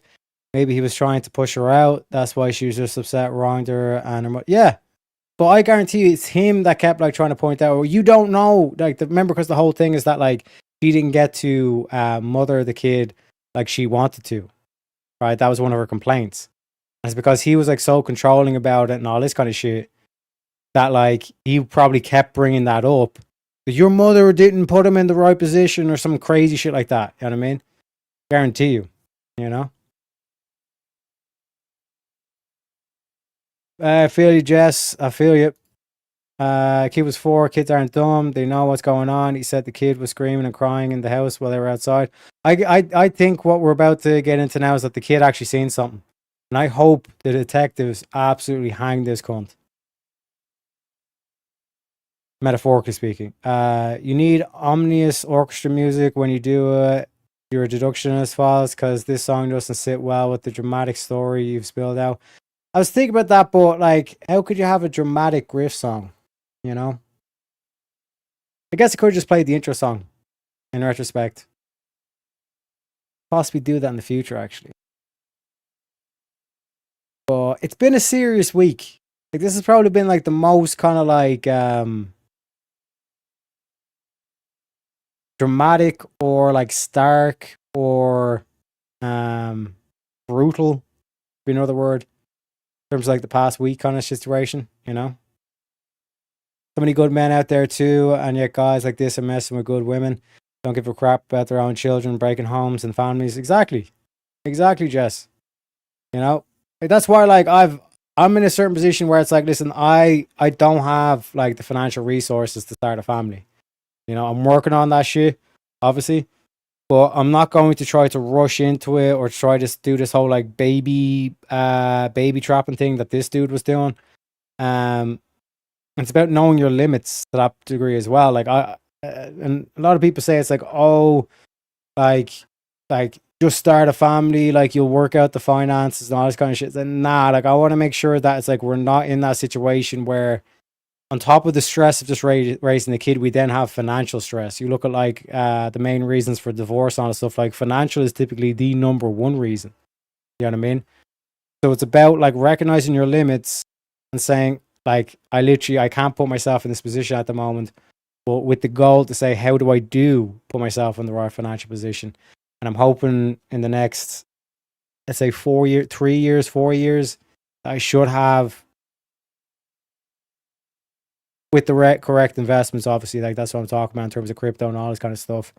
I should be at a point where it's like, okay, now I can like start seriously looking into starting a family and all this kind of stuff. But current situation, I can't, you know. But it's about being able to recognize that, you know. Yeah, traumatic. It is what it is. It is what it is. Okay, I fucked up with the Griff song stuff, you know. But to be fair, I was actually thinking about that when it's coming back up. I was like, yeah, this is not really the right song for the tone that we're currently, or the story that we're currently hearing. You know what I mean? Just as disgusting as the woman fucking up families, breaking up home. Yeah. And like, this is the thing as well. Like, you see it on both ends. Like with the feminisms, it's like all you get is like stories like this about the dude, and to the point where it's like women are like, I'd rather be in a bear in a woods than a man. Then on the red pill manosphere bullshit, it's like the opposite thing where it's like it's always the woman that's the problem, and like no guys would ever do anything wrong and all this kind of shit. So it's like this whole like red pill manosphere shit, like it really is just like the like the instead of feminism, it's like maleism or some shit like that. You know? Yeah, I kind of hate how some of that stuff in the world kind of works that way. It's not all the time, but a lot of good people end up with terrible people. 100%. 100%. And all it takes is like one fucking bad relationship. You know what I mean? And it completely fucks with you. Bad people hunt out good people. Yeah, true. Wolf in sheep's clothing kind of thing. You know? Like there's a lot of stories of like men that like will try to kind of like you know those meetings that they have for women and all this kind of shit. They'll try to infiltrate that shit and like try because they know like like these women are already traumatized and all this kind of shit. Some sick motherfuckers out there. Yeah, but a lot of these people hide their true self. Could be a wonderful person, and once they got you at a certain point, they'll slowly start abusing and breaking it down. Exactly. It's always a gradual thing. Like we were talking about yesterday with the grooming gangs. You know what I mean? Oh, I'll give you free lifts. Oh, like I'll give you alcohol and cigarettes and all that kind of shit, you know? Like the lover boy technique. You know, love bomb them, and then once you have them in the right position, boom. You know, you have to get married into this Islamic family and all this kind of shit, you know? I did the traditional roles, but still didn't prevent, unfortunately. Yeah, 100%. Like there's nothing that's 100% solution, unfortunately. You know what I mean? And like Shante was saying, it's like you'd have guys that like will do the whole lover boy thing, and they'll act like the best dude you ever seen, all this kind of shit. And they're basically a wolf in sheep's clothing, you know. Gender roles are important. Yeah, like what I'm trying to get at with that is with like the whole like there's a lot of guys that like aren't financially responsible. Like they might have a job, but they're basically living paycheck to paycheck because they're spending all their money on booze or weed or like stupid shit and all this kind of stuff. So they might be earning like, you know, 50, 60K, but how much money are they actually saving and investing? Can they budget? You know what I mean? Now, like I'm in the opposite position where like I'm able to budget, like I went through all that kind of stuff, but I don't have the capital. I just don't have the capital, and especially built up enough of a like reserve capital, if you get me, in terms of that as well. So it is what it is. One word for this week, shabusiness. Yeah, shabusiness started it all off. Like that's where it's fucking it just kept getting more and more fucking serious and grotesque and all this kind of shit, you know what I mean? It's check yourself, folks week. True. Human heart is problem. Yeah. This whole thing where they exploit empathy and sympathy and the whole they just try to like exploit your weaknesses, try to find out like any angle they can take, and then they use that as like a leverage kind of thing, you know. I don't do birth control or abortion, so if I'm with someone there's always a risk of getting pregnant. Exactly. That's why the best contraceptive is the word no. Closing the legs, you know what I'm saying? And there are good women out there, you know, that are saving themselves, you know, but it just doesn't get talked about enough. Male fragility, exactly. This dude is a weak, emotional cunt. Women want men that will die for them. They love battle scars. Hey, getting called out. Hey, it is what it is, Troy. It is what it is. I never thought I'd be a single again or a single mother, but sometimes things don't turn out how we plan. But this is the thing as well. Like, there's a lot of negative things said about single mothers and single moms, especially from like the red pill manosphere shit. And it's like, okay, would you rather stay in an abusive relationship? And I'm pretty sure there's some of these like sick cunts that would say, yeah, of course. No, you'd rather get out of abusive relationship. You know what I mean? Like abuse and infidelity are biblical reasons to get divorced. You know what I mean? And this is like the nuance on the divorce discussion. It's like the no fault or the like no fault divorce, which is literally unreasonable. Like there's no reason required. That we need to get rid of, but we don't get rid of divorce outright. Like in terms of abuse, in terms of infidelity. You know what I mean? Or abandonment. Like those are valid reasons to divorce that motherfucker. You know what I mean? You understanding my empathy stance now? Yeah, but no, you motherfuckers were saying empathy doesn't exist. It's a psyop and all this kind of shit. But if it doesn't exist, then how are they able to use it? You know what I mean? Well, 100% I agree with this, Abe. Guard your hearts and minds, folks. Exactly. I agree 100% with this. Any parent should always put the children's best interest and needs first, 100%. And if both parents are putting the kids first, and like obviously not letting the relationship completely deteriorate between them and all this kind of shit, but if that's their goal, is the children first, then and they're both like willing to sacrifice for the kids and all this kind of stuff, that, you know what I mean? That's a recipe for success. You know? I was told aspirin works as birth control. Unbelievable. No, that gives the kids Tylenol. You know? No, Tylenol gives the kids autism. Fuck, I fucked it up. L's in chat for Teriak. Some L's, you gotta hold yourself accountable. Just hold that aspirin between your knees and don't open your legs. Good one, Blue. That was a good one. You got me. You got me, Blue. Teriak assuming he has women listeners. I'm with you still. Hey, it is what it is. It is what it is. You know, Shantae is just AI. You know? Dry your own. Unbelievable. Shantae with the roast. God damn. Unbelievable. Unbelievable. But let's get back to it, folks. Let's get back to it.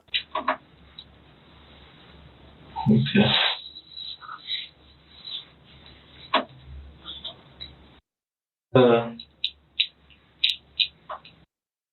Yeah. Oh yeah. Yeah.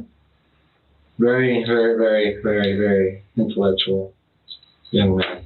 That's what we're trying to foster. Yeah. Very intellectual man.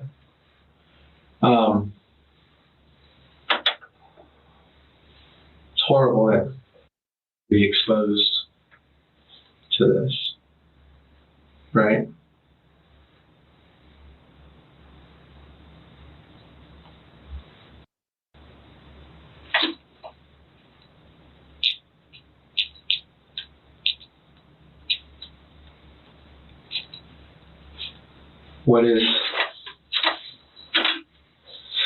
How do you feel knowing that Daddy killed Mommy? I don't know how to handle that. I grew up hearing a story, a false story about my father's death. Right. And I was angry when I found out the truth and that I'd been lied to, but I totally get now. I don't think I could ever tell him what really happened.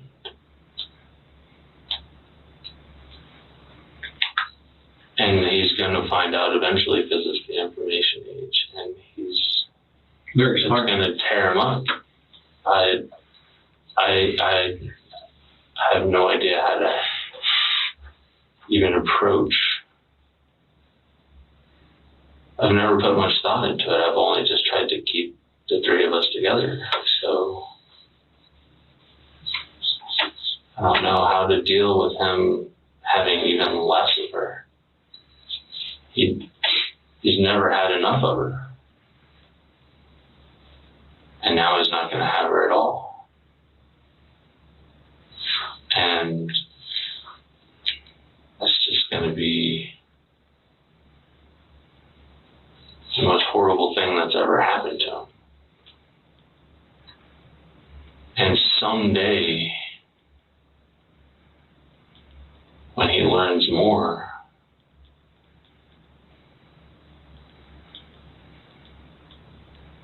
there's nothing I can do to prevent it. I don't know what to do about that. It's just going to have to be whatever it is, I guess.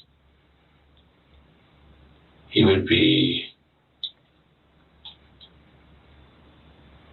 he'd be distraught. Absolutely. Just to know that she's gone is going to be terrible, but if he knew... Or if he's seen. That's an image you can never get out of your mind. Oh my god, man! Like This is what, like, yeah, Shante, Abe, you know what I mean? Like, people have been saying in chat where it's like, it's actually like blood boiling, like this whole shit for like how he's phrasing this and how easy it is to like fucking like spot the contradictions and see how he's fucking reframing everything and all this kind of shit. But like, he caught himself there. One sec. He'd be distraught. Absolutely. He'd be distraught, Just to know that absolutely. she's gone is going to be terrible, but if he Just to know that she's been gone is going to be terrible. But if he, and he doesn't finish that sentence, but if he knew that I was the one who killed her, that's what he was going to say. But he caught himself mid-sentence and he stopped. Unlike Darth, when he gets mid-sentence and he doesn't, like, he stops, but it's because, like, I don't know what happens to Darth when he gets halfway through his sentence. You know what I mean? Darth, if you're still in chat, we're just roasting you, okay? Roast like potatoes. You know what I'm saying? Like, Darth's one where his brain just like disconnects from the Wi-Fi. You know what I mean? But this dude knew what he was going to say, and he stopped it. He intentionally stopped himself. But if he knew that I was the one who killed her, you know what I mean? And now listen to what the detective says, because the detective says if he saw or if he's seen. Or if he's seen. That's an image you can never get out of your mind. Ever. Roast this motherfucker. Especially at 4 years old when you're starting to process. Crucify him. Starting to learn how things work, why the grass is green, why flowers smell like flowers. he's beyond that. Absolutely. He's gonna. It would be very complicated inside of him. Yeah. Why are we talking so much about that? Why are we talking so much about that? He came out. He was crying for somebody. I don't think he actually came out. I think he opened the door and yelled out. Yeah. Okay. Are you guys planning to travel anytime soon? Yeah. Oh, bro, this is, like I said, these detectives. You know what I mean? I love seeing these detectives go against, like, these cunts. These, like, weak, pathetic men. Or man-child, right? Because, like, they think that they could play, they've played all these mind games, and they think that they're the master of it. That's why they never ask for a lawyer, because they think that they're better and all this kind of shit. But these detectives, where it's like, you know, what if he's seen it? You know what I mean? And then, like, this dude's, like, shitting his pants. And then like, the detective puts him on to the next thing. But oh, what about your travel plans? And I guarantee you now the detectives after that, it's going to flip it back onto him, bringing up the kids seeing it kind of thing. You know what I mean? So let me catch up in chat. Oh my God, chat is on fire.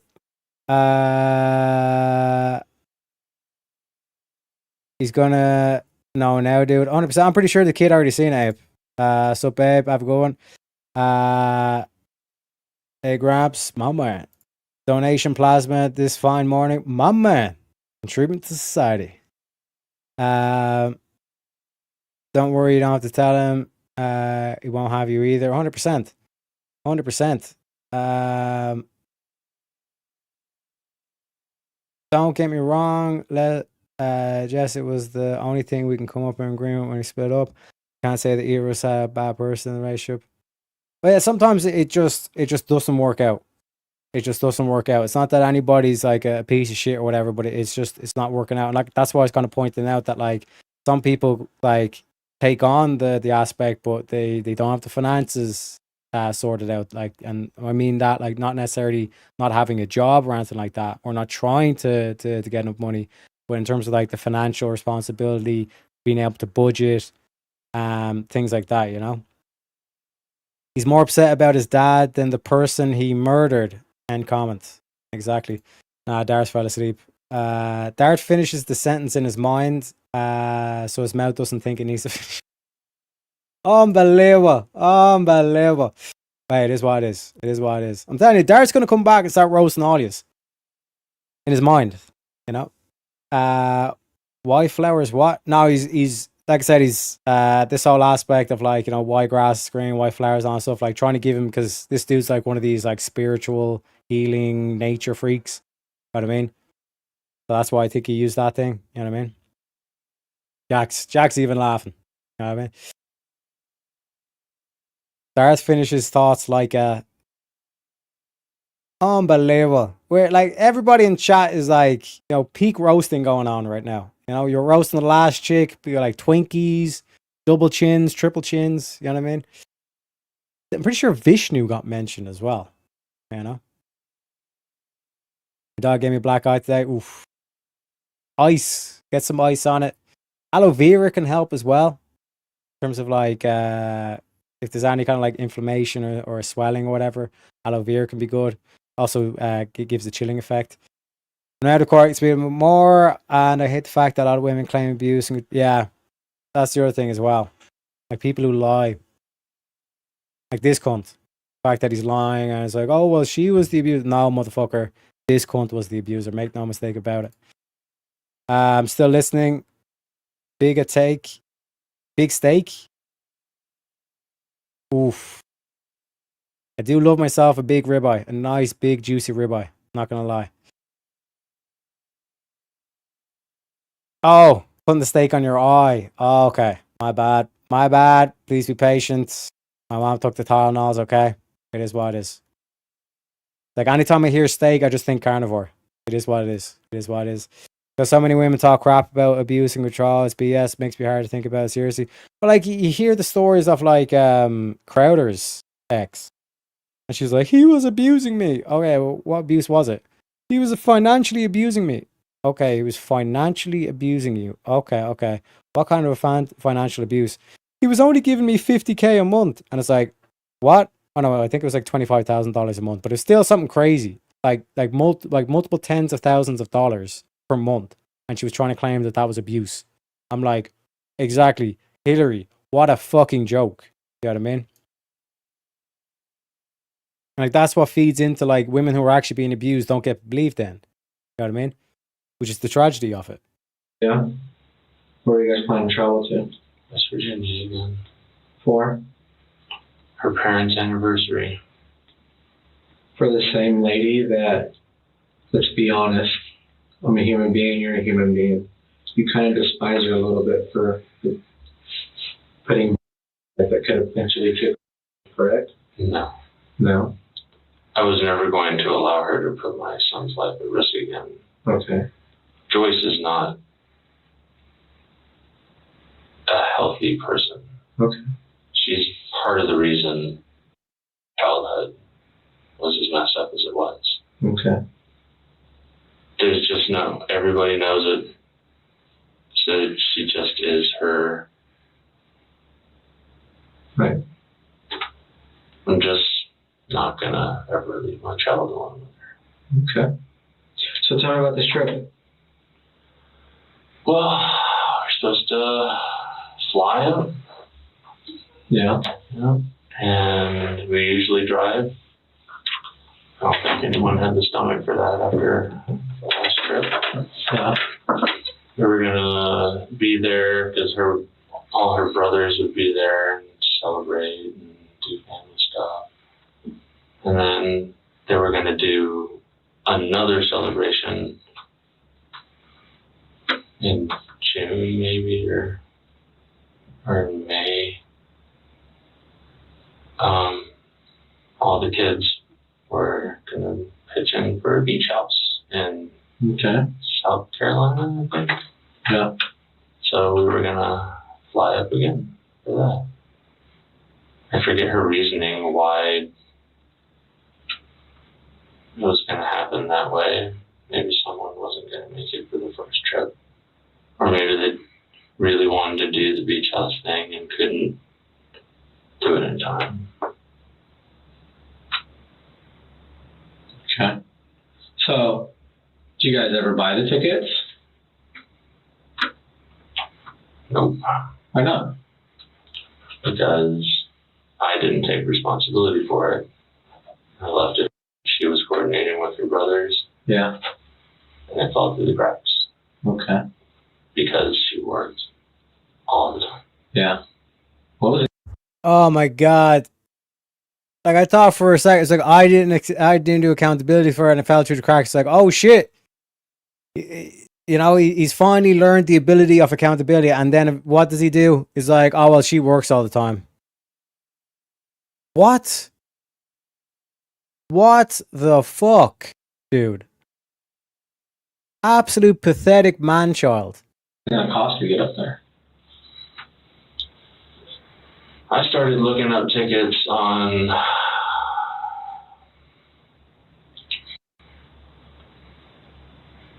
I don't know, Wednesday. Yeah. And it would have been about the same, I figured, as if we drove. It would have been faster. It was like, by the time I looked it up, it was about $900. Okay. And then, of course, it would have been less. Yep. We'd gotten them when they first planned all this. And then I told her that, and she said, look up Spirit Airlines. Yeah. And I pulled it up while we were having the conversation, and I never got followed through with it. Okay. Here's something I do know. I do know I was upset. And it was from a statement that you made. That statement was, I could save you some money if myself and Ben do not go on this trip with you. I don't think that's quite how I said that. Okay. But it was said in that sort of manner. Right? I believe how that part of the conversation went was,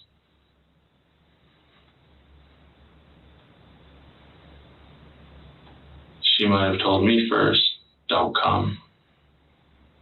Oh, it's her Or fault. maybe I said that first.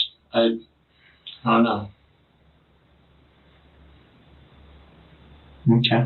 She told me she wanted to only buy 2 tickets at one point. Yeah. For her and Ben. And I told her, that's unacceptable. I'm coming with you. Yeah. You came with us. Yeah. I'm going with you. It only makes sense. And if I don't go, no one's going to be watching. So she said, fine. You look up tickets and get tickets. Okay. So. Do you feel she is that irresponsible to watch on her own?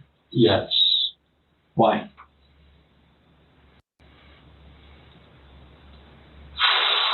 This is a list that goes back before we ever had a kid, just with dogs. You know, like practice for kids. But then, once we had Ben, once I finally got her around to actually spending time with him, right? I believe I walked out the front door at least 6 times, and she was smoking a cigarette right next to him in the carriage.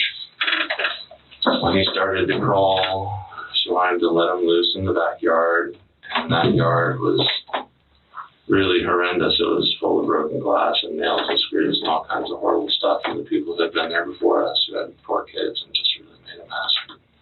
Shot bottles off the fence posts and stuff like that. It's just, usually, when she comes home, she's not interested in having family time. And then if I do get them in a situation where the 2 of them are doing something, she ignores him for half the time until he's like acting out just to get attention. That's just the way that she's always been.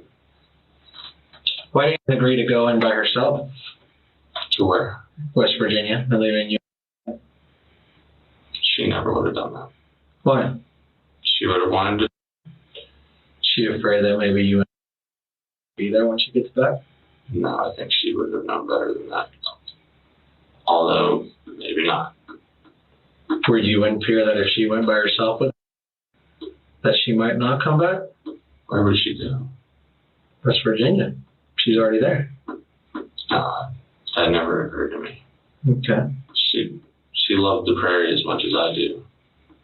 You told me in the past that she was afraid you'd go out of the country somewhere. because she's crazy. Okay. Is it not safe to say that she would think you leave the country if she left you? I don't think she was in that same place anymore. That was like in the first year of life. That was when she was the most unpredictable and the most deluded. She knew that I wanted to stay in the prairie. Right. And that I wanted the three of us to stay there together. Right. Yeah. Okay.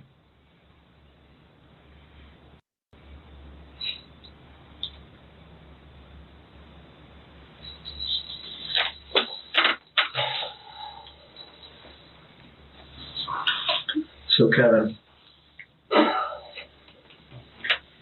you understand, are with us.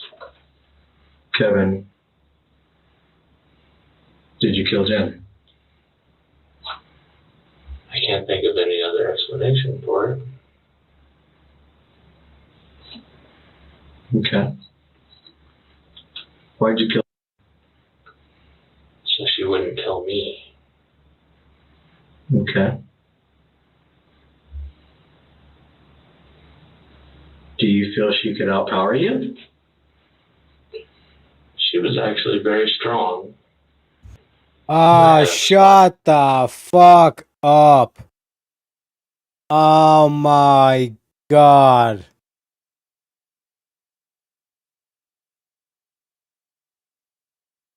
This is like watching like the Supergirl movie. Oh, she was quite strong, like, you know. Injuries. Okay. And it was a hard struggle. I don't know if she thought that she had a trick up her sleeve or something. I had no idea. Right. Right. Okay.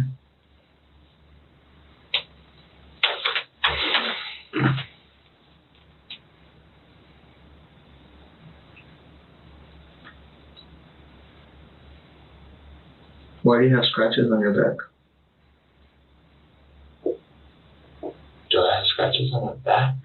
On your neck area? You felt them earlier, you said. Yeah? That happened this morning. Is it safe to say that she was giving you a sign that you were hurting her? No. I think she was giving me a very clear sign that she was trying to hurt me. Or she was struggling for her life? We were both struggling for our lives. Okay. Okay. You know, you say you're struggling for your life, but yeah, I don't have any marks on your neck from the strap being around your neck. That's great. Why? What? Weird. She didn't get to do what she wanted to. You still have the neck area. Mm-hmm. Why isn't there a mark on the back of your neck? Would it have to maybe get rubbed around more? Maybe she didn't pull it tight enough, long enough to leave a bruise or a mark. No, sir, it doesn't take that long. Was it maybe a kind of, I don't know. You have fingernail marks on your hands. Why? I assume she was clawing at your fingers? If that was from her, it happened while we were fighting. Was she clawing at your fingers and saying, let me go? No. Okay. What was she saying? She said, I'm sorry, twice, at least. While you're choking her out, she's saying, I'm sorry. No. What did you say? She said, I'm sorry, when she put whatever it was on my neck. And she said, I'm sorry, while we were struggling. Okay. So once again, explain to me why there's not a single mark on your neck. I don't have an explanation for you. Okay. There's no explanation, right?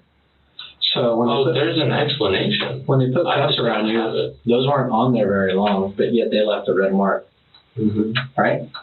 They were very tight, and I was wedged into a back seat like this. Yeah. In an extremely uncomfortable position. Very tight. So if the strap's around my neck and it's very tight and it's making me uncomfortable, would it not leave a mark? I didn't stand there and let her do it. Okay. I immediately fought her off of me. Okay. Crucify this cunt, I'm detective. not Crucify him. surprised that there's no mark. Why? Because I don't feel anything there now. I don't feel a mark. I immediately reacted. Yeah. Your immediate reaction was to kill your wife? No, my immediate reaction was to get her off of me. And then we hit the ground, and my immediate reaction after that was to keep her hands off of my neck. And were you successful in doing it? Apparently not completely successful, but... Why do you say that? She did scratch my neck. Why didn't you run away? I am here. When would I run away? When? Because you're... Oh, this stupid motherfucker. This stupid man-child waste of fucking space. Because I was in fear of my life. You were strangled on the ground. Why the fuck didn't you just get up and run away? This stupid motherfucker. When? I don't understand. When you pushed her back and you hit her in the head. She had a hold of my neck. Right. With an instrument of death. Which was really tight. The two of us. Wait, okay, so... Holding my neck with an instrument of death that didn't leave a mark. What the absolute fuck, man? Well, I suppose, what the fuck did I expect? 100% yes, 100%. But to be fair, like, there's going to be more cases like this on the deductionist file as well. He was 5'3", 140 pounds. He's a 6'1", but I can't find his weight. See, Shantae's doing the old like FBI research in the background as well. You know what I mean? Giving us the details. So 5'3", 140 pounds. Call him maybe 180. 180, maybe 170. You know what I mean? So he's got, 30 to 40 pounds on her and, almost a foot. 10 inches on her. This is crazy. Minimum 210. I don't know. He's pretty scrawny. He's at least 180. He's at least 180. So he's got at least 40 pounds on her and 10 inches. Went back onto the ground. Yeah. And then fought. So then there would even make it more tighter and then cinch it down, would it not? And it would make it even tighter. I don't know. On the instrument you've never seen. It would, but you just said that you fought her off of you. So if you fought her off of you and y'all lost bodily contact, you had an opportunity to walk away from the situation. We were never not in contact after we became in contact. So did you fight her off of you or not? Because that's what you just said. Those are the words I chose for what I was trying to do. She was attached to me in some way or another until she couldn't be. I look. Yeah.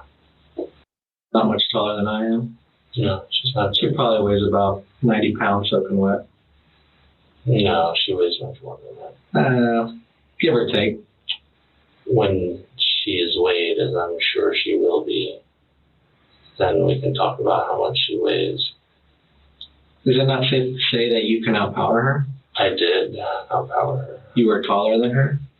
I am taller than her. You were a male species, she is a female species? That doesn't actually mean a whole lot. Okay. What? Oh my God, man. Oh my God. Like, should we pull up the footage of like these trans fighters that are beating the shit out of women in the ring? Holy fuck, dude. Even if it does or doesn't. Couldn't it be safe to say you could have pushed her away and run away? I obviously was not able to push her away and run away. As soon as I began to fight back, I was disoriented in a fall and we ended up on the ground. I did not get on my feet again until after it was over. And I was going inside the house to go to my son. So once it was over, you made sure it was really over. How would I do that? You made sure that it was done 100%. No. Okay.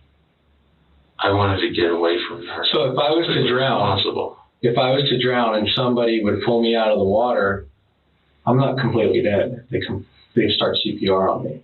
Okay. And there's still oxygen in my brain. Mm-hmm. Correct? So in order to choke somebody out, you can go unconscious before losing oxygen to your brain.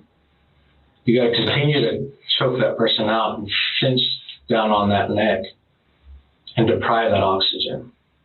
I held on to her as long as she was moving. Okay. If she had stopped moving and I thought that I was safe, I would have let go of her. I actually wasn't thinking. But you're, oh my God, man. But he's in that position where he's on top of her, choking her.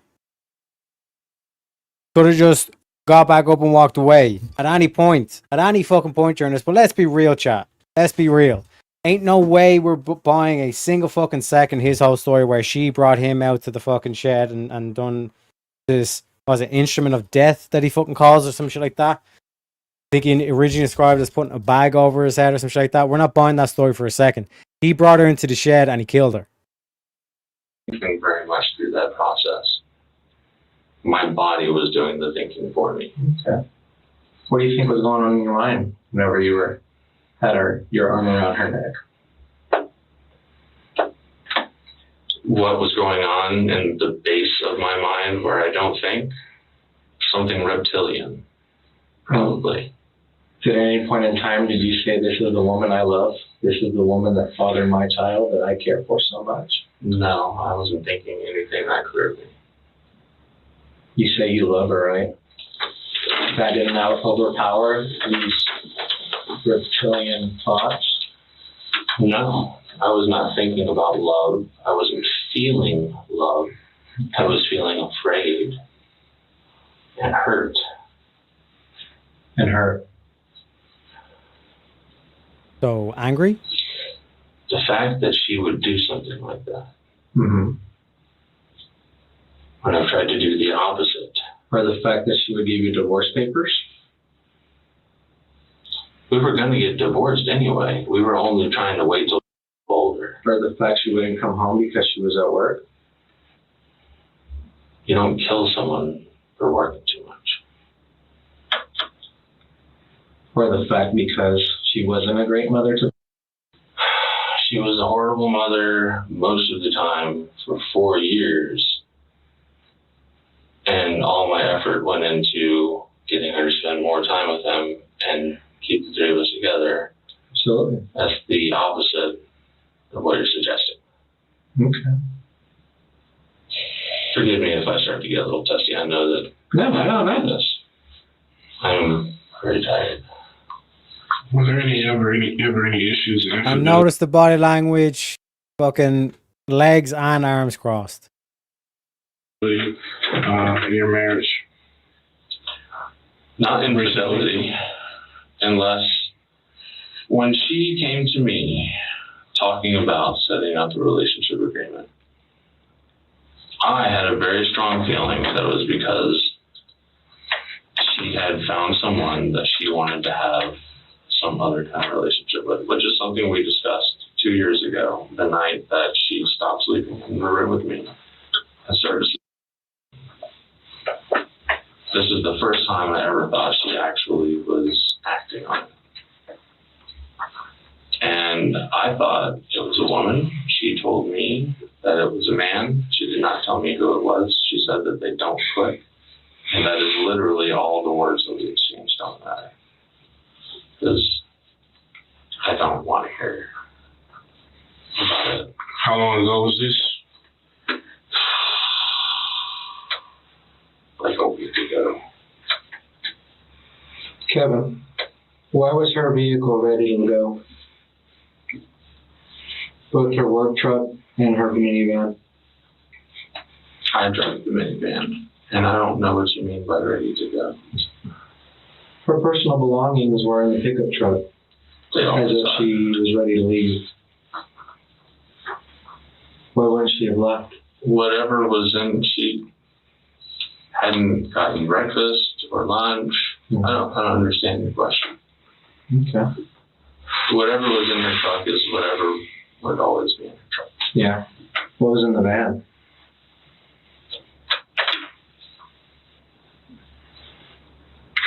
Some of my personal items, some stuff, garbage, I think I put the recycling in there. Yeah, and full of Bingo, stuff to throw away, Shante. and I think there might have been something to take to mom and dad's. So there were some personal belongings for Kevin, some personal belongings. Dad, but no personal belongings. Where was Kevin and Ben going to go? I'm sure she has personal belongings still in the van. Okay. She only rode with us anywhere in the van like 2 or 3 times a month. Yeah. The vast majority of the time, the van is just for Ben and I to get around. Okay. The last time that she did ride in the van with us, we went to town on Sunday or Monday. Yeah. So I guarantee she left something in there. And who knows what was in there from before that day.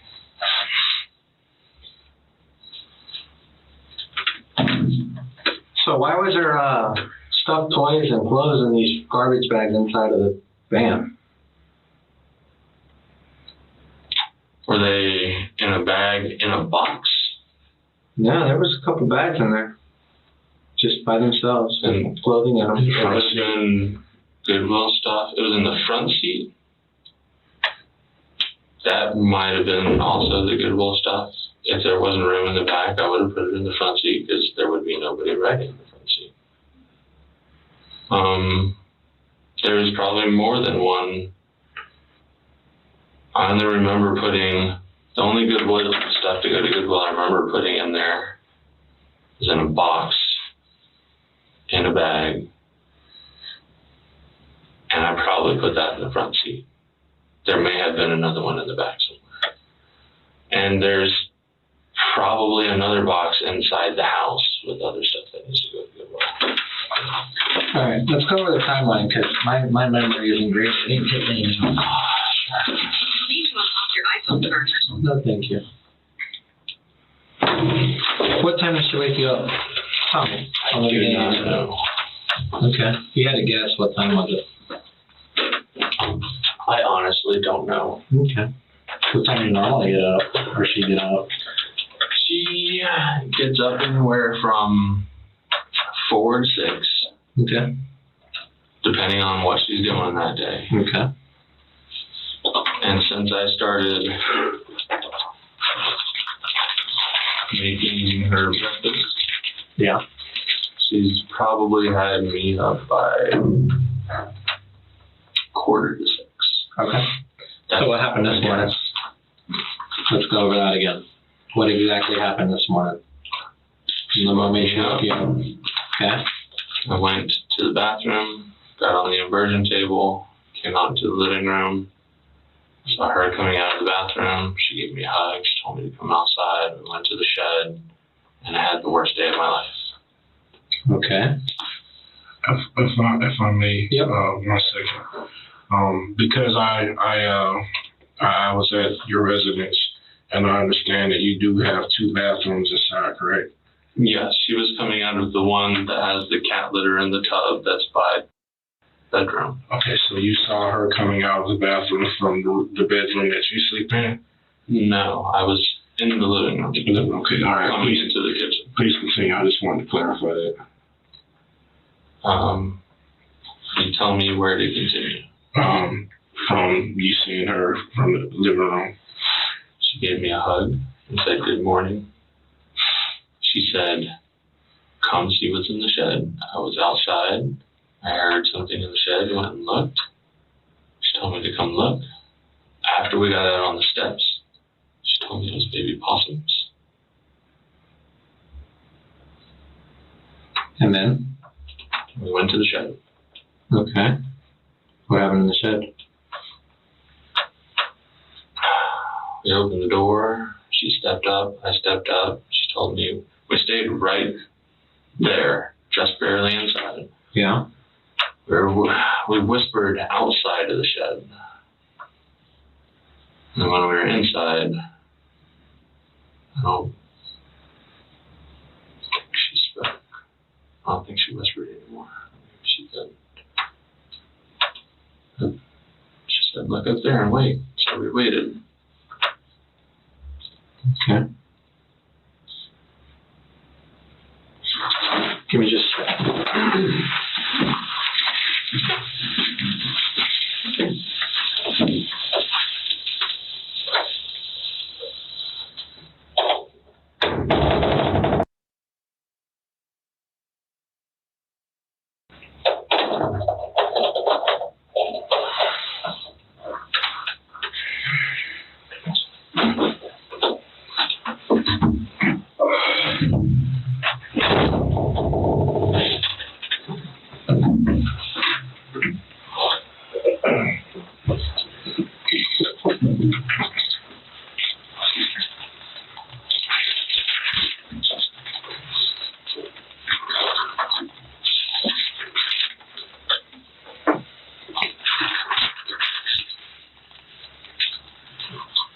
Kevin, I'm gonna be straight up with you. I have a serious problem with some of the things that you've shared with me and Detective Bardunio.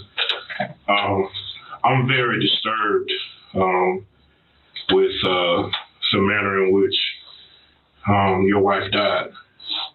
So I don't understand how you are, because you said you love this woman and you don't recall what exactly was around your neck. You don't recall it being removed from your neck, from what you've told us.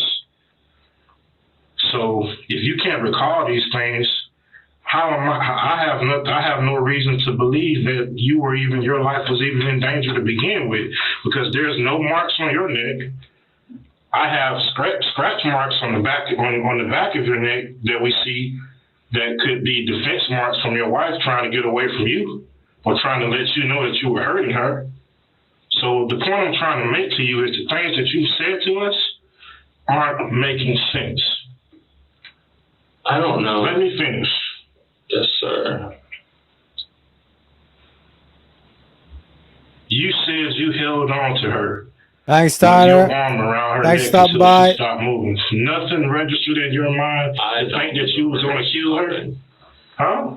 I don't recall her stopping. You don't recall her stopping? I held on. She was moving.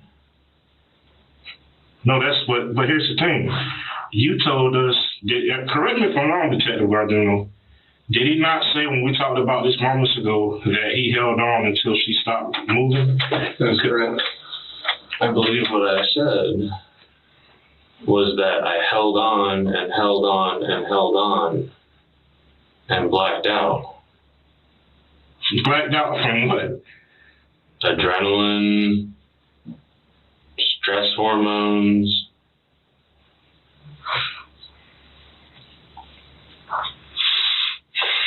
Mr. Keys, you don't black out from adrenaline. Nope. If anything, adrenaline's gonna wake you up. I was lightheaded for a couple of hours afterwards. Like, man, all I have to tell you is the same stuff. You were lightheaded, and you were supposedly, or your suggestion that you were perhaps disoriented in such a way, but that father instinct that you worked well, because you had enough wit about you to just check on your son because you heard him. After I was done having this... After you were done murdering your wife. After you were done, let's call it what it is. After you were done murdering your wife. After I killed my wife. After you were done murdering your wife? In self-defense. In self-defense. I have no proof of that. You have no proof of anything, except for whatever the scratches... No, I have no proof of what you told us, that you had a reason to defend yourself. item that's used to be placed around a person's neck from someone that's attempting. It has to be there. Let me finish. An item that's used to be placed around someone's neck in an attempt for that person to strangle another person, we refer to as a ligature. All right? There are no ligature marks around your neck. You can't recall how you got the ligature from around your neck. And so my thing is this. If I'm being choked, the first action that I'm going to take is to get whatever it is that's cutting off my air supply from around my neck. Regardless of what the person is trying to do to me, I need to breathe. Because if I can't breathe, I can't think, I can't function. But you're saying that you don't remember how it got from around your neck. You don't remember what it was that was around your neck. So how can we justify your argument of self-defense if you can't remember what the item was or remember how it got from around your neck? I never saw the item with my eyes. But if it was around your neck, you could have felt it. It would not have been. Was it a fishing line? Do you want was it a rope? To say? Was it a fishing line? Was it a rope? Was it a belt? Maybe a rope. We know how things feel. I didn't see it. It wasn't there long enough to stop me from breathing for long. I immediately back onto her. So it wasn't there long. It wasn't there long enough to stop you from breathing, but you felt that was enough to murder your wife. It wasn't there long enough for me to not be able to think and make me panic and go for that instead of the person. But it was there long enough for you to say, I'm going to murder my wife. It was there long enough for me to say, holy shit, my wife is trying to murder me.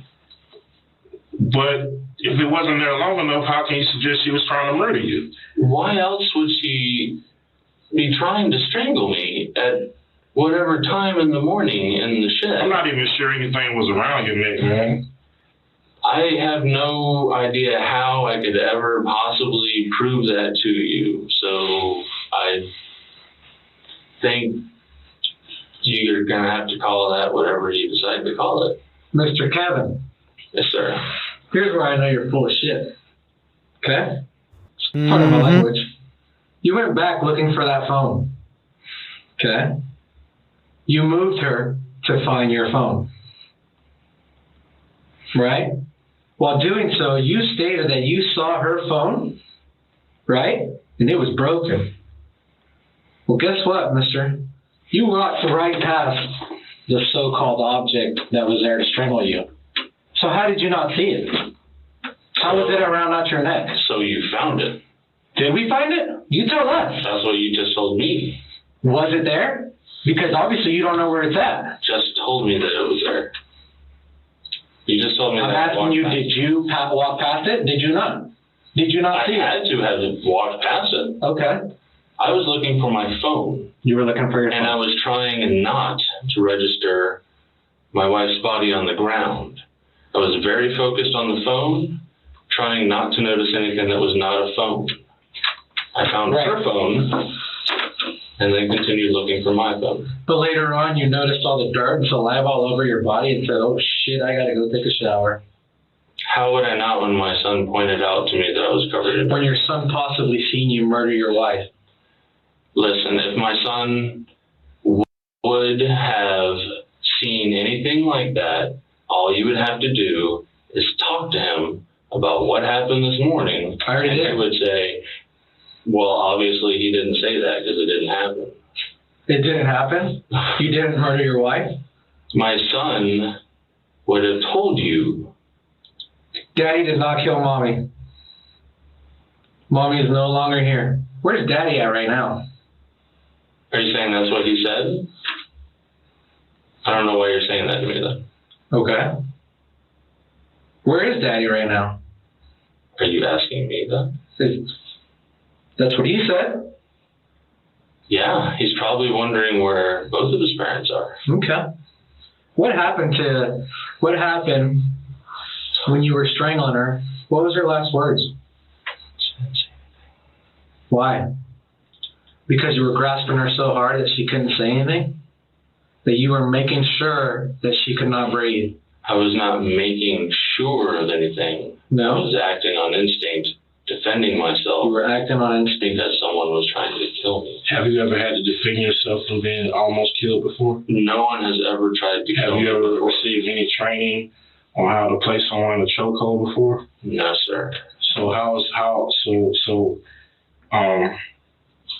I'll give you a perfect example. As a law enforcement officer, if I'm placed in a situation where I perhaps may have to use deadly force, instinctively, I go to my holster and draw my service weapon. That's an instinct for me because I train. Mm-hmm. So, why was murdering your wife and choking her out instinctively the first solution to your problem? And one, you said that whatever was around your neck wasn't there that long, so there was another way that this situation could have been handled. You could have ran away from her, removed yourself from her. You are bigger than this woman. I did by not. 2 times at least. I was not able to get away from her. She was still trying to get me. How so? Did she have you barred to the ground? Did she have you restrained? Did she have your hands to where you couldn't maneuver your hands and feet? The best mental image. You're over 6 feet tall, man. The best mental image I have of that moment is like a cartoon where there's a bunch of scraggly lines and there's arms and legs sticking out of it. Okay? I can tell you the few things that I felt and what I do remember. I can't tell you what I didn't see. I can't tell you anything from a third person perspective where it would have all been much more clear. I definitely don't have any way to prove anything to you. I don't know how I ever would. So this is coming from a man, from what I've spoken to people, say won't kill an ant, will walk around an ant pile, he's never killed an animal in his life, to just murdering his wife? I do kill invasive fire ants. I have killed animals. Okay. We raised rabbits when we were younger, and we ate them. I've killed chickens. Not according to your mother. Well, she might have been trying to get the spirit of who I am across and not been thinking about the fact that I've killed many chickens over there. So let's talk about your spirit. How are you going to face your spirit knowing that you murdered your wife?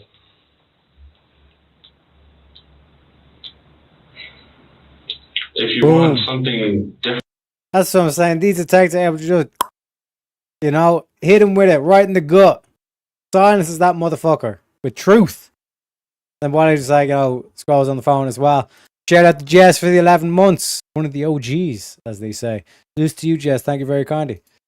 To come out of my mouth, you're going to have to give me something different to respond to. You murdered your wife. I did not murder my wife. Your wife? My wife tried to murder me. How? There's no evidence of that. That doesn't. You do not have any marks around your neck to indicate that you were strangled. So it's working against me that I immediately reacted and that I won. Hell fucking yeah. Well, then that's gonna have to You work 6 against foot. me because You're 6 foot 2. You're 6 foot. Wow. So you feel like a big shot. You choked this little woman out. Who said anything about a big shot?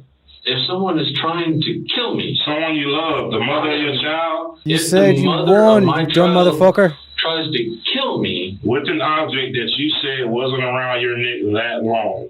So apparently, if it wasn't around your neck that long, you got control of the situation before she died. So you had a choice. Do I go forward with murdering my wife, or do I stop? You chose to murder your wife. There was no choice. Why wasn't there a choice? If the object was no longer around your neck, there was a choice. There was no moment where I made a choice to do that. I reacted. We fought. You did make a choice. Not with my higher brain. Listen, man, I'm telling you. I'm gonna give you another example in my profession. Me and Detective Gardino get into an altercation, and he put his gun out on me. I pulled mine out on him. He put his back and said, "All right, I quit." If I shoot him still, I'm wrong. Because he gave up. I had a choice. Apples and oranges. No, it's not. You had a choice. If the threat was no longer there, which I don't believe existed right now. The threat was right there on the ground with me, still clawing and trying to kill me. No, clawing to tell you that he was hurting her, that she was fighting for her life. Reaching for whatever it was that was still on my neck so that she would get the chance. But you said it wasn't there that long. I said I don't know when it came off. It obviously wasn't there long enough before I reacted for her to stop. In the situation that you're putting forward, the way that you think, I know you don't really think this, but this is the words you're using in my perspective. I should have just stood there long enough for her to have actually cut the oxygen off my brain long enough to where I would then panic and I understand where that makes sense to you. Mr. Hughes, I'm not saying that at all. What I'm saying, based on what you've told us today thus far, this started in the shed. You said she came up behind you, placed something around your neck. You don't know what it was. I'm telling you that we have the sense of touch. So you can, based on the sense of touch, you can determine whether it was a rope, a belt, a fishing line, an extension cord. But that's besides the point right now. When you felt whatever it was go around your head, she said, "I'm sorry." That's what you said. Your head, you backed up into her some kind of way somehow. You guys end up on the ground. After you end up on the ground, a struggle ensues on the ground, and you're saying that you don't remember whatever it was around your neck being there that long, but whatever happened, you end up with her neck in your arm, and you don't let go until she stops moving. That's murder. I'm not aware of her not moving. All the time that I was aware of my neck on her, she was moving with my arm on her. You said but let me refresh your memory, because remember, this is on tape. I'm sure you recall. You rewind it. Let me hear where I say that she was moving, and she was moving a long time. And when I came to, she was not moving. She was laying on me, and my arm was no longer around. You came to from what? Yeah, but here's the thing. You said language. You said that when we asked you why didn't you stop? Remember when we asked you that? Mm-hmm. And you said because she would not stop or attacking you or fighting you, and you held on until she was no longer moving. That's what you said. I hesitate to call it a thought process or chain of thought. What was happening inside of me was that I had to stop her from killing me. And so I did whatever I had to do to fight her off of my neck. At some point, I must have been the one who took that off of my neck. I do not remember doing it. My beard does not feel things as well as your fingers do. It may have been a small rope. I did not let her keep it on there long enough to have any real effect on me. I immediately threw myself back against her and fought her, and she continued to fight me. This is what I'm talking about right here. This is what I'm talking about. See, now I feel like you are starting to just become honest just a little bit about the situation, because see, you're starting to use words like allow, let, things like that. That means that you were in control at some point. That means, like I said before, you had a choice. When you allow and let somebody do something, you are in control. You have a choice.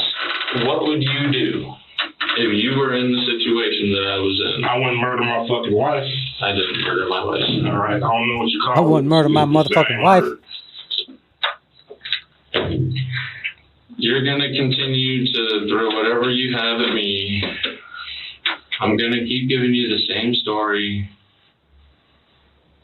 The reason that you're not going to prove I murdered my wife is because I didn't murder my wife, and therefore there is no proof that I did. The reason that... Oh, there's all the proof. All the proof is there that you murdered your wife. You strangled your wife. You put your... Hold on.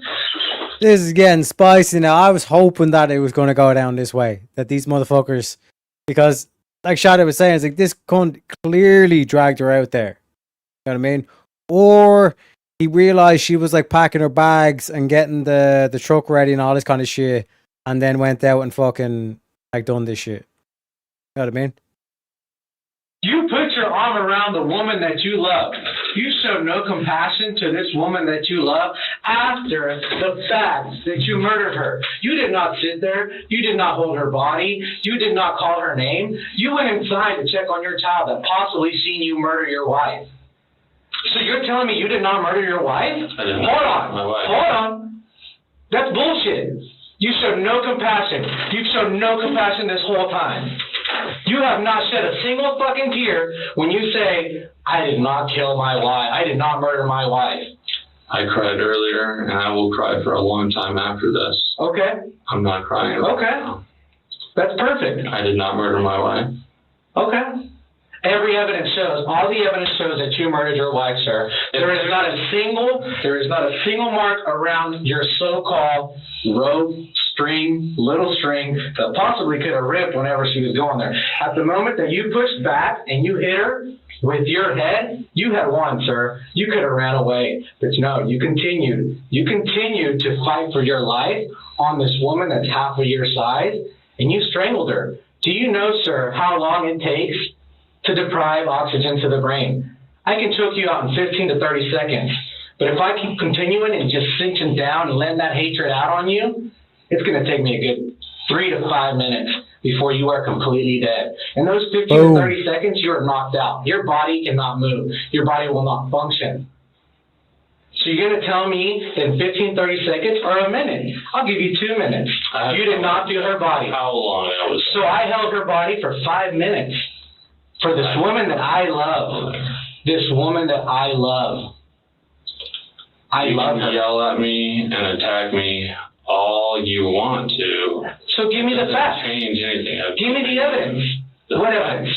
Exactly, I don't have evidence for you. What evidence could I possibly have? Okay. Okay, now, if you have all this evidence that I killed my wife intentionally instead of trying to save myself in a desperate situation, then there's no need for any more of this conversation. And there's definitely no need for you to yell at me and try and get me to change my story and tell me that I've said different things when it happened. Does it make you uncomfortable that I yell at you? I think it makes everyone uncomfortable. Yell at you? Did it make you uncomfortable when I yell at you? Of course. Yeah? Maybe she yelled at you one too many times? Come on. Did she yell when you were choking her? No. She didn't yell when I was choking her.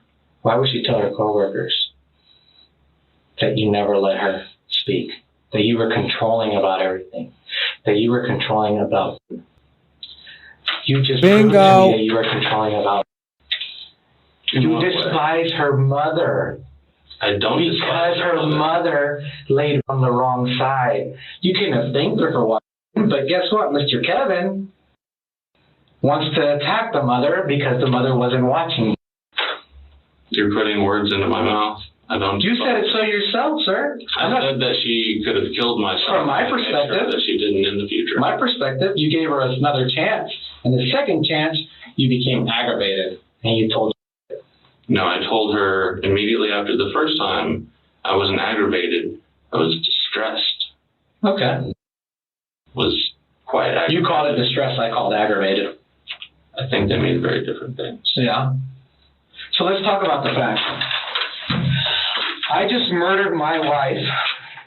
I go back inside and I take a shower.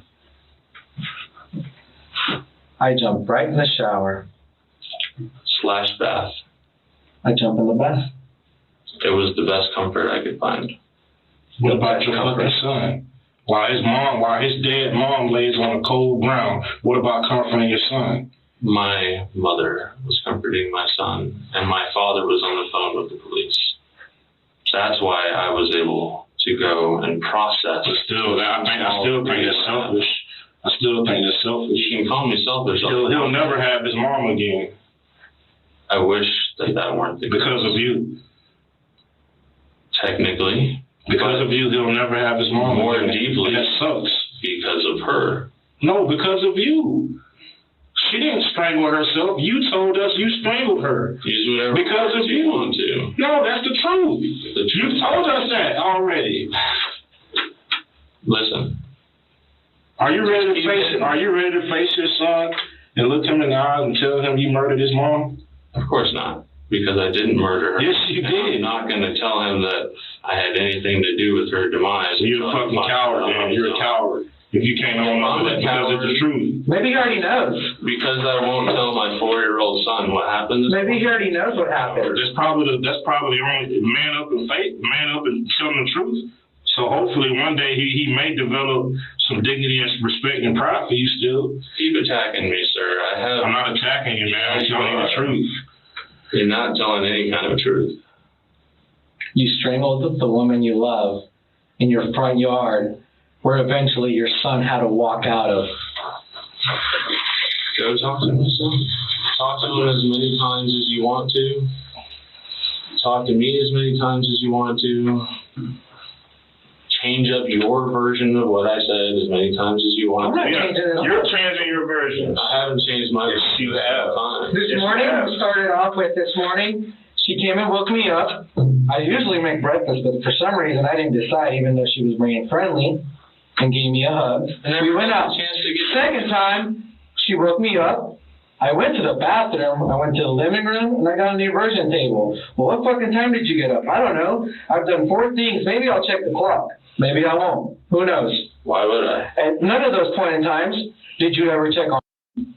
Did you ever say anything about it? Are you sure? Sleep? You know. I was going about our usual routine. How do you know? That way. Because he didn't come out.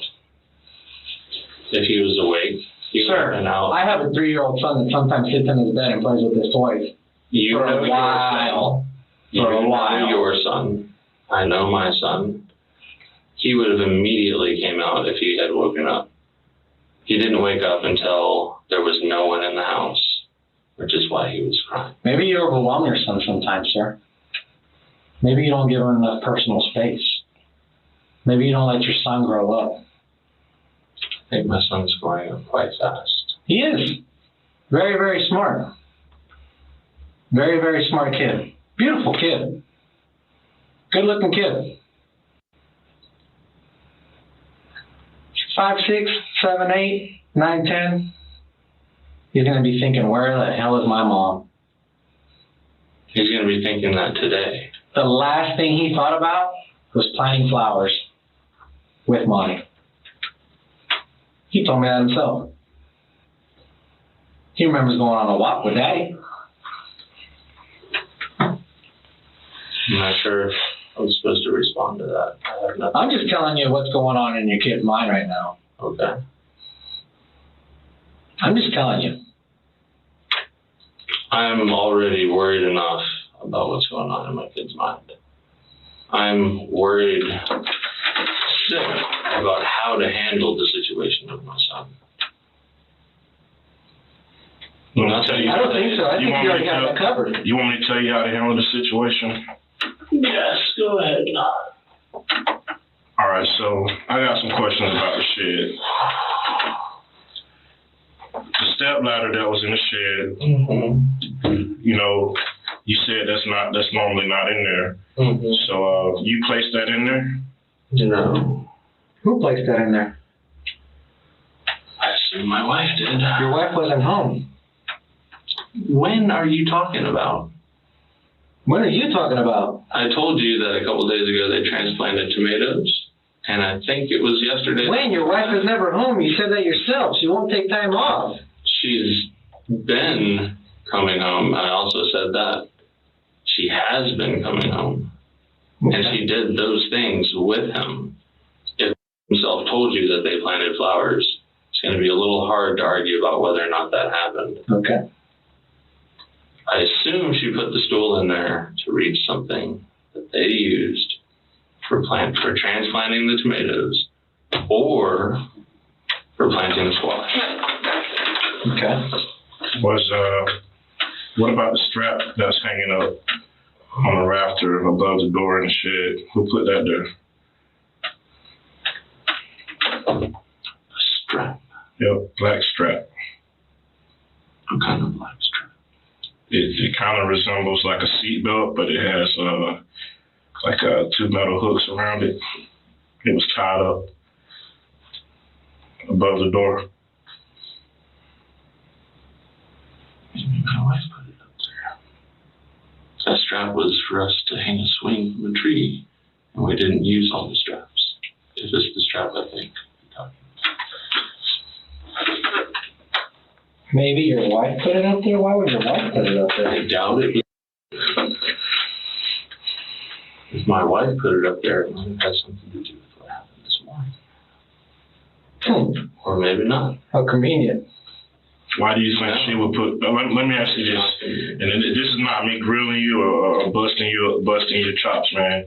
And all I'm seeking is an honest, sincere answer, because it's an honest, sincere question. When you think about that strap and what it was what you guys intended to use it for, and the position and location where I just told you where it was, if you think that your wife put it there, why do you think she may have put it there? Either because of this morning, or because she planned on hanging something else up there. It's not. But what would it have? What would it have to do with this morning? You know, when in relation to the strap, what do you think she may have intended to do with it this morning? Possibly hang me from it to make me look like I killed myself. So you believe your wife is physically capable of?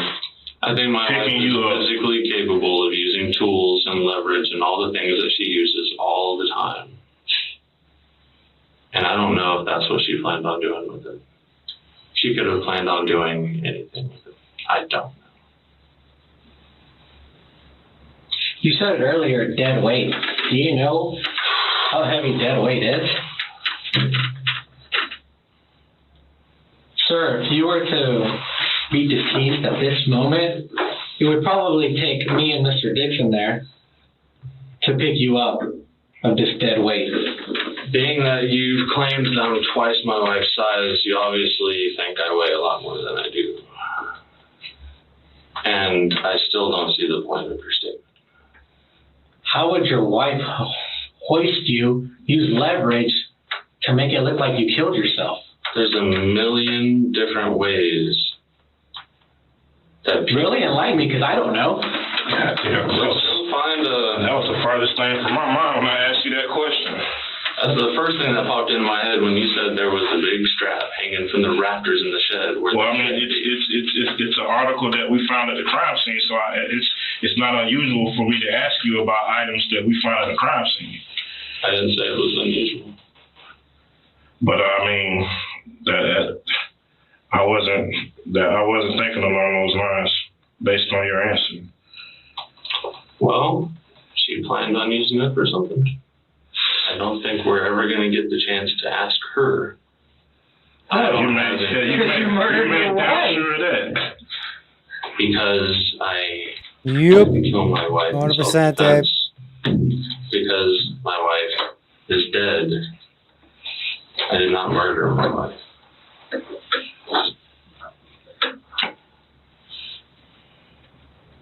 You took the woman's life. That is murder, sir. I did take her life. That is murder in itself. So what happened with the stool? Did anything happen with the stool inside?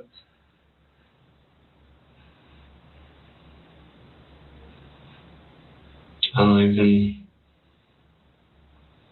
Did you step on the stool? Afterwards. Did you step on the stool at any point in time while you were inside the shed? I did not step on the stool. Okay. What if I told you we found a bare footprint on it? Oh my God. Boom. Crucify this motherfucker. Crucify him, detective, please. roast this motherfucker like he's never been roasted in his entire life. Holy shit, this piece of shit. Those prints all over it because I'm always barefooted. But you said you didn't know the stool was in there. I use it in the house. I take it outside to use it for other things. I are the people who primarily use it. My fingerprints are definitely all over it too. Coming from there's so much dust in that place, and you can see, obviously, the burn foot on it. Fresh. Just like that strap was fresh. That was hanging from the rafters. If I have a fresh footprint on that stool, then it happened a couple days ago. And that's about as fresh as it is. So, let me ask you this. No, Shante, what I think happened was he had this plan to lure her out into the shed, right, strangle her, and then rig it up and make it look like she killed herself. Probably an argument the previous night. She was like, I'm fucking hightailing it and all this kind of shit. So then, like, he woke up early, set this all up, or not even set it up beforehand. That, like, he lured her out into the shed, strangled her, and then he was going to rig it up and like hang her from the rafters to make it look like she killed herself, but the kid came out. And then he was like, oh fuck. You know what I mean? So then he had to like back concoct this story, and the reason why he made a point of mentioning that she put something around his neck was to that if that like thing, if this question came up in terms of the rope, or is there rope in the shed and a step stool and all this stuff, he was basically trying to cover his ass in terms of that angle. But the key thing that completely blows this whole fucking story out of the water now, especially at this stage, is how did the rope end up in the rafters? This stupid motherfucker. Exactly, Abe. 100%. Man, if this guy really didn't intentionally do this, why the heck is he still talking to him? Because he's a control freak. He's a fucking retard. He's a pathetic waste of carbon, waste of air, waste of space, freeloader. You know what I mean? Like this whole, like, he's stay-at-home husband, all this kind of shit.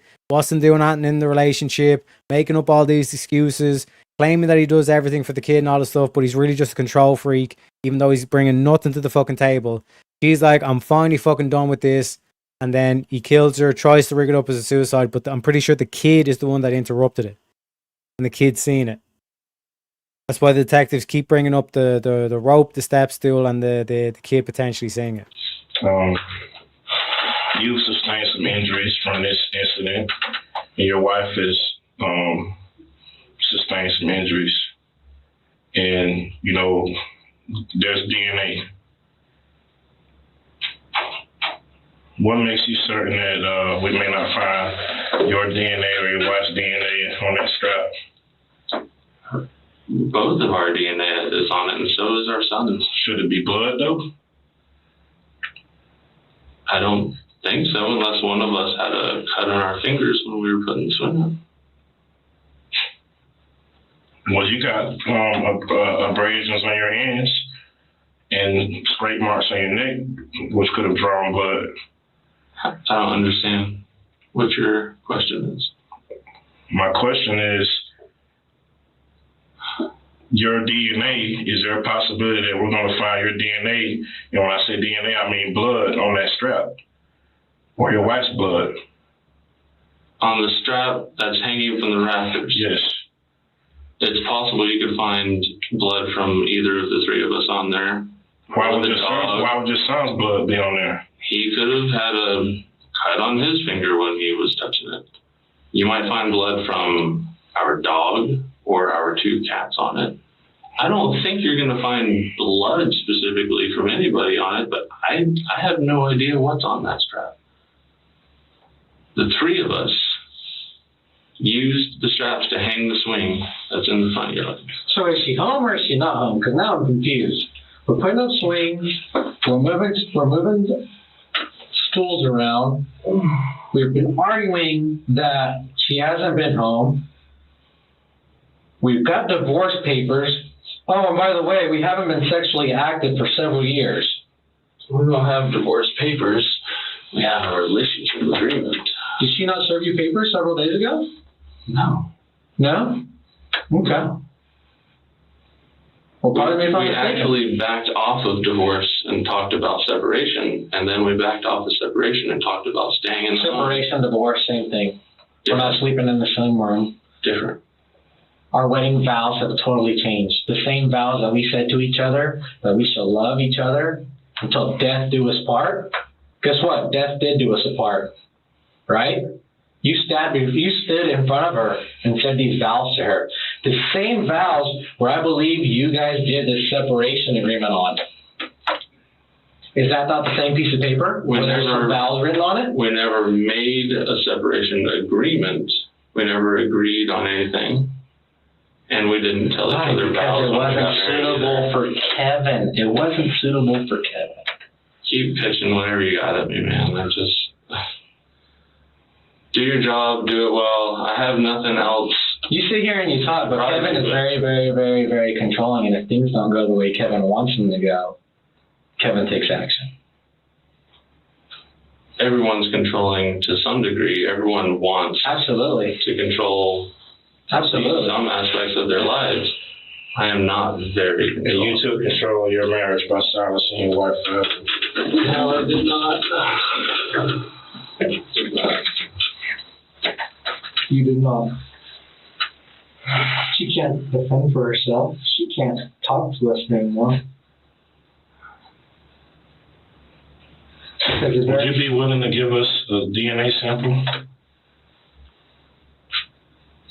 What's in the cup? My saliva is on the. Well, no, I mean not in that form. We would have our crime scene technician come in and take a buccal swab, and you would sign a consent form. Would you be willing to do that? Yeah. Okay. We'll get it. My DNA is all over everything. I don't really. Yes. Would you be willing to give us consent to search your cell phone? To search my cell phone? Yeah. Why would I do that? Why wouldn't you? Why wouldn't you want us to do that? Because honestly, you're talking to investigators about the murder of your wife, and just like it's our job to determine if there was any malicious intent, it's also our job to exonerate you as well. Bring it in here. I will unlock it for you, and then I'll sign a piece of paper telling you to snoop around in it. Why would you want to unlock it first? Because it is locked. Okay. We got ways around that.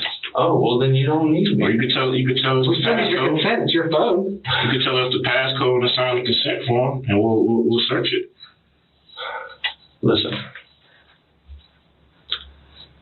I don't know what else to say to you guys.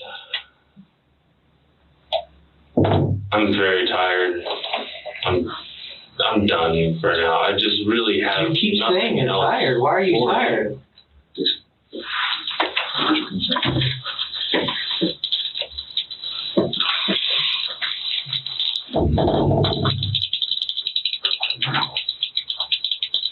What's the passcode to your phone? It's a pattern. Pattern.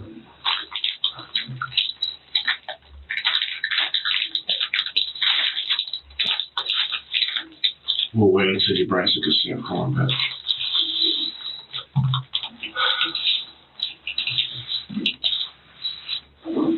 All right, so let's take a break from the questions for now. What I need is to take a real break, please. He's cracking. Hey, Sarge. What do you mean by a real break? One more for DNA. One where I can rest. You can rest? Sir, you just murdered your wife. You think we're going to let you go home? You're being temporarily detained for the murder of your wife. Did not murder my wife, and I didn't say anything about going home. You're going to let me go home whenever you let me go home. You're tired because you used all your energy on your wife, strangling her. You know, a lot of the things that you're trying to say to get a rise out of me, or you to say something different, are actually quite cruel. Absolutely, because Kevin is controlling. Kevin manipulates his way around people, and Kevin likes to change words on people. I didn't change any words.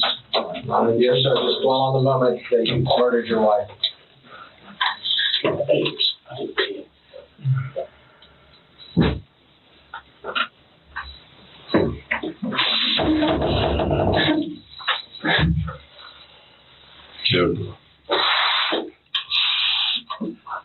I'm very passionate about this kind of stuff, man, and I understand people go through stuff. Everybody has problems. Marriage is a work in progress. It's a marathon, and two people come together and make that decision to take that marathon through life together, through ups and downs. Having kids can be a challenge for a lot of people, especially women. They go through so much with just trying to bring that child to life into this world. They go through many insecurities, like you said, where they're trying to decide if, am I fit to be the mother that this child needs? Am I inadequate? You know, these are questions that a lot of women ask. And, you know, the amazing part about your situation is you chose to be there for your son in a time that, according to, you know, some things that you observed, his mom wasn't ready for it. And I commend you for that. I really do, sincerely.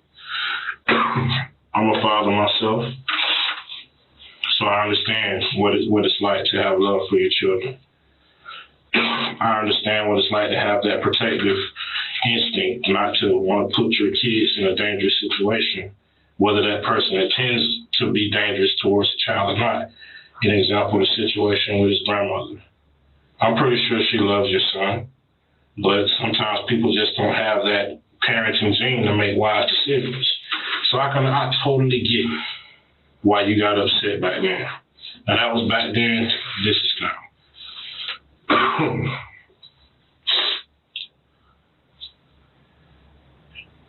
I really feel that everything that transpired this morning was much deeper than what's on the surface.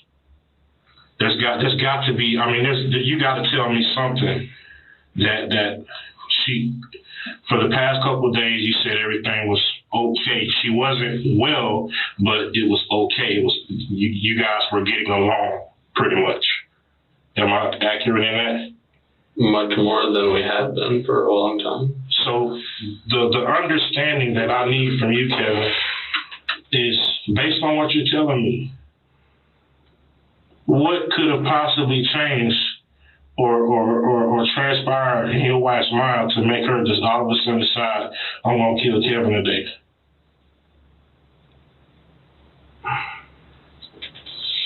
I don't know what was inside of her mind. Did y'all get a new life insurance policy or something recently? No, and is it the boyfriend that she told you about? Are things getting serious between them? I wanted her to find someone she could have a relationship with. She wasn't having it with me. Get the fuck out of here. Honestly, wanted her to be happy. If it would have made her happy to have a relationship with someone, I wanted that. I suggested it. That's what I think it could have been, that like she was planning to move in with the new boyfriend, and like this dude is a clear control freak, and typically that's like the breaking point. Like the ego fucking sets in, the ego can't handle it, and all this kind of shit. And bada bing, bada boom. You know what I mean? You were back in Golden Head.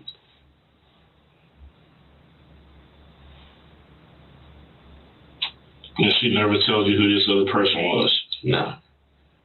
Was there anybody else that you were talking to that she may have found out about and it perhaps made her jealous? No. No, she didn't know, or no, you wasn't talking to anyone else? I wasn't talking to anybody. About a year ago. I'm sorry.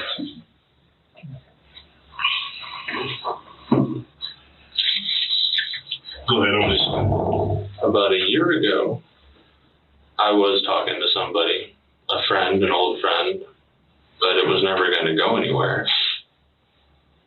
And that's been long since done. And this friend was from Florida or another state? She lives in Georgia. Georgia. Did your wife know about her? No. No, she did not.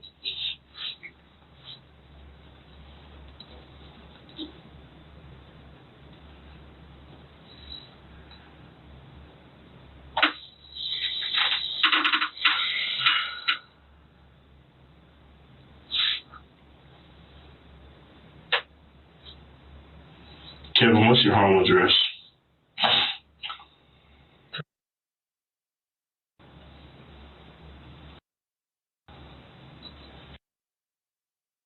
But that's what we're talking about, Blue, when you're saying, oh wait, no, not Blue, Jiraiya. Kind of genius here. He lost his friend, suddenly other guy understands. Yeah, no, like this whole thing of listen, like, you know, this whole thing of trying to get the extract the motive out of them and all this kind of thing. This whole thing of like where like listen, like I've been there myself, I've got kids, all this kind of stuff. Like the switch up between like you see there like maximum pressure. You know what I mean? And then you take the pressure off and then you come in like good cop. You know what I mean? The bad cop exits the room. Good cop goes, listen, I'm a father too. You know, marriage is a marathon, not a sprint. Blah, blah, blah, blah, blah, blah. And then eventually he's like, oh yeah, okay, I'll cave in kind of thing. Do you know what I mean? Because the dude's already saying shit like, I need a break, all this kind of shit. You know what I mean? He doesn't work. He's easy. He gets tired easily.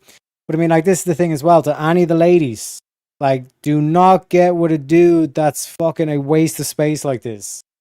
Like, if your husband's ever going to be like, I'm going to be a stay-at-home husband, you can go out and work. Red flag. Red fucking flag. You know what I mean? No wonder did he end her with the strap. Yeah, that's potential. That's potential because it would make sense that like that's the story he's trying to say or tell, because like basically kind of accuse her that which he's guilty of, like that kind of like mind frame where he tries to rationalize the post hoc rationalization. But again, yeah, like this whole thing of like, I don't know if he actually used the strap.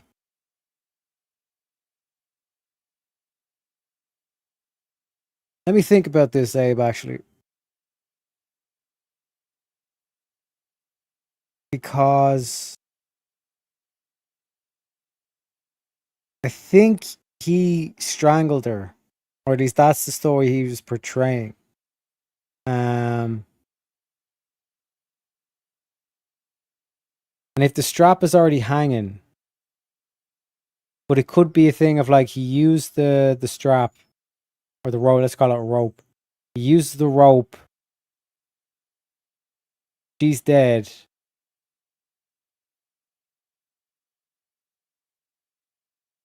I don't know how the rope would make sense if kid walks out and sees it.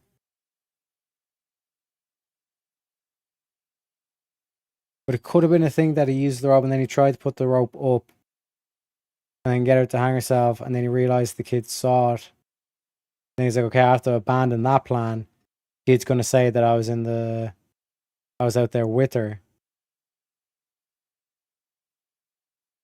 And his clothes did have dirty dirt on it, which means the whole kind of like going to the ground makes sense. Then he tries to clean all the evidence off himself. It was definitely a thing where, like, some way, shape, or form, he strangles her and then he tries to put in place.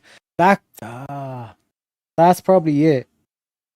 He probably used the rope and she's dead, and then while he's in the shed trying to set it up, the kid walks out and sees it. So then he's like, oh fuck, I can't make out that she killed herself. And again, like setting it up as a suicide makes a lot of sense here because you can tell like he's already got like all the doctor's names memorized and all this kind of shit, painting her out to be psychotic. But I think it's the kid that interrupts the plan.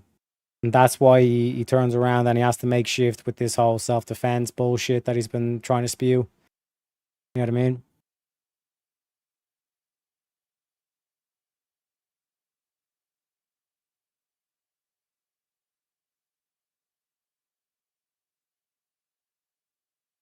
%, Shante. Like, what a fucking idiot. But, yeah, that's the point. He feels control. He thinks he can manipulate. True that, true that. Just watch. He'll keep slamming his head down while being interrogated. Yeah, no, he wants to kind of like look away because he knows he's found out. He's caught and all this kind of shit. He's fucked. He's fucked, Jeff.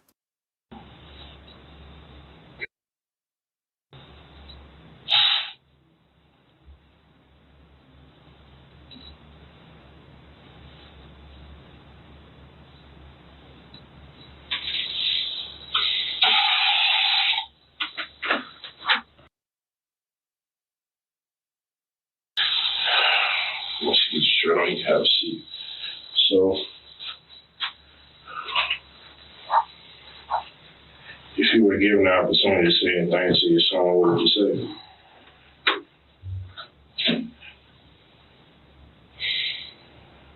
Is it only a one-way conversation? And I would say, have fun with Grandma and Grandpa. Good night, and I love you. Have sweet dreams. And I'll see you soon.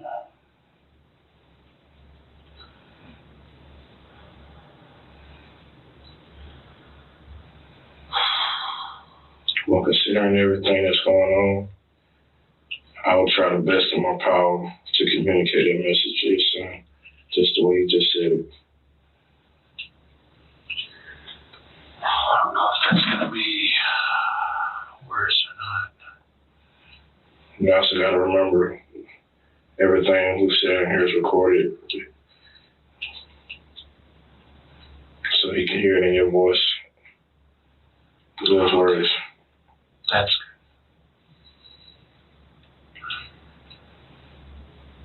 Well, I'm gonna work on trying to get some arrangements made for you to have the things that you need to get some sleep, and we'll take a break from this today. There's still a lot more that we probably need to discuss. And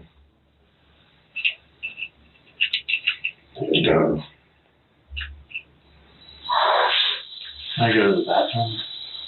Just 1 second, all right?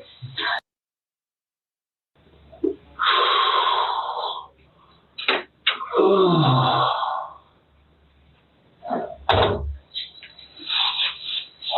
right, come on, stand up for a minute.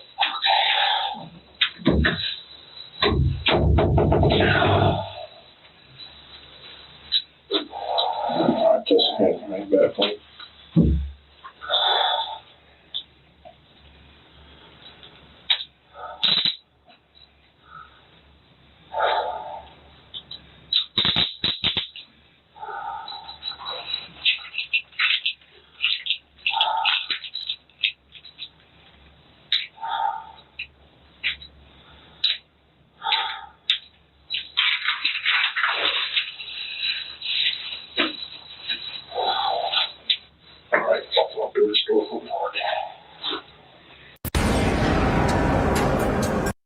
And there we have it, folks. Get your final comments in. Because, holy shit. I don't think there's much questions left in terms of that case. But let's wrap it up with the outro. And so, listeners, we bring this detailed installment of the Deductionist Files to a close, having thoroughly examined the birthday tragedy case. Just to go through the summary once again. In April 2019, in Okeechobee County, Florida, Jennifer Jen Benson Hughes, a beloved biologist and mother, was found dead outside the family home on her young son's 4th birthday. Her husband, Kevin Franklin Hughes, a stay-at-home father, was questioned in full extended interrogation about the troubled marriage, marked by postpartum challenges, arguments, and changing living arrangements. He described the morning confrontation, with detectives probing inconsistencies and details.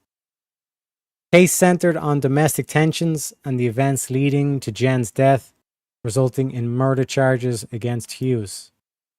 Key pieces of evidence included crime scene findings outside the home, medical examiner determination of cause of death, timeline details from the morning, statements about the marriage's history, and Hughes's evolving account during the lengthy interview. The investigation highlighted the profound impact of long-term relational strain on families and the importance of thorough questioning in domestic cases. This tragedy devastated Jen's loved ones and left a young child without his mother. Full interrogation materials deliver rich content for dissecting marital dynamics, emotional presentations, responses to probing questions, and the dynamics of pressure sustained over a long session. These recordings are particularly valuable for their complete length and the insights they provide into complex personal relationships under scrutiny. This case honors the memory of Jennifer Benson Hughes and highlights the enduring pain carried by her loved ones, especially her son and extended family. Their loss and the dedicated work of investigators remind us why these stories must be told with care and attention. Thank you for investing your time and analytical listening in this episode, and for the comments, and for pairing it with full-lengthy interrogation video. Your own deductions and feedback after each show continue to make this journey a collaborative and enriching. Next week, we'll load another strong case with compelling recorded elements suited for extended coverage. But until then, remain attentive to the patterns and the inconsistencies in accounts you hear. Cherish healthy relationships and seek help when tensions rise. This is Detective Teriak signing off from the Deductionist File. Stay observant, stay thoughtful, and I look forward to our next file together. 100% Shante, rest in peace, Jennifer. And Dry says, it sucks. It is what it is, man. It is what it is, because, like I said, the silver lining, perhaps, and like multiple people kind of said this throughout this case in particular, was like it's like gratitude, like we talk about, like with the Andrew Wilson clip, like gratitude from like where you're in. Like a lot of times in like modern day, it's kind of easy to get caught up with like the propaganda or the news cycles or the narratives and all this kind of stuff. And it's not that you shouldn't fight for a better situation or try to have ambition to aim for something higher, but to realize that like bad situations can be even worse. Despite the fact it could be very hard to think of a worse situation than you're currently in. But if you are in bad situations, that you should take the necessary actions to protect yourself first and foremost. You know what I mean? That just like with the detectives, you never want to find yourself kind of revealing your hand to someone, especially someone who's a control freak, man-child, emotional, erratic, dangerous, things like that. And I know it's difficult to kind of like, in the heat of the moment, especially when it's like a domestic and there's things being flung all around the place and all this kind of stuff. But like, and we often kind of like underestimate like our safety and all this stuff, especially like when we're like with partners or in domestic case and all this kind of stuff as well. But especially going over what we went through yesterday as well, like your safety is probably the most important kind of like aspect to learn from this. And although it can be difficult going through it or in the throes of it, trying